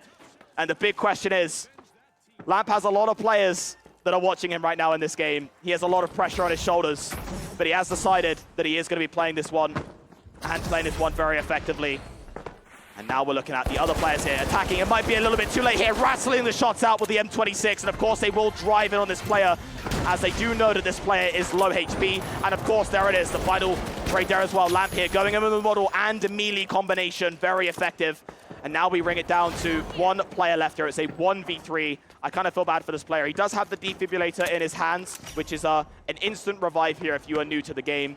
And this player is looking to try and get the revive. He's, can you make it? You got to jump to the side? No, no, come on, you got this. Yeah, there we go.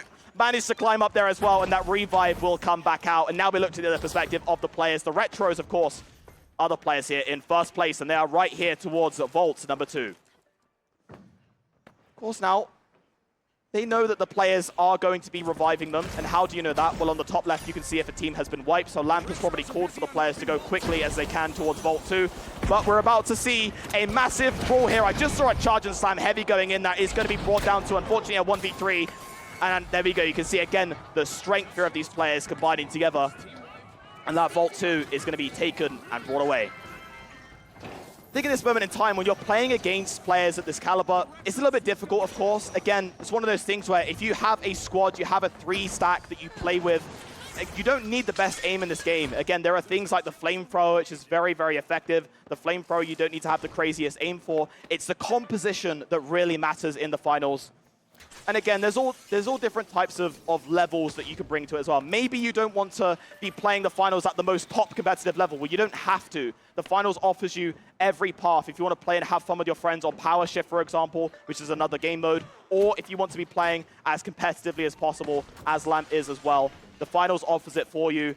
And this is why I call it our beautiful game. So now what we're looking at right now is the vaults here being transported over. We can see that Cash Out A is about to be activated as well. And right now, of course, it is going to be the activation here for these players waiting to go.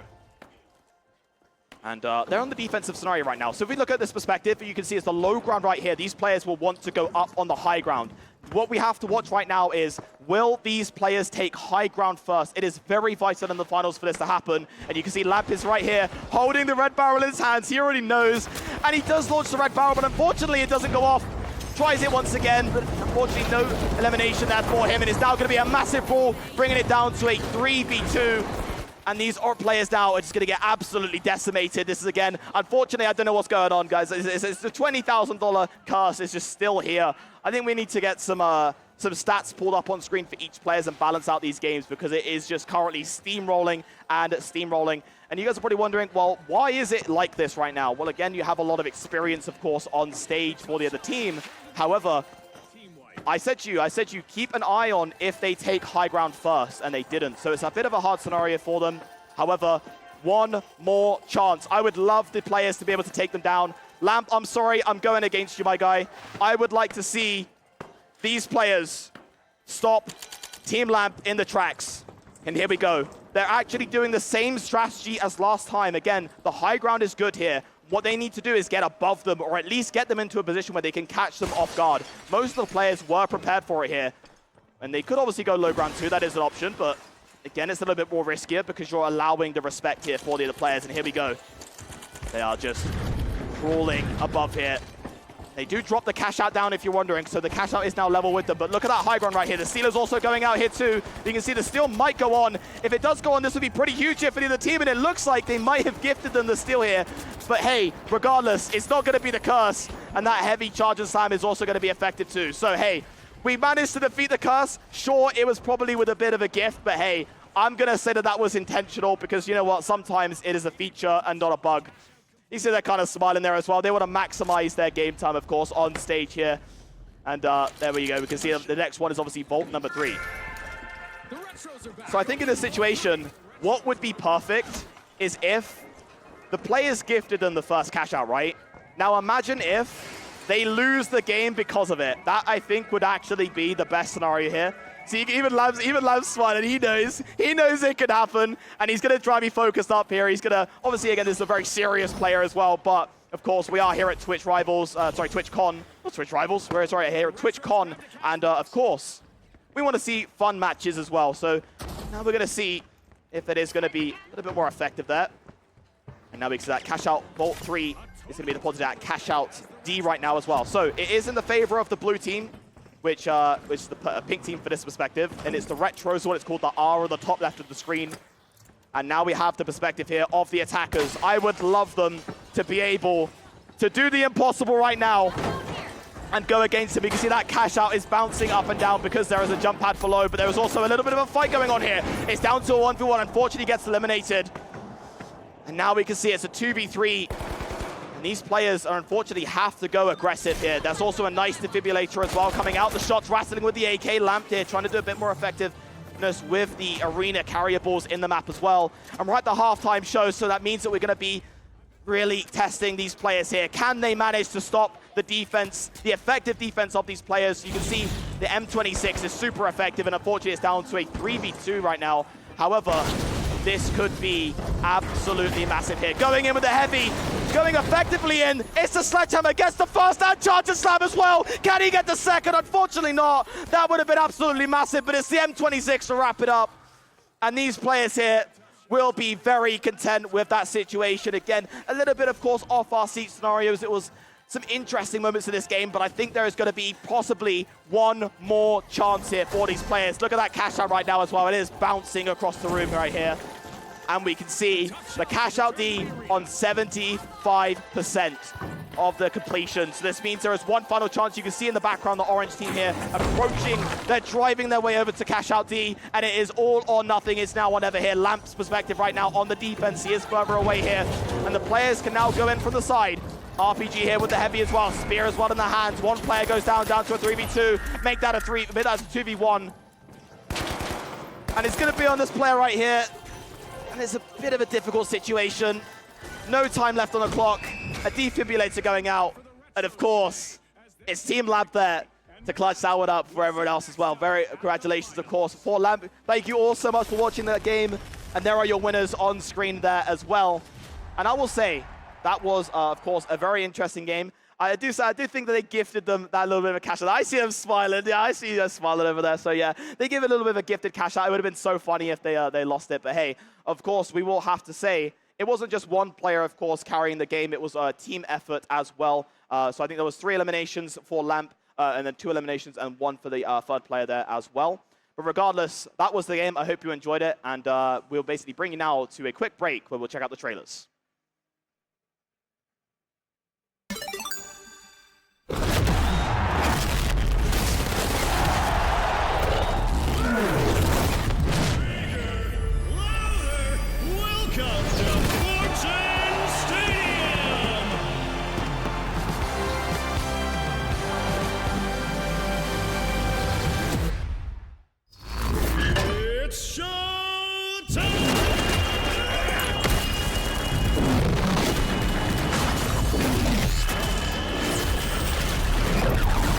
There are no monsters, right? Wrong. Holto.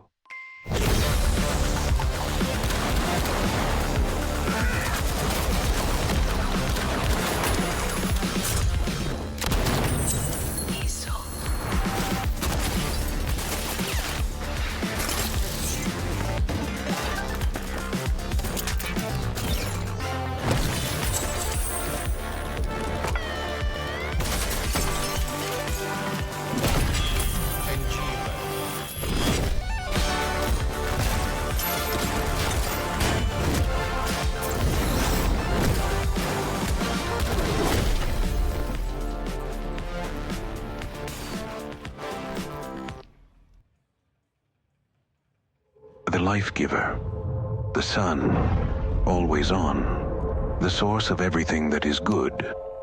But can it be trusted? Holtau's Sun Insurance will have you covered if the unimaginable happens and the light goes out. Holto, brighter than ever.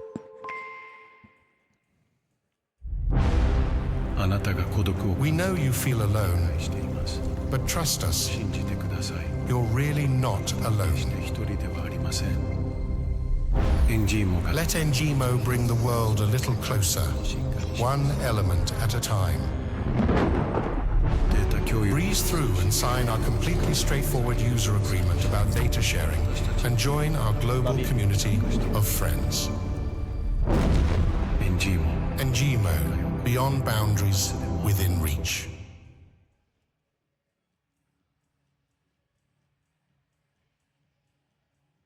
Hello. All right. No, that's who you want right there. Is it? How's it going? Hello. I thought we were going to have our turn. No, it's not your turn. It's fine, I guess. I don't know if anyone can hear you except me, but I can hear you. I think they can. Stop saying Wave that. at me if you can hear me. No one can hear you. No one can hear me. No one can hear you. That's sad. And especially I on quit. stream, this is a weird interaction right now. I quit. It's just me talking to no one. This is the worst podcast ever, right? Oh my God. Guys, how you doing? Are you having a good time? Have you enjoyed? You guys look tired. You have been having a day, huh? There's a lot to do here. It's a big venue. It's still hot outside. I came from England and I was like, what is going on? What is this bright thing in the sky, bro? Like, it's so hot. Can we turn that down a bit? Like, oh, San Diego is nice. And the LAN stage is awesome. We've been playing the finals all day, and it has been something else. We just had attendees, developers, content creators, pros coming up and playing, people playing in the LAN zone, getting free t-shirts. And if you want to come up and play, I think we've got like another hour to go. We're going to be getting people up. Go and see Dom's walking around in the cap. He's hanging loose. He's going to be over by the side of the stage. If you want to get up here and play on stage, just head over there, see him, just be like, hey, I want to play. He'll get you there. And you're going to have a great time. Hey, I got to give a shout out to Thixie, who was casting almost the entire day, actually, and then on his own as well just now. The guy has been doing his own community league with the finals. He's one of the devs. Said he's never been on stage before. And he comes out here, absolutely crushes it. He's just been a joy to watch. Like, I could just tell he's having the best time ever, and it's so much fun to see him doing it. Everyone from the finals, by the way, has just been awesome. Like, really nice guys, absolutely unhinged, like all of them, just insane. We were like, hey, what are we gonna do? What's the plan? And they're like, I don't know, let's just make it up as we go. Hey, you guys get to roll with it? Like, we're like, what? All right, sure, let's do it. And it's been fun. But I think we have to get some structure. We have to kick Thixie out of his chair at the caster's booth and at least let the people that I brought in to do this job have a turn. So I think we're almost ready to play. Please put your hands together for Mr. Bepica Months. That's Blake Phillips and Luke George on the caster's desk. Thank you very much, Elliot. I think make it up as you go pretty much sums up how the finals goes and how we run our production as well. I have not prepared at all. Back to you. Yeah, we'll show off notes a different time. That's been a bit in the past with us. But we have a couple more matches to go in our day of the finals. We got some more quick cash coming your way. We broke the curse of the just 2 cash outs and then done curse, and then finally Thixie helped us get out of that. So let's see if we can keep that going. I mean, wasn't Thixie wonderful? He was. Coming in, just joining us, we just rotated through and then did the solo cast to finish things off. Just a wonderful member of the community, obviously incredibly passionate about this game, and that care just oozes through everything he does. His enthusiasm was wonderful. So big shout out to Thixie. Can't wait to see what he has in his future. I mean, he's already doing pretty well. But no kidding. Bro is talented. I'm not going to lie. I'm a little bit worried about my job. It's a dangerous combination, talent and passion. And you could see that when we would put his camera up on screen. Thixie, we love you. Phenomenal job today. But we have to turn our attention now to our TwitchCon attendees up on the LAN stage, as we have just a couple more games to play. And I know they want to make the most of their appearance up under the bright lights. Yeah, time ticking away. We don't have too much finals left to play. So yeah, this is the moment right here at the end of the day.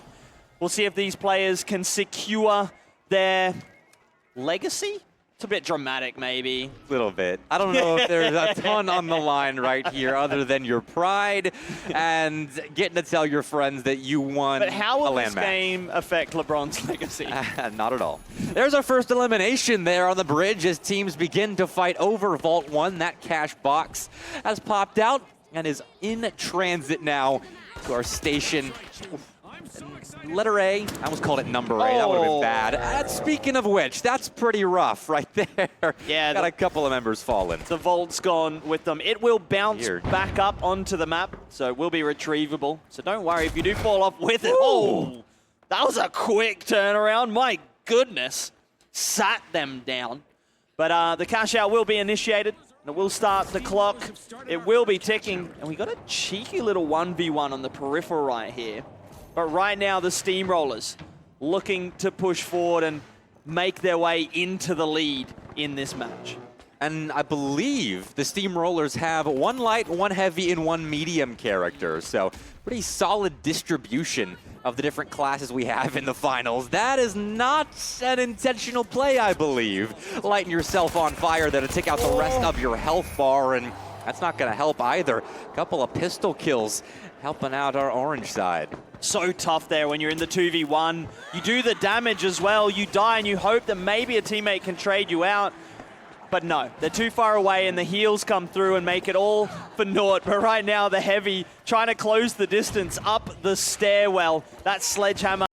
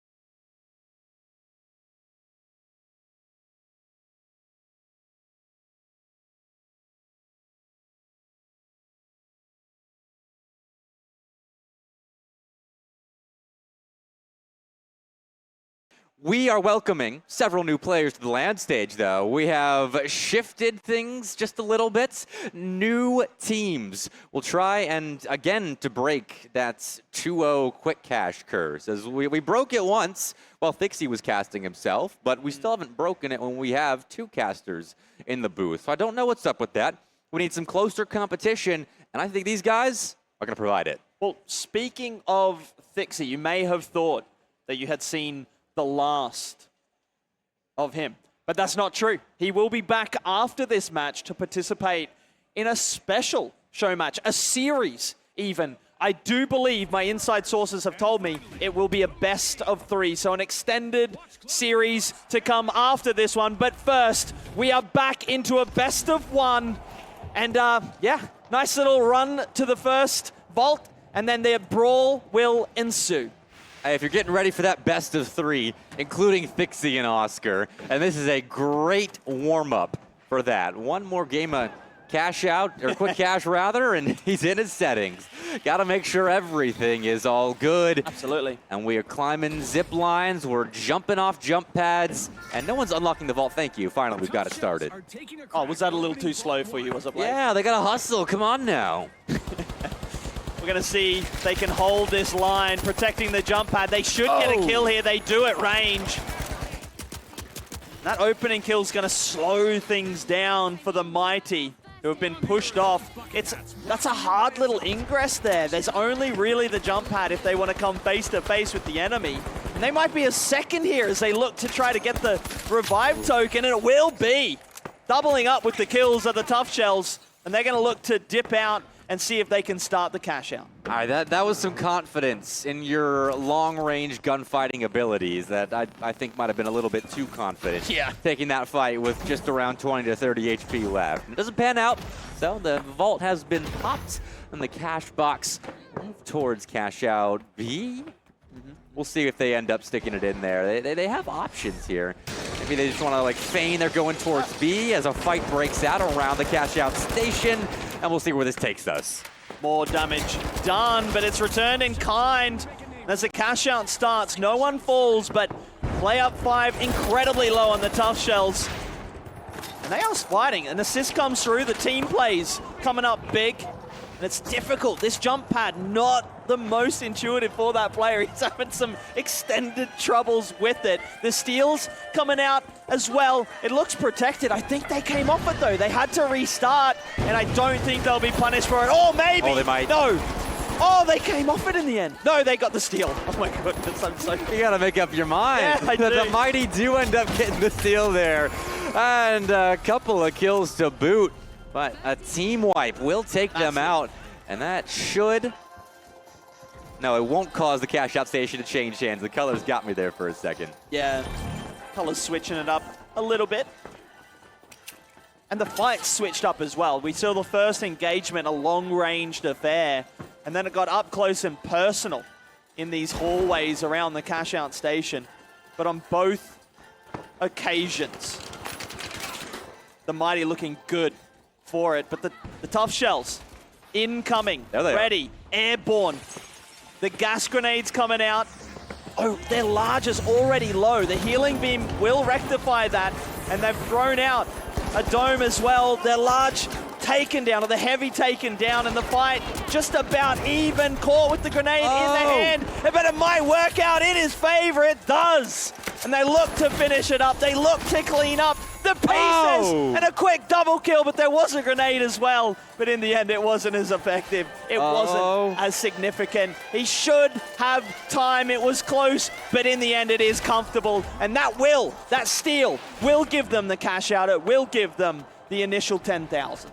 The Mighty defended so well for the first 75% of that cash out. And the Tough Shells come in, and they started off that exchange by hopping across a little window. And I like to think they were like pointing inside the building, saying, we're coming after you guys, and come after them. They did. A great steal to nab the first cash out of our quick cash game. But we're talking about it a lot. We want that curse to be broken. And the Mighty have looked pretty good so far. This competition has been fairly close. This absolutely could be the game that again breaks that curse. To switch it up a little bit, the mega damage modifier about to kick off. And that will make the gunfights a bit quicker as well. As Vol 2 is activated.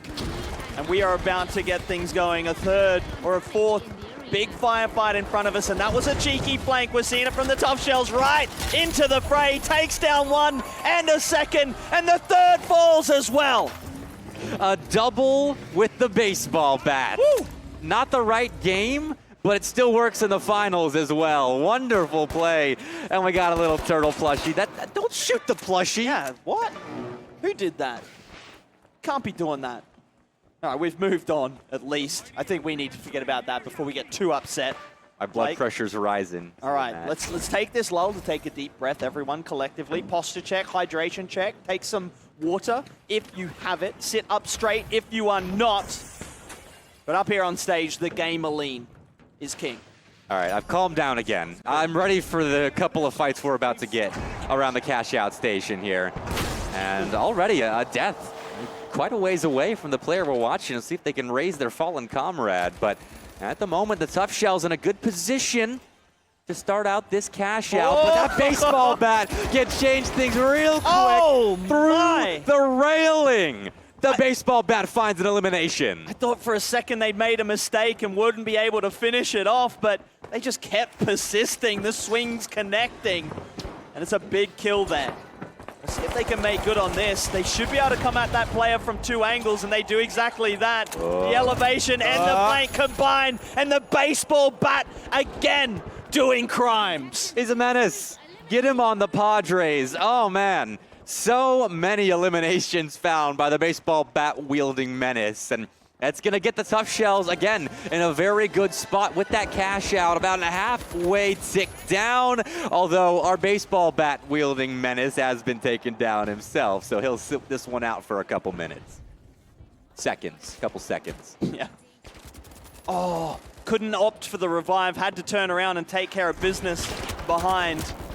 Let's see what happens here. I didn't even see where the shots came through. There was a revive finally, but instantly taken down once more. And the Mighty looking confident here. They still need to get the steal, and they've got some stairs to climb. The lone player waiting, looking to hold the line. The steal is there, the headshots enough, and they will deny it. The final stand, it is blinking. There's more cover this time, and a friend to help as well. This will be a steal, and that should secure it. Hold on. This time, surely they can't. Hold Maybe on. they can. Get your hand on the steal. It's too late. Oh, yeah, that has been confirmed for the Mighty. They got team wiped, but they bought themselves enough time to secure the cash out and send us to one final cash out in our quick cash stage. This is what we wanted. Finally. The finals lead. All right, that's 2 in the last 10 minutes, Muntz. You're impeding upon your limit. Good times. It's been a long day. It's been a long, amazing day. I cannot believe our energy is still this high, and it's been this high the entire day because it's so fun. It's another flank. The bat again doing damage. How is this legal? He is continuing to tear apart his enemies with a baseball bat. Unbelievable. And that is several players down, but thankfully they do have a supporting player. The Tough Shells have each other's backs. They do indeed. Look, the devs are here. I don't know, maybe they need to look into the baseball bat, maybe give it a nerf, but I think that wouldn't be giving credit to the wielder of it. They have been using the movement, using the game sense, getting the flanks, and really surprising the opposition. No nerf needed. This is all skill. And the Tough Shells have initiated a cash out, even with teammates down. This lone fighting member of the Tough Shells will look to fortify himself around the cash out station. Let's see where the first point of attack comes from. It's just straight through the main entrance. That's easy. Now for the Mighty to steal. I don't know if taking that fight was the right call, left all alone, and now the team's disjointed. Only 2 to deal with the 3 defending. They do manage to get a pick immediately, though. The Mighty holding the angles. That jump pad's so inconvenient, but it just won't let them in. It's gone, it's disappeared, and the fight will break out, and it could be the decisive fight as a player falls, and we see 2 to take down. Oh, that's a trade, a quick one. The Mighty around the cash-out station are in control, and that defib will help them keep control halfway through our final cash-out of this game. But in come the tough shells, peppering the area with utility. But around the corner, they're looking for kills, looking for eliminations. There's one. It will be a trade turned into an advantage. 30 HP left for the Mighty's standing player. But they're down. Their half-health teammate is down, and that will help the Mighty keep control. Goodness gracious me, the frustration at times. Player 3's out of there. Through, yeah. They've only got one last chance, and I don't think they're going to have time to group up for it. Little indecisive, the shield nullifying the bullets. They just couldn't push through. They couldn't find the angle, and oh no, they're down to the 40 HP. Surely this is the end. There's no hope in sight, but it has given this team, our final team, a victory. And finally, we had another 2-1 win.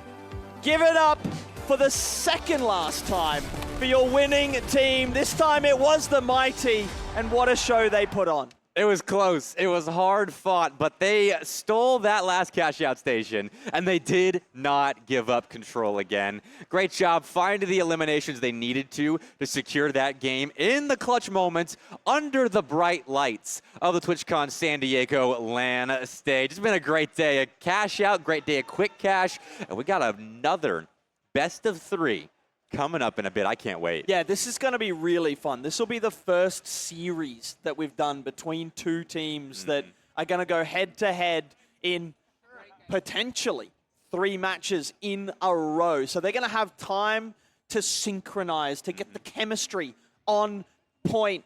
And I cannot wait. And I'm seeing some exuberance walking up on stage. I'm seeing a bright yellow. My mid-range vision is not great, but I believe that's Oscar. And is this a surprise? I'm maybe ruining something. Maybe I should just let Elliot do his job, and I'm going to stop doing whatever I'm doing.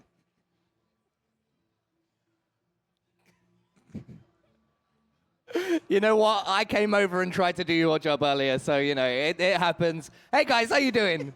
San Diego, you chilling? Judging from that reaction, you are. This guy's not. Oh, all right, that's spread. I like that. I'm going to have, this is my hype man now. Let's go. All right. Hey, look, Luke's already spoiled the surprise, so let's get Frogman up here. Oscar, Dixie, get up on the stage. Sit on the sofa. Oi, oi, oi. Oh, a sofa. This time. Yeah, man, hey, how you doing? Doing great, I'm doing great. I'm doing amazing. Good to see you both. So, here's what's going to happen. These 2 guys, Oscar and Thixie, they've been up on stage. They've been absolute menaces all day. Yeah. And now they've assembled their own team of Avengers to come up and play a best of 3 up on stage right now. And Oscar? Yes? This isn't the outfit you were wearing last time I saw you. What has happened? What do you mean? No, so this is a bit of a frog onesie situation. A while back, our community banded together. They made a petition, and they wanted a petition to get a frog onesie as an outfit in the game. And they did it, and to honor the fact that they succeeded, I am now in a frog onesie. You know, that is, like, I was talking earlier about how these devs take community feedback seriously, and if this is not proof of that fact, I don't know what else could possibly convince you. Well, also, like, Thixie was wearing something very stylish with the red suit, and I felt I had to one-up him. Yeah, it's true. But, like, there's been some smack talk already. You know, Thixie backstage, he said, hey, Oscar, he's coming out in a frog suit, but the dude's actually a toad. Yeah, I mean, I was talking to Evie earlier when we were doing the casting, and Evie said, hey, you know, Thix, I've been watching your videos. You helped me kind of learn the finals. And I kind of said, well, I think Oscar needs to go back a little bit and watch my videos again. So, get a little bit of task there. This is unreal banter coming out of someone right now. You know what? I could sit here and talk and destroy this man with words, but I think in most situations, it's better to just let the record speak. And I think we're going to head into the arena, and we're going to see what happens. But I believe the Toad will croak loudly, and whatever this Santa-looking character is doing over here will get crushed. I just want to say, I actually made him do jumping jacks and some running, so you might need to go back and do that again, warm up again. As you know, of course, I'm the one that taught you the game. I'm the one that taught you, how to get good at the game. And I think, you might as well start doing 10 now, right? I mean, there's some squats as well. Maybe add some squats in there, some burpees, you know what I mean? I don't need to warm up. I was born ready. This is gonna get out of hand. I feel I can sense the heat rising. Hey guys, do you want to see two of the devs go head to head? Let's do it, guys. Let's go. Take your battle stations. Thank Where you. are your teams? Are they already sat down? They are, of course they are, because our stage manager Dom is just on it today. Thank you. TwitchCon. Guys, make some noise, please, for Oscar the Frog and Thixie. Just looking nice, to be honest. And we're going to kick it back over. Don't come back to me. Go back over to them. On the caster's booth is Cute Noob and Mr. Bepic. I don't know. We're pretty cool, but I want to see more of Oscar in the frog onesie. That is peak smack talk, because if he wins, Thixie and friends get beaten by a dude in a frog onesie. Yeah, and you really can't come back from that. You're I like, can't. dude, I got beat by a dude in a onesie. That's it. I'm done. And then I would love for Thixie to just start making YouTube videos about how he got beat by a Deb in a onesie. That would I would consume that like no other. But I also want to say that I had a huge influence on the names. Yeah. We decided to call Oscar's team Froggy Boys. How do you feel about that? Great. It sums things up very, very well. You asked them what their team name was going to be, and they were like, And there's just a low-hanging fruit there. Your team captain isn't a frog onesie. You got to do something with Froggy. So Froggy Boys was a great idea. I think that we should have, as a community, we should all get together and force Thixie to get a onesie as well. I don't know what. You guys are the finals community, so come up, petition, and hopefully next year we'll have Thixie in a onesie as well. The great onesie off. But we are calling Thixie's team Thixie and Friends. Little bit less goofy, a little bit more serious, but they are still friends. So I'm excited to watch Thixie and Friends versus the Froggy Boys. Well, I don't know that Thixie and the Froggy Boys are friends, but I definitely hope that Thixie's squad are friends. Uh-huh. I know that they're very competitive players. We've seen them on stage. Yeah. They know the game, ins and outs, you name it. They've probably been playing for as old as the game has been out. So I expect high strats coming out. I am ready for it. And, production, can we go to Oscar's POV right now? He's creating his character, and I think everyone needs to see what he's looking. Okay, it popped off screen. He's a frog. It released a character in a frog onesie, which I think is apt. He had to. I don't think there was any other option. Either Froggy all out or don't Froggy at all. Can I even say that? That sounds like it's naughty. I'm sorry if it is naughty. I think you're all right. Oscar is frogged out, but we'll see if he can frag out as we're playing our first best of three, first and only best of three of the day. And so that gives them time to warm up, because earlier we watched Oscar play, and he won the first game of Cash Out at the last second with a last-second steal, and then he lost the next game like 110,000 credits to like basically nil. So he's got some redemption to achieve here in our final match of the day. We'll see if he's a Game 3 merchant or if he just is a one-hit wonder as Froggy Boys take on Thixie and Friends. Oh, this is going to be fun. So I have to remember phases because I'm not that great right now. I mean, it's been a long day, all right? Am I right, TwitchCon? It's been a long day. Yeah, I see some nods. So I believe this is Thixie and Friends? Yes, Thixie and Friends. Okay. There's Thixie. We know him. Okay, thanks, production. And they're going to go straight into the action here. Wow, he is hyped already. I mean, we're just fighting over the vault right now. But Thixie and Friends have team-wiped the Froggy Boys here. And Thixie is rocking the double deagles. Ooh. That's what we want to see. Usage of the new weaponry. We need to see how it's going to work. I believe also the M26 Matter is the newest AK as well. So you get the Deagles, you get a new AK, you get Thixie and the boys showing you the new strategy of the finals. Well, so far it's working. That team wipe is going to help them begin their first cash out of game number 1. C4 has been planted. He's going to actually pick it up. We'll see what he wants to do with that. I mean, Thixie's a big brain, and we know he's cooking something up right there. And the Froggy boys are regrouping, ready to hop onto this cash out station site. I want to say so many frog jokes, but I can't even think of them. So all I'm going to say is the shots are being fired. The dome has been activated, so no incoming damage could touch Thixie. But Thixie's down to the last player standing, and the Froggy boys, they've been hopping all over Thixie. Yeah, they take him down, and we'll steal the cash out. It's about a third of the way through. Has changed hands. Again, the settings changes. No one is ever like immediately happy with their settings. It's unbelievable how many sweats we've had on the land stage today.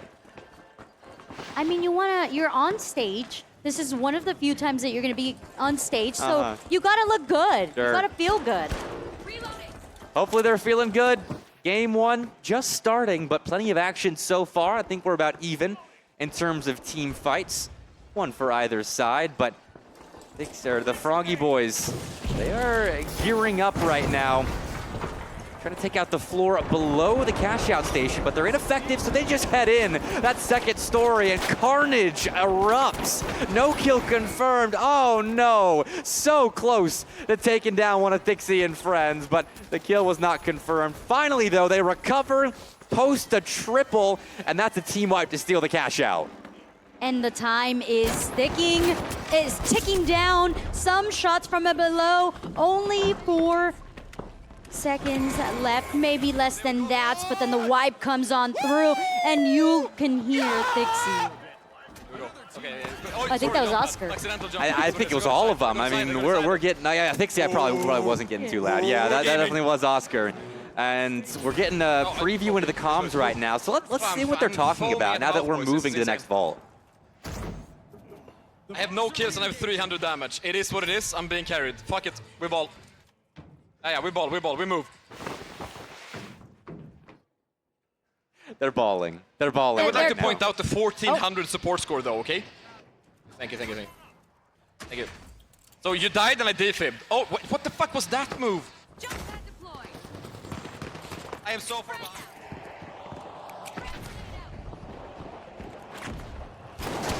All right, well, as you can tell, Oscar means all business here. He's so locked in. The comms are really aggressive. I'm gonna be real. I felt the aggression there.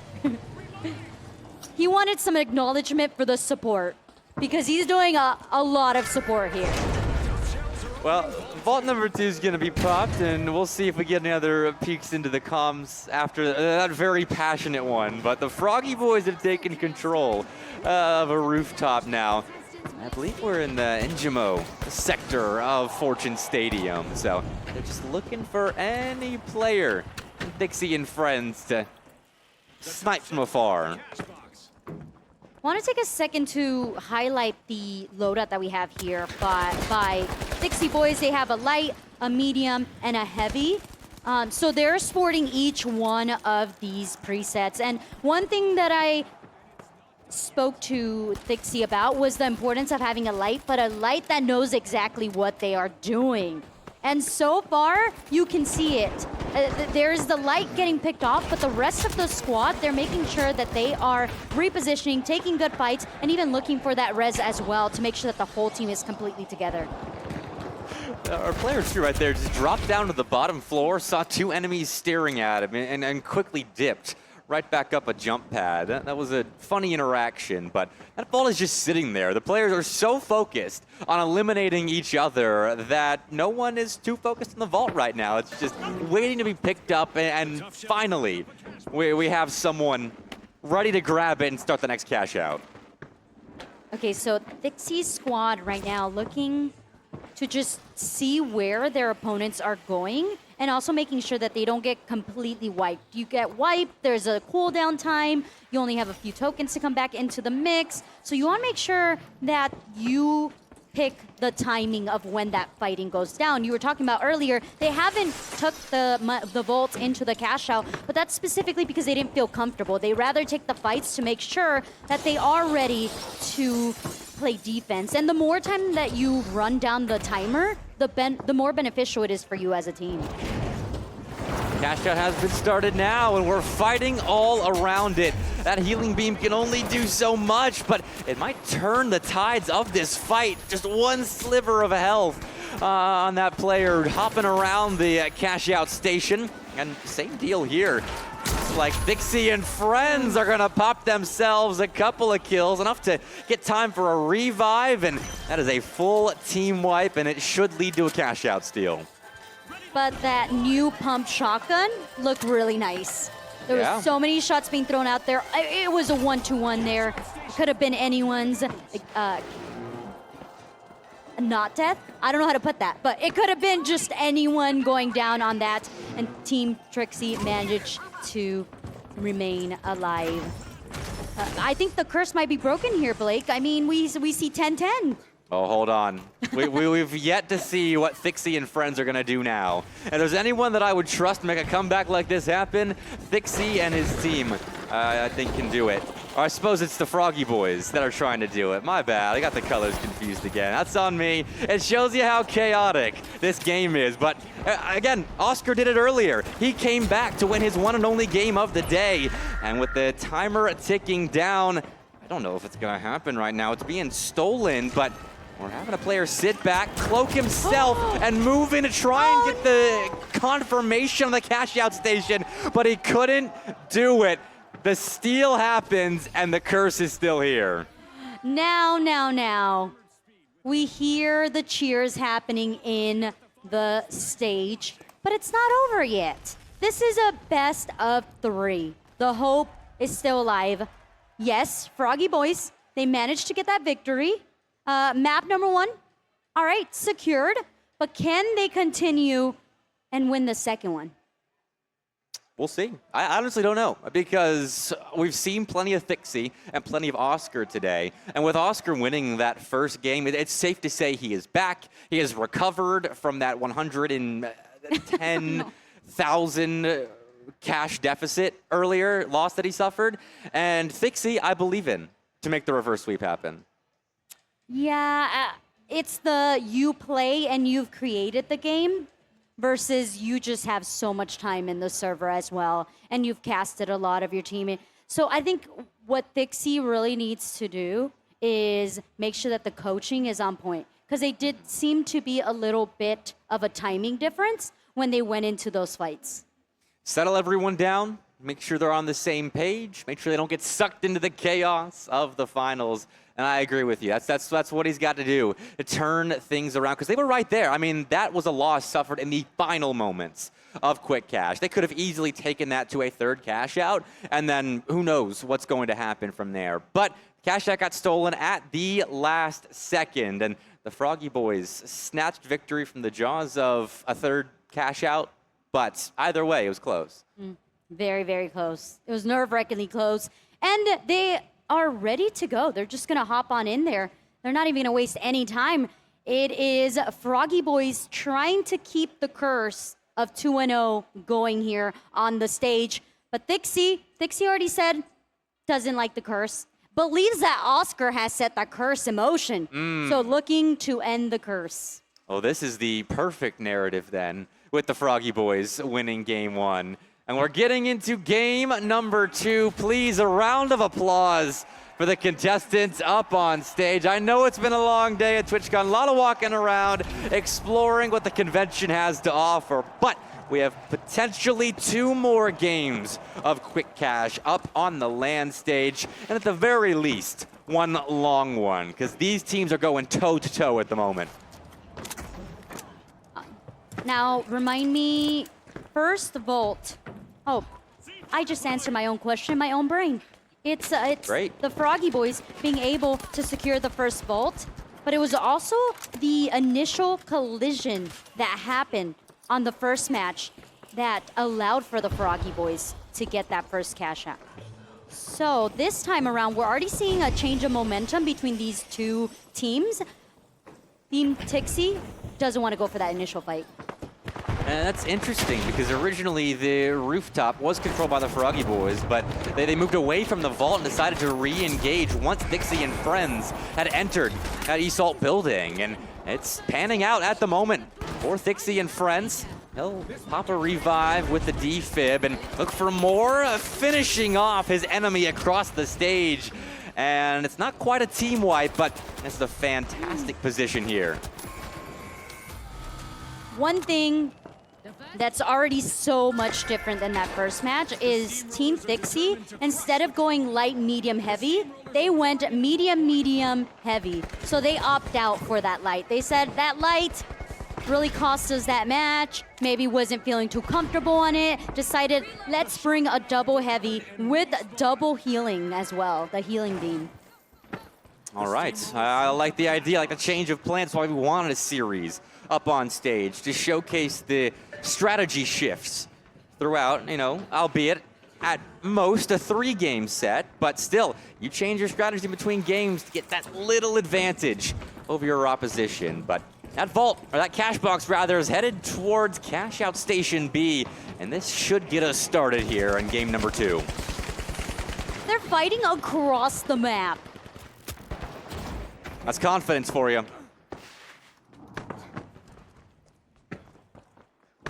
Getting around this map is going to be fun. Learning the new angles. Like, some of you guys may not know, but this is the newest map, right?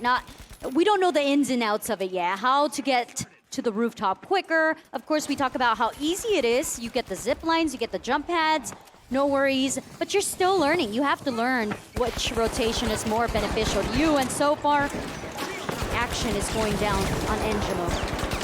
Oh, and you have to quickly figure out how to transition from rooftop battles to inside battles. And that shotgun doing work at the moment. I think it got one player, but this charge shouldn't have a second. Not quite a team wipe. One player left standing, and a reload in the middle of the fight. It could spell disaster for that member of the Froggy Boys. Big kill outside the cash out station. Well, well, well. A lot of back and forth. I'm loving the charge and slam. That's one of the funnest specialties in the game, besides the goo gun as well. The goo gun's also one of my favorites. I mean, right there, you can see all the goo around the cash out station. It is secured at the moment until it's not. They decide to blow up a couple of those blocks, but it is still surrounded there by some goo fortification. But yeah, RPG can change things. Takes out half the health of player 8. And a couple of shields are popped around the station. Now that charge and slam leads to one elimination, and the follow-up gun battle will lead to a full team wipe. Dixie and friends are back. Dixie and friends are back with a pump shotgun, Blake. That did most of the work. It did. I made a full team. I think that he got all 3 kills with that shotgun and the charge and slam. It was a combo, but the same player, that heavy on Dixie and friends, is absolutely going to town right now, and he needs to. They need this game. They do indeed. Action does not stop. Doesn't matter how far away you are. Some bullets will be shot towards you, although low gravity will be activated. And how do you feel about low gravity? I think it's very interesting. It showcases how players can battle in the air now, just on a rooftop, not just inside, but we'll see how they can shoot while they're floating or charging. As that's a charge and slam gone wrong, leads to an elimination, and Thixie's just having to try his best to get out of what I believe was a 3v1. Oscar on the other side of things, finishing the battle in favor of the Froggy Boys. A full team wipe. They just 3-0'd him. Also, I need to highlight the fact that it was Oscar who eliminated Dixie. Ooh. Just add more salt to that wound. He missed that, though. Tossed the cash out box a little bit too high. Too much oomph on that shot, but it's all right. They get the cash out started a little bit later on. And they are securing it now with a bit of fortification. Did you see the strat? Yep. Dixie taught us that strat where you put a mine underneath the vault or the cash out, and then you drop the cash onto its side so you can't see that there's a mine under there. That's going to be chaotic once it does come down to fighting for it. We'll see if they expect it. I would imagine Oscar, of all people, should expect it. But we'll see what happens. Sorry, Dixie, of all people, should expect it. As it's the Dixie and friends that are trying to reclaim this cash-out station that is well fortified, ticking away, and we're just waiting for this next fight to begin.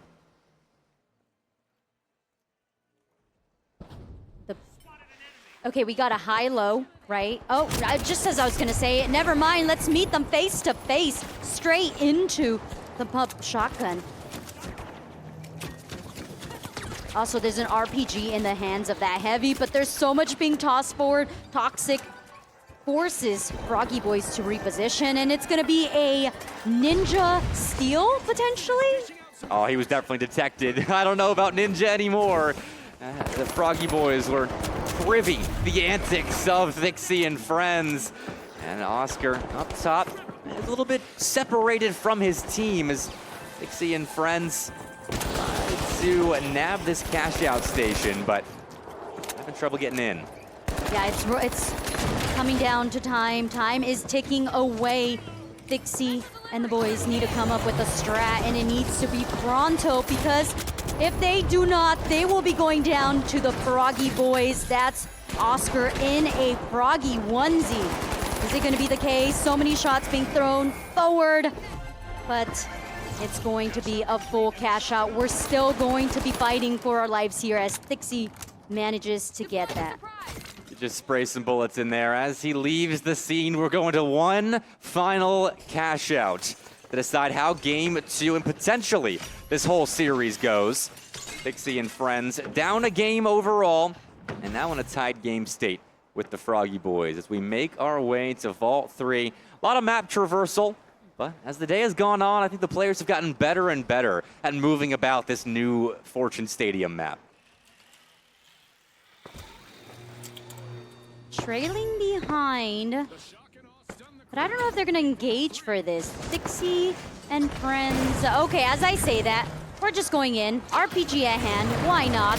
Charge and slam specialty, potentially going to get them into the mix, but this heavy is forcing them to just stay at that choke point, going down with the palm shotgun to the face of their opponents. Froggy Boys are going down. A huge team wipe for Dixie and friends will give them access to the cash box, and they will make their way to the station. That's a big fight. It sets the tone for the end of game 2. Just a little bit of reinforcing the idea that we are better than you straight up in gunfights.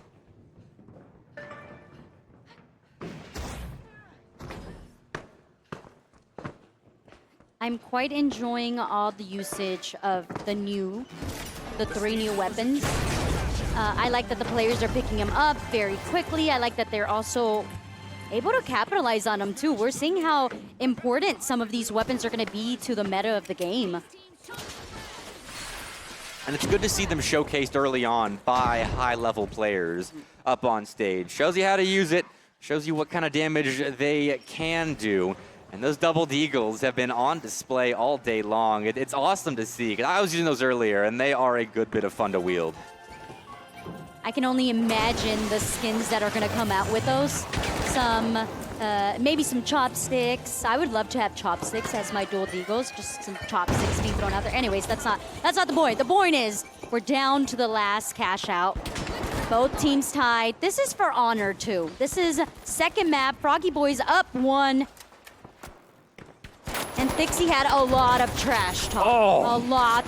And now they need to really show up for it. Oh, missed the jump pad right there. Trying to hop in pursuit of the Froggy Boys. Nice. Dixie and friends racking up kills at the moment. They are hungry for a third game of quick cash as they now are in a good position to force it.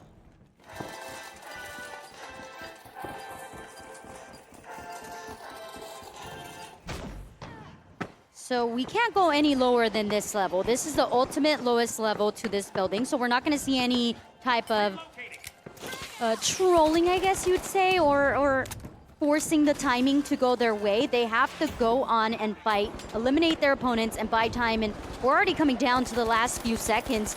If Froggy Boys want to take this 2-0, they must go for it now. Oh, not enough time. There's just it's not happening.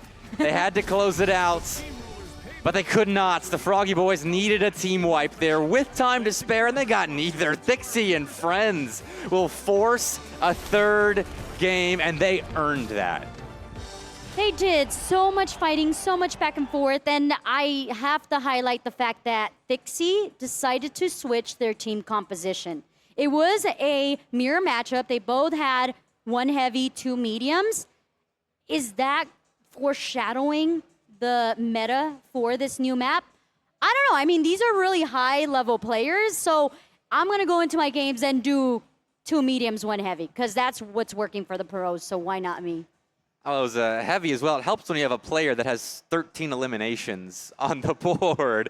I can't remember who was playing that heavy. I'm going to assume it's Thixie, but I could be proven wrong. I don't want to give him all the credit without knowing for certain who racked up the eliminations there. But that was a massive carry-ish.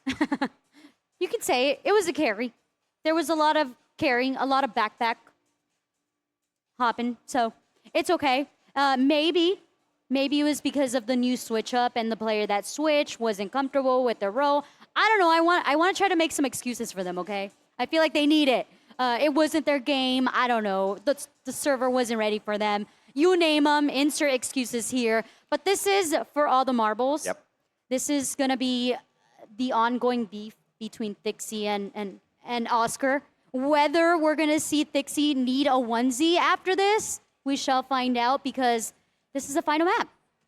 And Thixie, I know already from the interview that he had with Elliot and Oscar as well on the couch, will not let Oscar hear the end of this if he reverse sweeps him in this best of 3. But I'm sure it works both ways. The Froggy Boys will be who we start with as they hustle towards that Vault 1, which is a ways away from them. But we'll see if they can start us off first.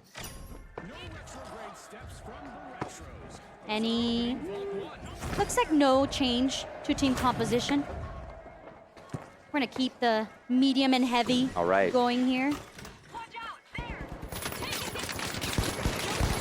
And it sounds like we're gonna get a sneak peek into the comms right now of Thixie and friends. So let's hear what they're saying about this initial fight from long range. They're beaming us. Yeah, they're beaming us. So I have to get in cover, One of them's low, one of them's really low on here. Are they here? Did they cross? Crossing. One almost dead. Nice. You want to punt it? Oh, no, I don't know. No. We're good. Where are they right now? What are they doing? Southwest. They drop. They're padding right now. Okay. Underneath us right now. Okay. You are Splitville. Yeah. Are they pushing me? Yes. You can drop over. They're on me. They're above. They're like here. I'm coming. Okay. Right here. They're in here. Yo, we need help. I'm dropping. Healing. I'm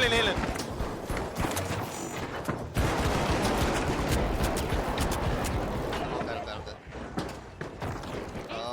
My body's in the best spot. Another one. That's a gas. Sorry. Play slow. I'm up in 10. Yeah. All right, big fight there. Thixie dying to gas, unfortunately, but there is still one player remaining from Thixie and friends, and he'll buy time, prevent that full team respawn timer. But it's the Froggy Boys in control now. Yeah, I really liked how the comms were. There was, where are they, what are they doing, and how do we want to play this? It was a lot of information gathering, and as I say that, Thixie's last remaining player, excuse me, their medium went down. Thixie right after that, and it's a back-to-back swipe there. Wow, that was fast too from the Froggy Boys. I mean, Thixie and friends had just gotten back into the fights, and we're calling for a pause, it seems. And we do get a pause. All right, that is a functionality built in. Oscar would know. I was about to say, I don't know how to do that, do you? Not at all. All right, so we are bringing it back probably to our faces, our lovely faces, and we are gonna make sure that this is a fair matchup, right, Blake? We wanna make sure that if there is gonna be a winner, it's a definite winner, and it's not because of other exterior things. So making sure everything's nice and good to go. So far, though, Froggy Boys, they look like they're ready to take this home. Sure, I mean, back-to-back team wipes, full control of the cash-out station. When we come back from that pause, I mean, they're in a phenomenal position to secure the first 10K of game number 3. And it's always important grabbing that first cash out, because we've seen today how difficult it is to come back when you have lost that first one.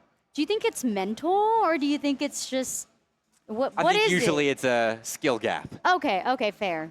I'm always trying to make, not all the time, not for work, but I'm always like, there has to be a reason. Mm-hmm. Right? It can't just be I'm bad, because it's never a gamer's fault that the games aren't going your way.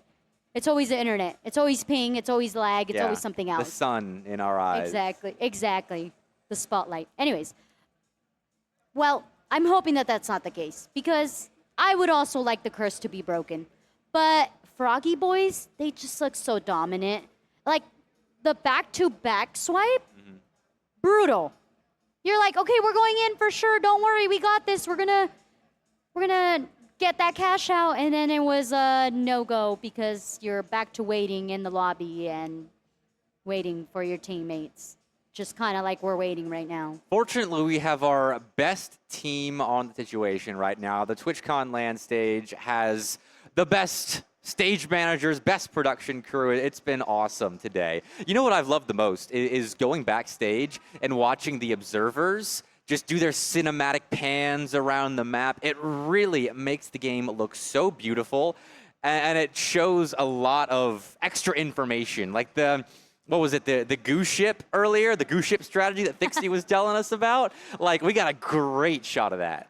That was so much fun. I can't wait to see what the community comes up with too. Like, they haven't even had full access to the map. And the fact that they already figured out how to do those things or certain little glitches, I live for. I don't know if developers like me to say that, but I personally really enjoy it. All right, well, it's going to take a second longer than we thought, having to reboot the PC, make sure it's all good to go. So we're going to play another one of the beautiful finals trailers. They've been so much fun to watch all day. We've seen it several times, but they are still just as beautiful as they were the first time. So we'll be right back.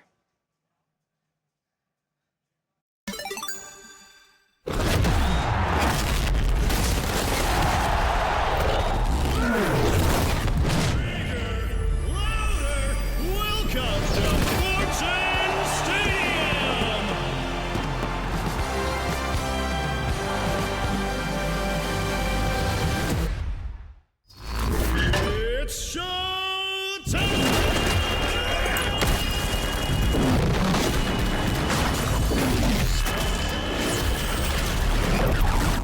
There are no monsters, right? Wrong. Holto.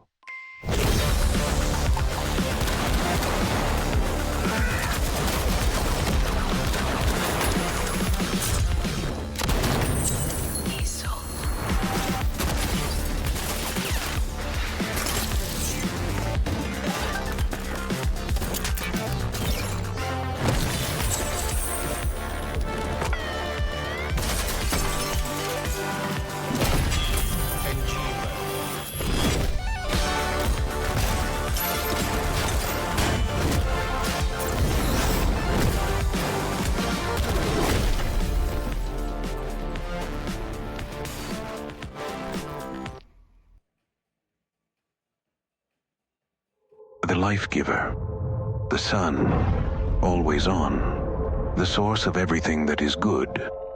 But can it be trusted? Holtau's sun insurance will have you covered if the unimaginable happens and the light goes out. Holto, brighter than ever.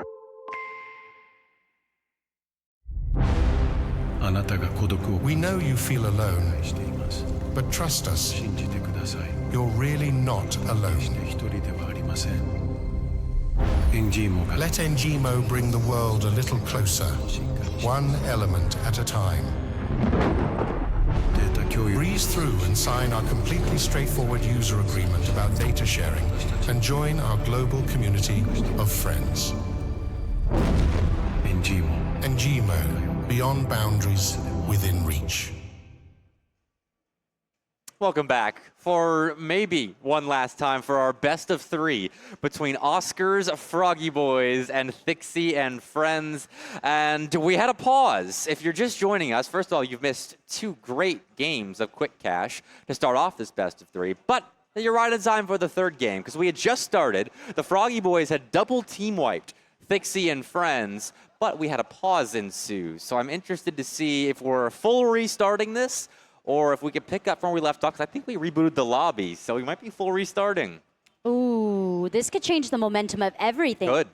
You paused, you reset your mental, you reset your computer probably and your game, and you also got to look at what your opponents did as far as team composition. So do you adapt? I'm already sneak peeking over at the screen, and yes, there was an adaptation to, I don't even know if that's allowed to Thixie's team. Is that allowed? Are we allowing that? Adaptations? Yes. I think anything's allowed in the finals. That's what makes it as beautiful a game as it is. I noticed as well the Froggy Boys adapted too. They had 2/3 in Froggy onesies prior to game 3. And now they have switched to a full Froggy onesie squad. I'm surprised it hadn't happened yet, but they are in full uniform now. Froggy all out. Action already started as Vault 1 gets gathered. But explosions left, right, all around. Isolation of one player is taken down, looking for the second here as Thixie and Friends remains alive for the time being. And the Froggy Boys will become alive again. Thixie and Friends, though, losing access to the cash box. It will be under control of the Froggy Boys for now, but they're taking their time with it. Maybe baiting Thixie and Friends back into another engage, which they seem confident they can win at the moment. They have won the last several team fights.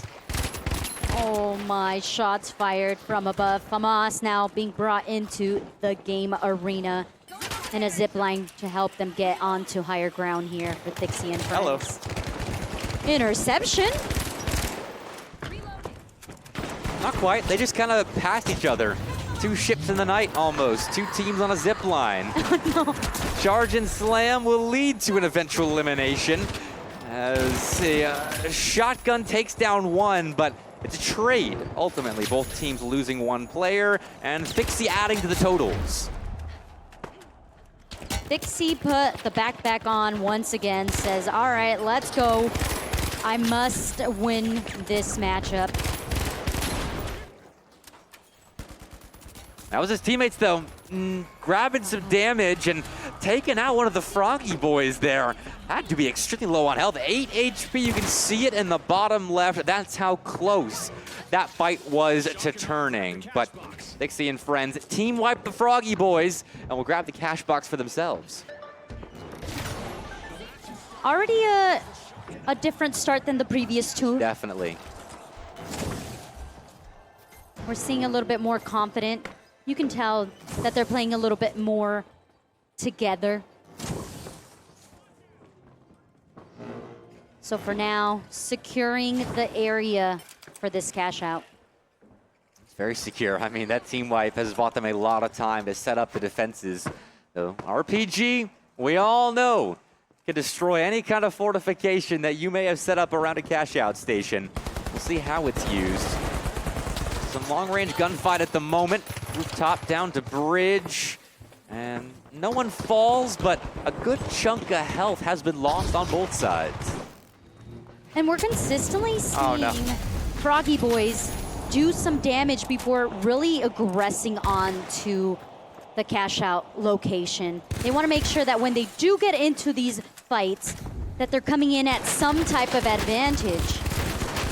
But so far, lots of bullets being thrown out there, but no one is going down in health. Oh, so close. Thixie and friends to taking their first blood of this next team fight. We'll barge through a couple of walls to get to the cash out station.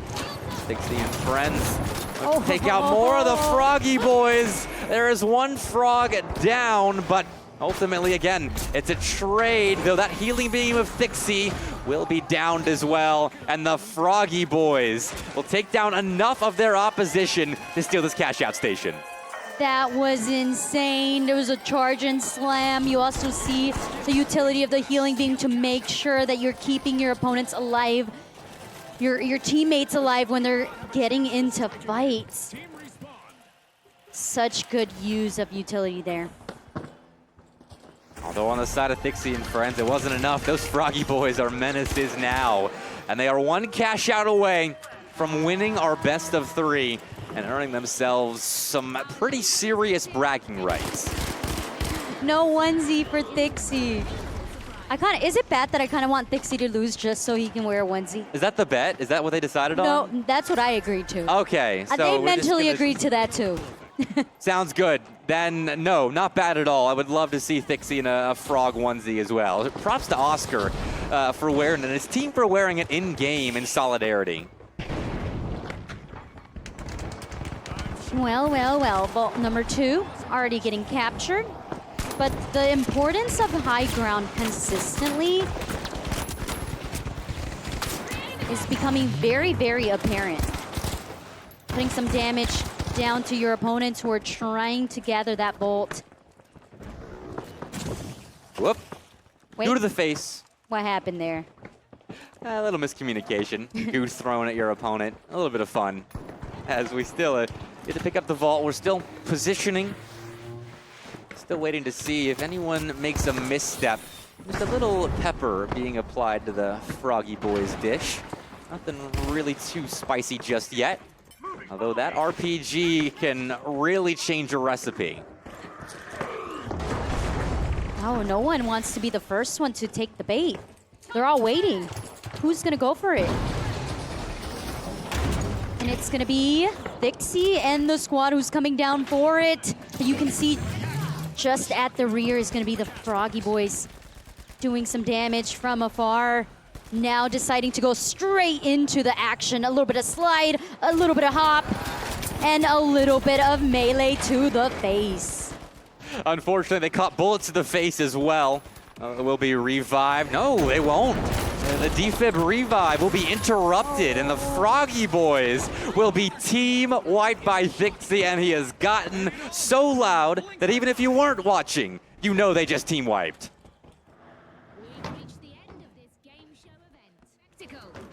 Tension very, very high. I don't even know. I don't even want to say anything because that's how tense this is. It certainly is. I mean, Thixie saying plenty for the both of us at the moment. So, okay, he's quieted down after losing his mind following that team wipe of the Froggy Boys. But we'll see if they can secure this cash out. It's going to be a couple of fights before we know whose cash out this will be ultimately, and if this best of 3 will end before one final cash out. In our 3rd game, man, we have gone so nearly the distance in this thing. I would love for Thixie and friends to secure it. I would love so as well. The tides may turn, but instead it's going to be the flank from Thixie and the boys, but the Froggies have teamed up. They've got one down, looking for some more. Nade to be tossed, flashbang as well. But a lot of damage was dealt onto Oscar themselves, who then falls from the high ground straight into the POV of Thixie and manages to eliminate them. And one last friend standing at the moment. And does he know that the Froggy Boys are surrounded? Does he know just how close he is to the entirety of his opposition? Probably, because the cash out just got stolen, but he's not going to engage. He's going to wait for his team to rejoin him. Yeah, that's going to be a hard one to have to just watch the time tick by, but eventually friends have came to the rescue. Will they actually rescue this? And no, so far, Froggy Boys, they are wiping out once again. That is a big team wipe. I'm not sure if there's time right now for Thixie and friends to get back in here. They got 10 seconds on the timer and a long distance to hustle to try and get back for the steal. The Froggy Boys might have just secured the win. Yeah, that was a big one. Oh, we see a head shake here from Thixie saying no. I know. What's going on? I need to know. Can we hear the comms of this? Maybe not. I was hoping production was listening. I had fun, bro. We took one win against them. It was fun. Oh. All right, well, the curse remains. It's still 2-0. Oscar said it, so he shall keep it.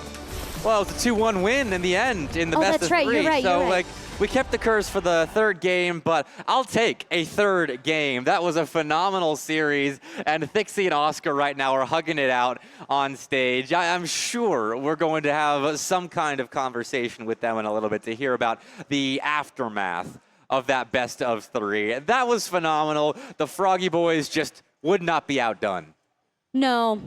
I want to say it was probably the onesie, right? The onesie was the lucky charm. And I also think that the pause actually was beneficial to them, even though it wasn't a pause for them. It was actually the pause from the other squad. But I think it allowed them to keep their mental high, and they were able to be victorious because we saw so many wipes left, right.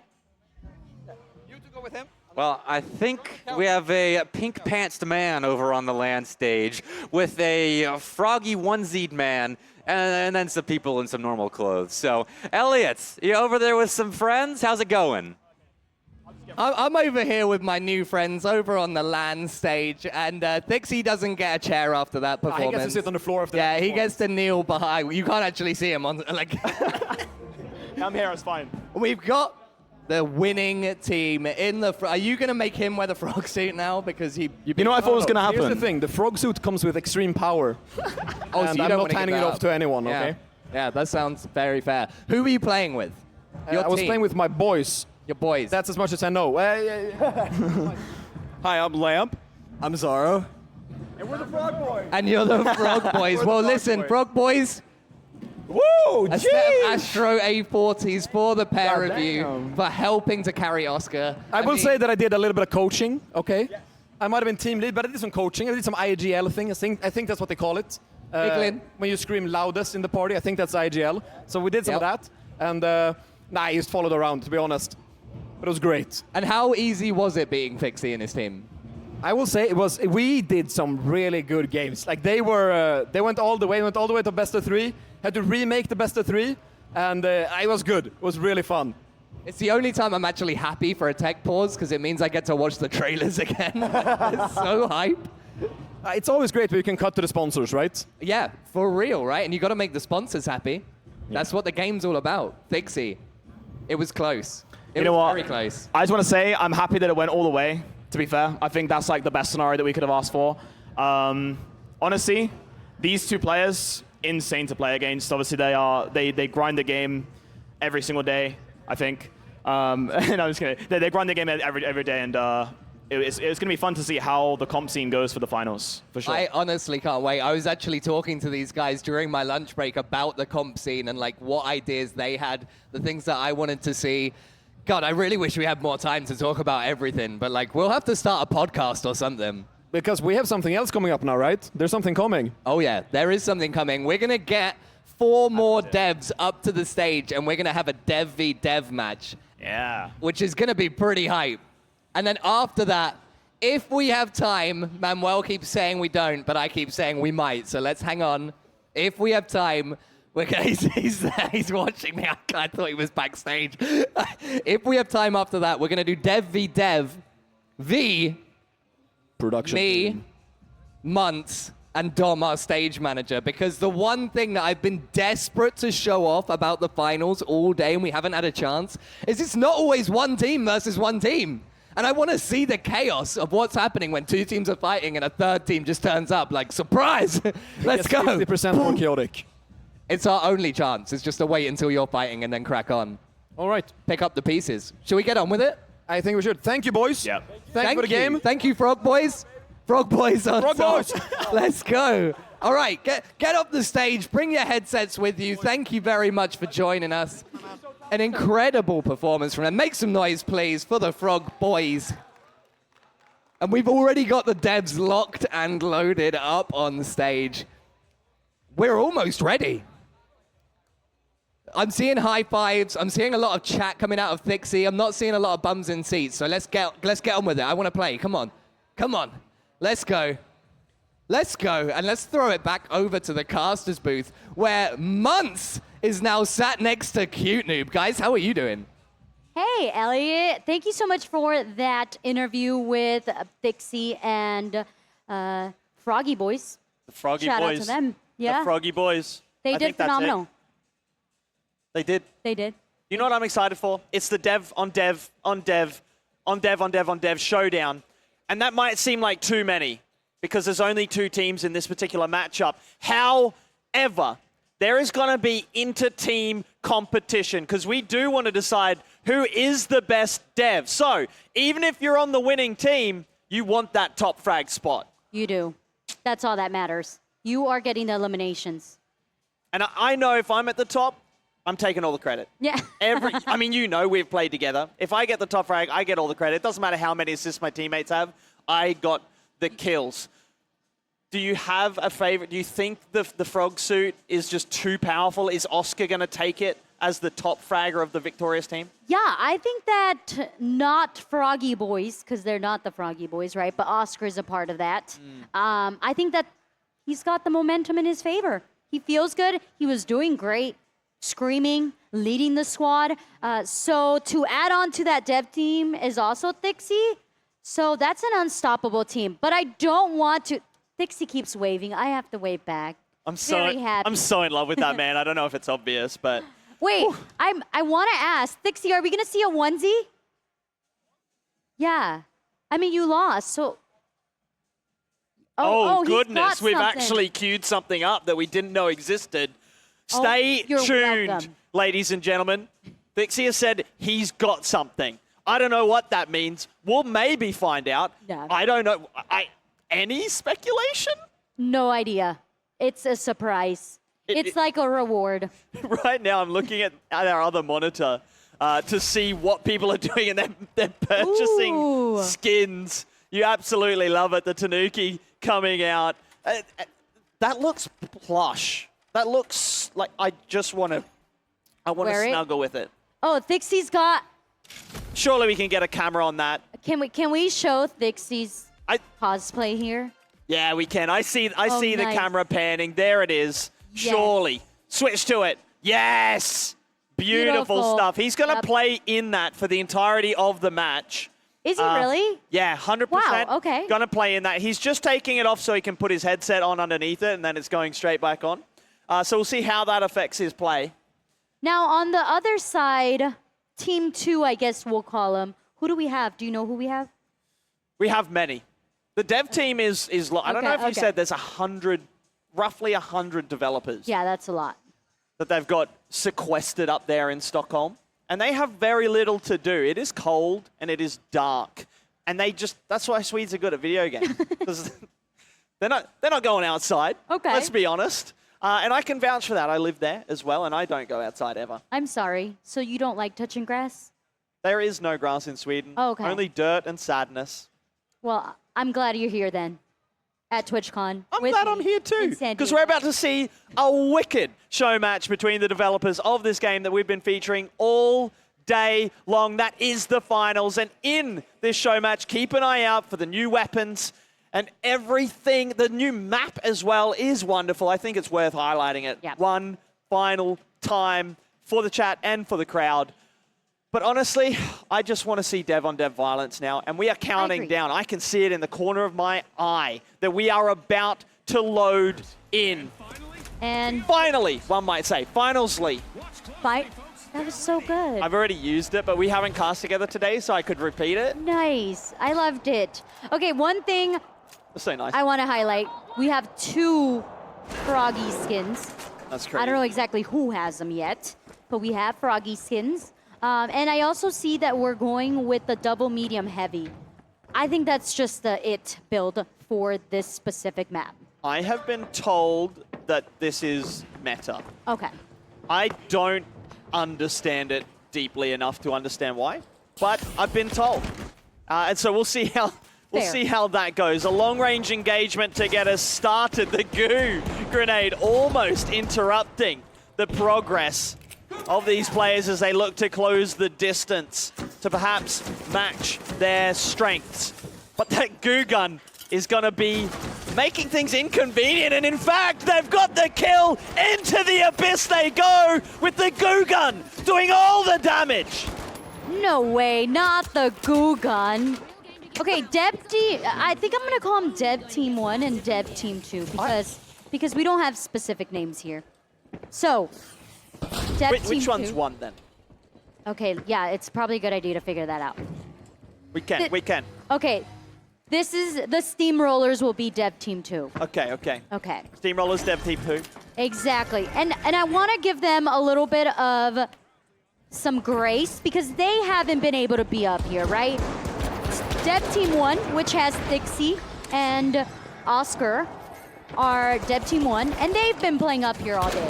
So I think it would be only right to give them some grace here. Okay, some unorthodox play coming out. The goo gun is just relentless here.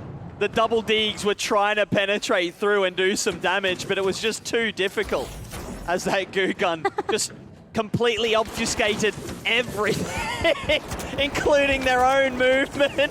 Oh, wait, are you seeing so frustrating Thixie's play style? Not only play style, but notice his camera as well. Yeah, I did tell you. That's infuriating. The building comes down, and the vault taken away. In pursuit is Thixie and co. But actually, the pursuit has ceased. They're taking their time to regather their thoughts and perhaps regather the team together. And they'll look to synchronize to make a push as the cash out begins. Yeah, this setup, quite interesting, at least for Dev Team 1. You see that Thixie has the hammer and the goo gun, and just creating barricades to force Dev Team 2, the Steamrollers, to just stay into the sight of the cash out. Oh, flashbang. Someone's looking the opposite way, trying to remain alive, but they can't see anything. Vision sees. Another flash added to the mix, and looking for that sledgehammer action. That's a one. Wait, was that a miss? No, I think we got a hit marker, but I love the idea of isolating that healing beam, trying to really do some damage to the back line. This is such a sneaky little angle there as they did get the pick in the end. And I love this. We saw a fortress set up and then completely negated. They brought the cash out box down. My goodness, the double Deegs at close range. Ferocious. Oh no! Oh, mercy! Running around, just going, try to kill me. I bet you can't. Oh, yes. Nothing like the good charge and slam. If you can't aim, just charge him. What are you trying to say? That there's a lot of not aiming and there should be more slamming. I and whichever player that was will not take this slam in chat. All the heavy mains out here are extremely upset. This steal looking secure. And yeah, lovely. Oh, maybe not. The last second, it was denied. Oh, my goodness. The swing, victorious. And yeah, the BM has begun already. I'm seeing some lean back, some look acrosses, and some knowing nods.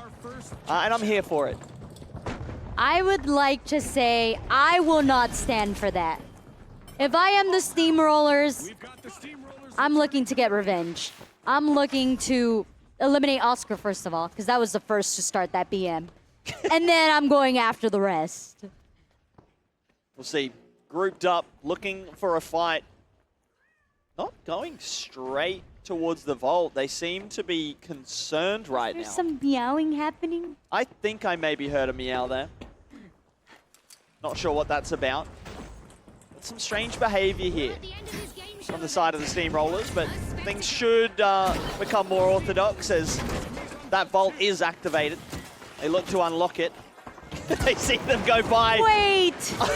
On the rope. The charge and slam misses this time. That heavy disappears from view. The goo gun gooing. The goo gun is creating a whole map on its own. Thixie's like, you know, I'm just making some renovations to this map. We need a wall here, maybe a barricade there. Like a mini hedge maze. Exactly. Like a goo maze. Maybe I don't like the placing of these stairs. But the Steamrollers... I'm so confused with what these guys are doing right now. They're showing them the map, all right? The devs, yes, they built the map, but they haven't played in it. Or devs too, I should say. Oh, that is such a great way to use the goo gun. Yeah, nullifies the mine, and it's really slowing the movement of the opposition. Moving in with the sledgehammer, but no one within range. Does be sneaking, though. Does be creeping up. They're so close behind him. Turn around, please. Surely has an idea. Oh, no, it's interrupted. The hunt denied. That would have been incredible. The trolling that's happening here, I would not stand for this. We are sitting. You're right. That's probably what's happening here.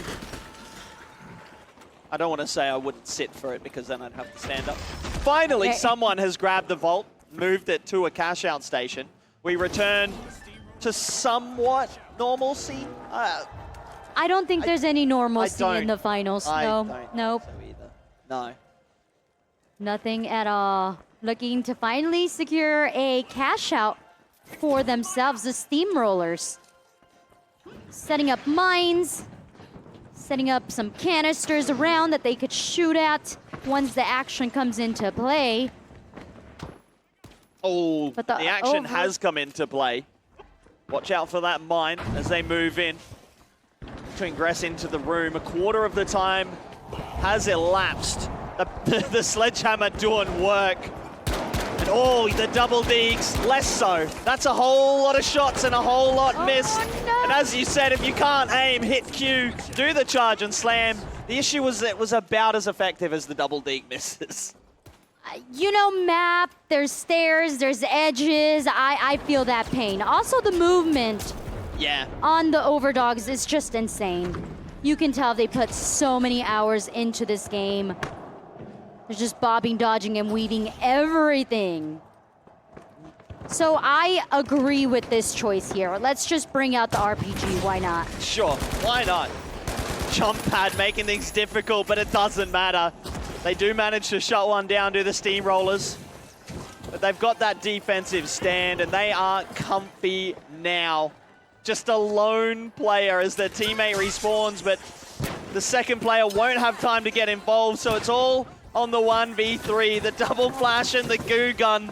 I'm not sure it's going to be quite enough to get this steal, but maybe they can make a little barricade next to the cash-out station. But unfortunately, the chance has gone. They're just looking to survive now. Thixie's creating a stairway with the goo gun. So good. So fun to New watch. mechanics just being brought out here at TwitchCon on the new map. It's so funny. Oh, the movement. Too difficult. You could not keep up with that if you wanted to. Those double Ds, they looked amazing in the hands of some players earlier in the day. Less effective in the hands of the players right now. Yeah, they take a moment to get used to, all right? You can take from that what you will. Yeah, yeah. You know, no criticism. Just a little bit. I'm really enjoying the pump shotgun, though. I'm going to go back home and try that pump shotgun because maybe it could also be the case of in the right hands, it's phenomenal. In the less right hands, it's not so great. I'm going to say I have the proper hands, so I'm going to take my chance at it. Big words. Big words. So, a cash out apiece. The next one will win. The vault currently being unlocked. The next 2 or 3 fights will decide not just which dev team is the best, but which dev is the best. Because remember, not too, like it's still we've got inter-teams and we've got intra-team competition. They do want that top frag spot, except maybe Thixie doesn't with the... Yeah, I don't think Thixie I think he's minds. okay. Yeah. I'm here for the vibes. Although Oscar does look like that's the dev that wants to go #1, period. Oscar's locked in, yeah. Ooh. Shots being thrown back here. The Steamrollers giving some damage for themselves as well. They figured out the game. They know exactly how to do it. And now we see the Overdogs rezzing up here. This is Oscar's team. Yes, he's a It was a good snatch of the respawn model there, and he does manage to get away, and maybe a third teammate getting revived as well as the Vault heads to the cash out station. A lot of stairs to traverse, making their way up. We'll take the door. My favorite thing actually in this game is taking the sledgehammer and smashing a hole in the wall right next to a door, and then running through the hole rather than taking the door. I don't know why, it's just funny. Okay. Oh goodness, where did this come from? Wait, what? The flash out, the defib in, and they do stay alive, though that low health is gonna be a killer. But they've managed to avoid death to this point. The push is quick, and a kill does come in, a second as well, but the sledgehammer does some work, and they're gonna hope to continue to do so, trying to bring that cash out station down. They're gonna look to steal it as well. The flash hopefully blinding everyone. It's a one-handed still, but he's gotta come off the cash out station. The goo gun doing enough to let him survive. So Thixie blinded himself as well, covered his eyes and said, if I can't see, you can't see either, and I might be able to steal it, which was not the case. It was close though. Good effort. Good effort. I don't know why that tickled me, but it did. Oh, goodness. That goo gun is so frustrating to play against. You just want to run through a door, and you just can't. Suddenly, there's goo in front of you. This might be doable here. He's got relative cover. He's got it 3/4 of the way, and he does. His teammates making sure he's uninterrupted. And now a brief 1v1. And time is ticking. They have to go for this, less than 10 seconds.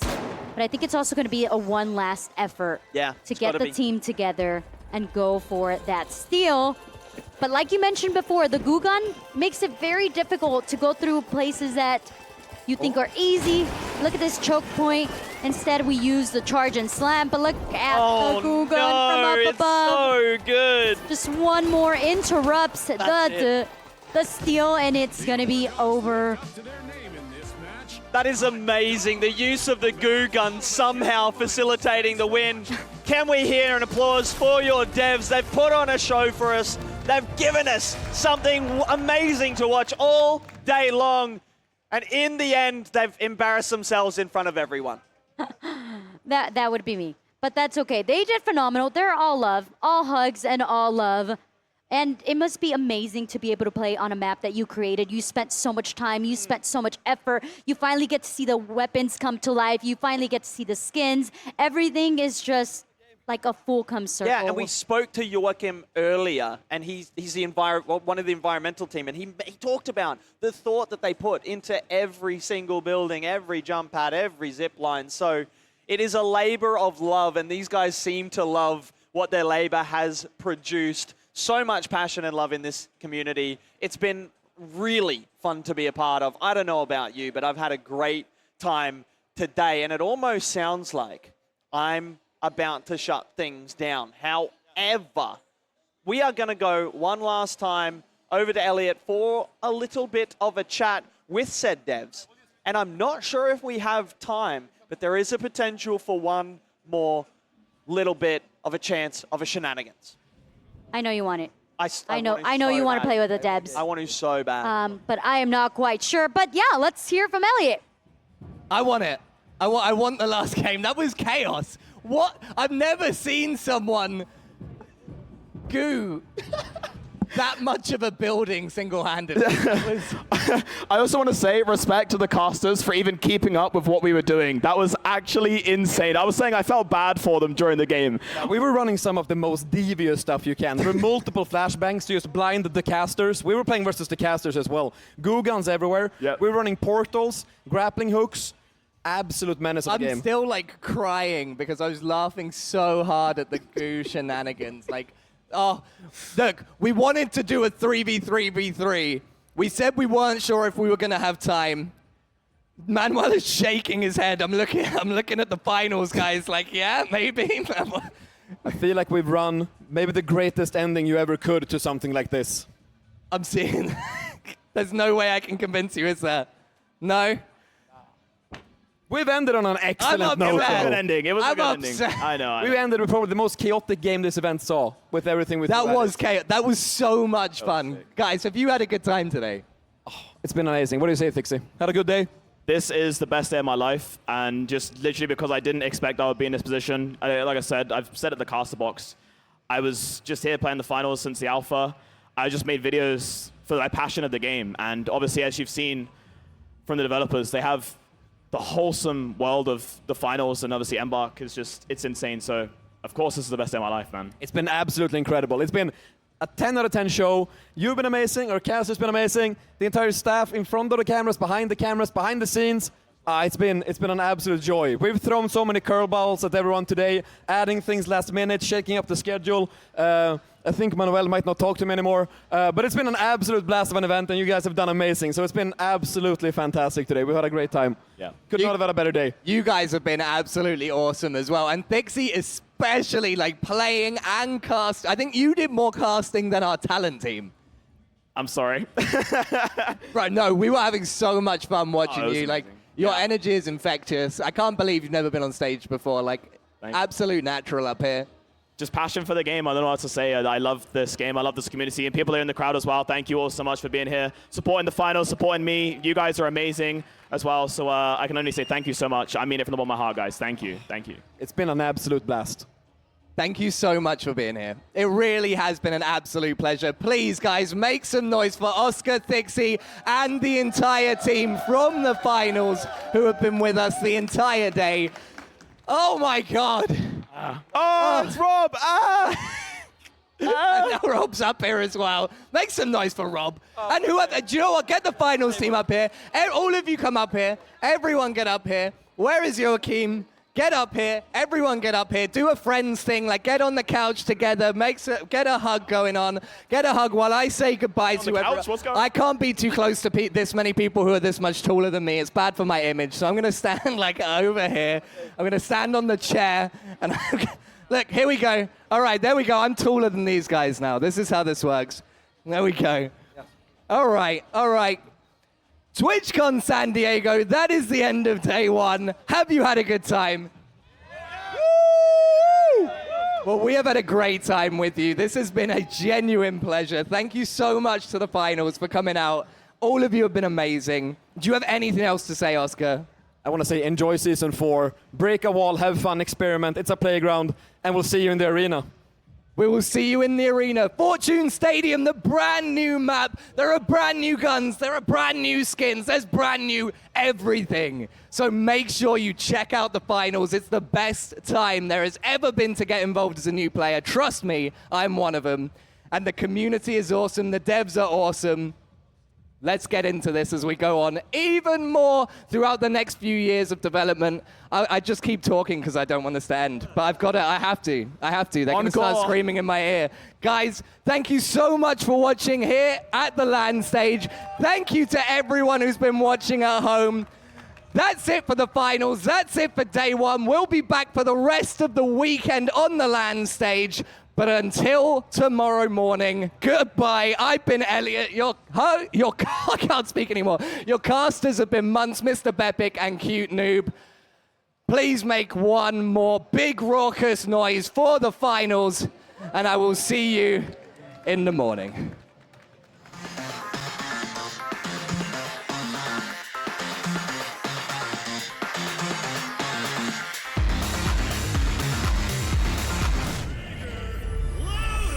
Welcome to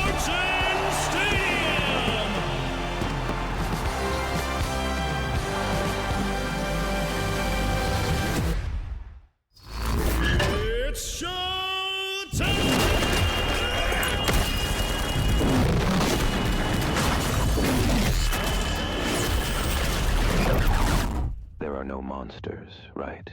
Wrong. Holto.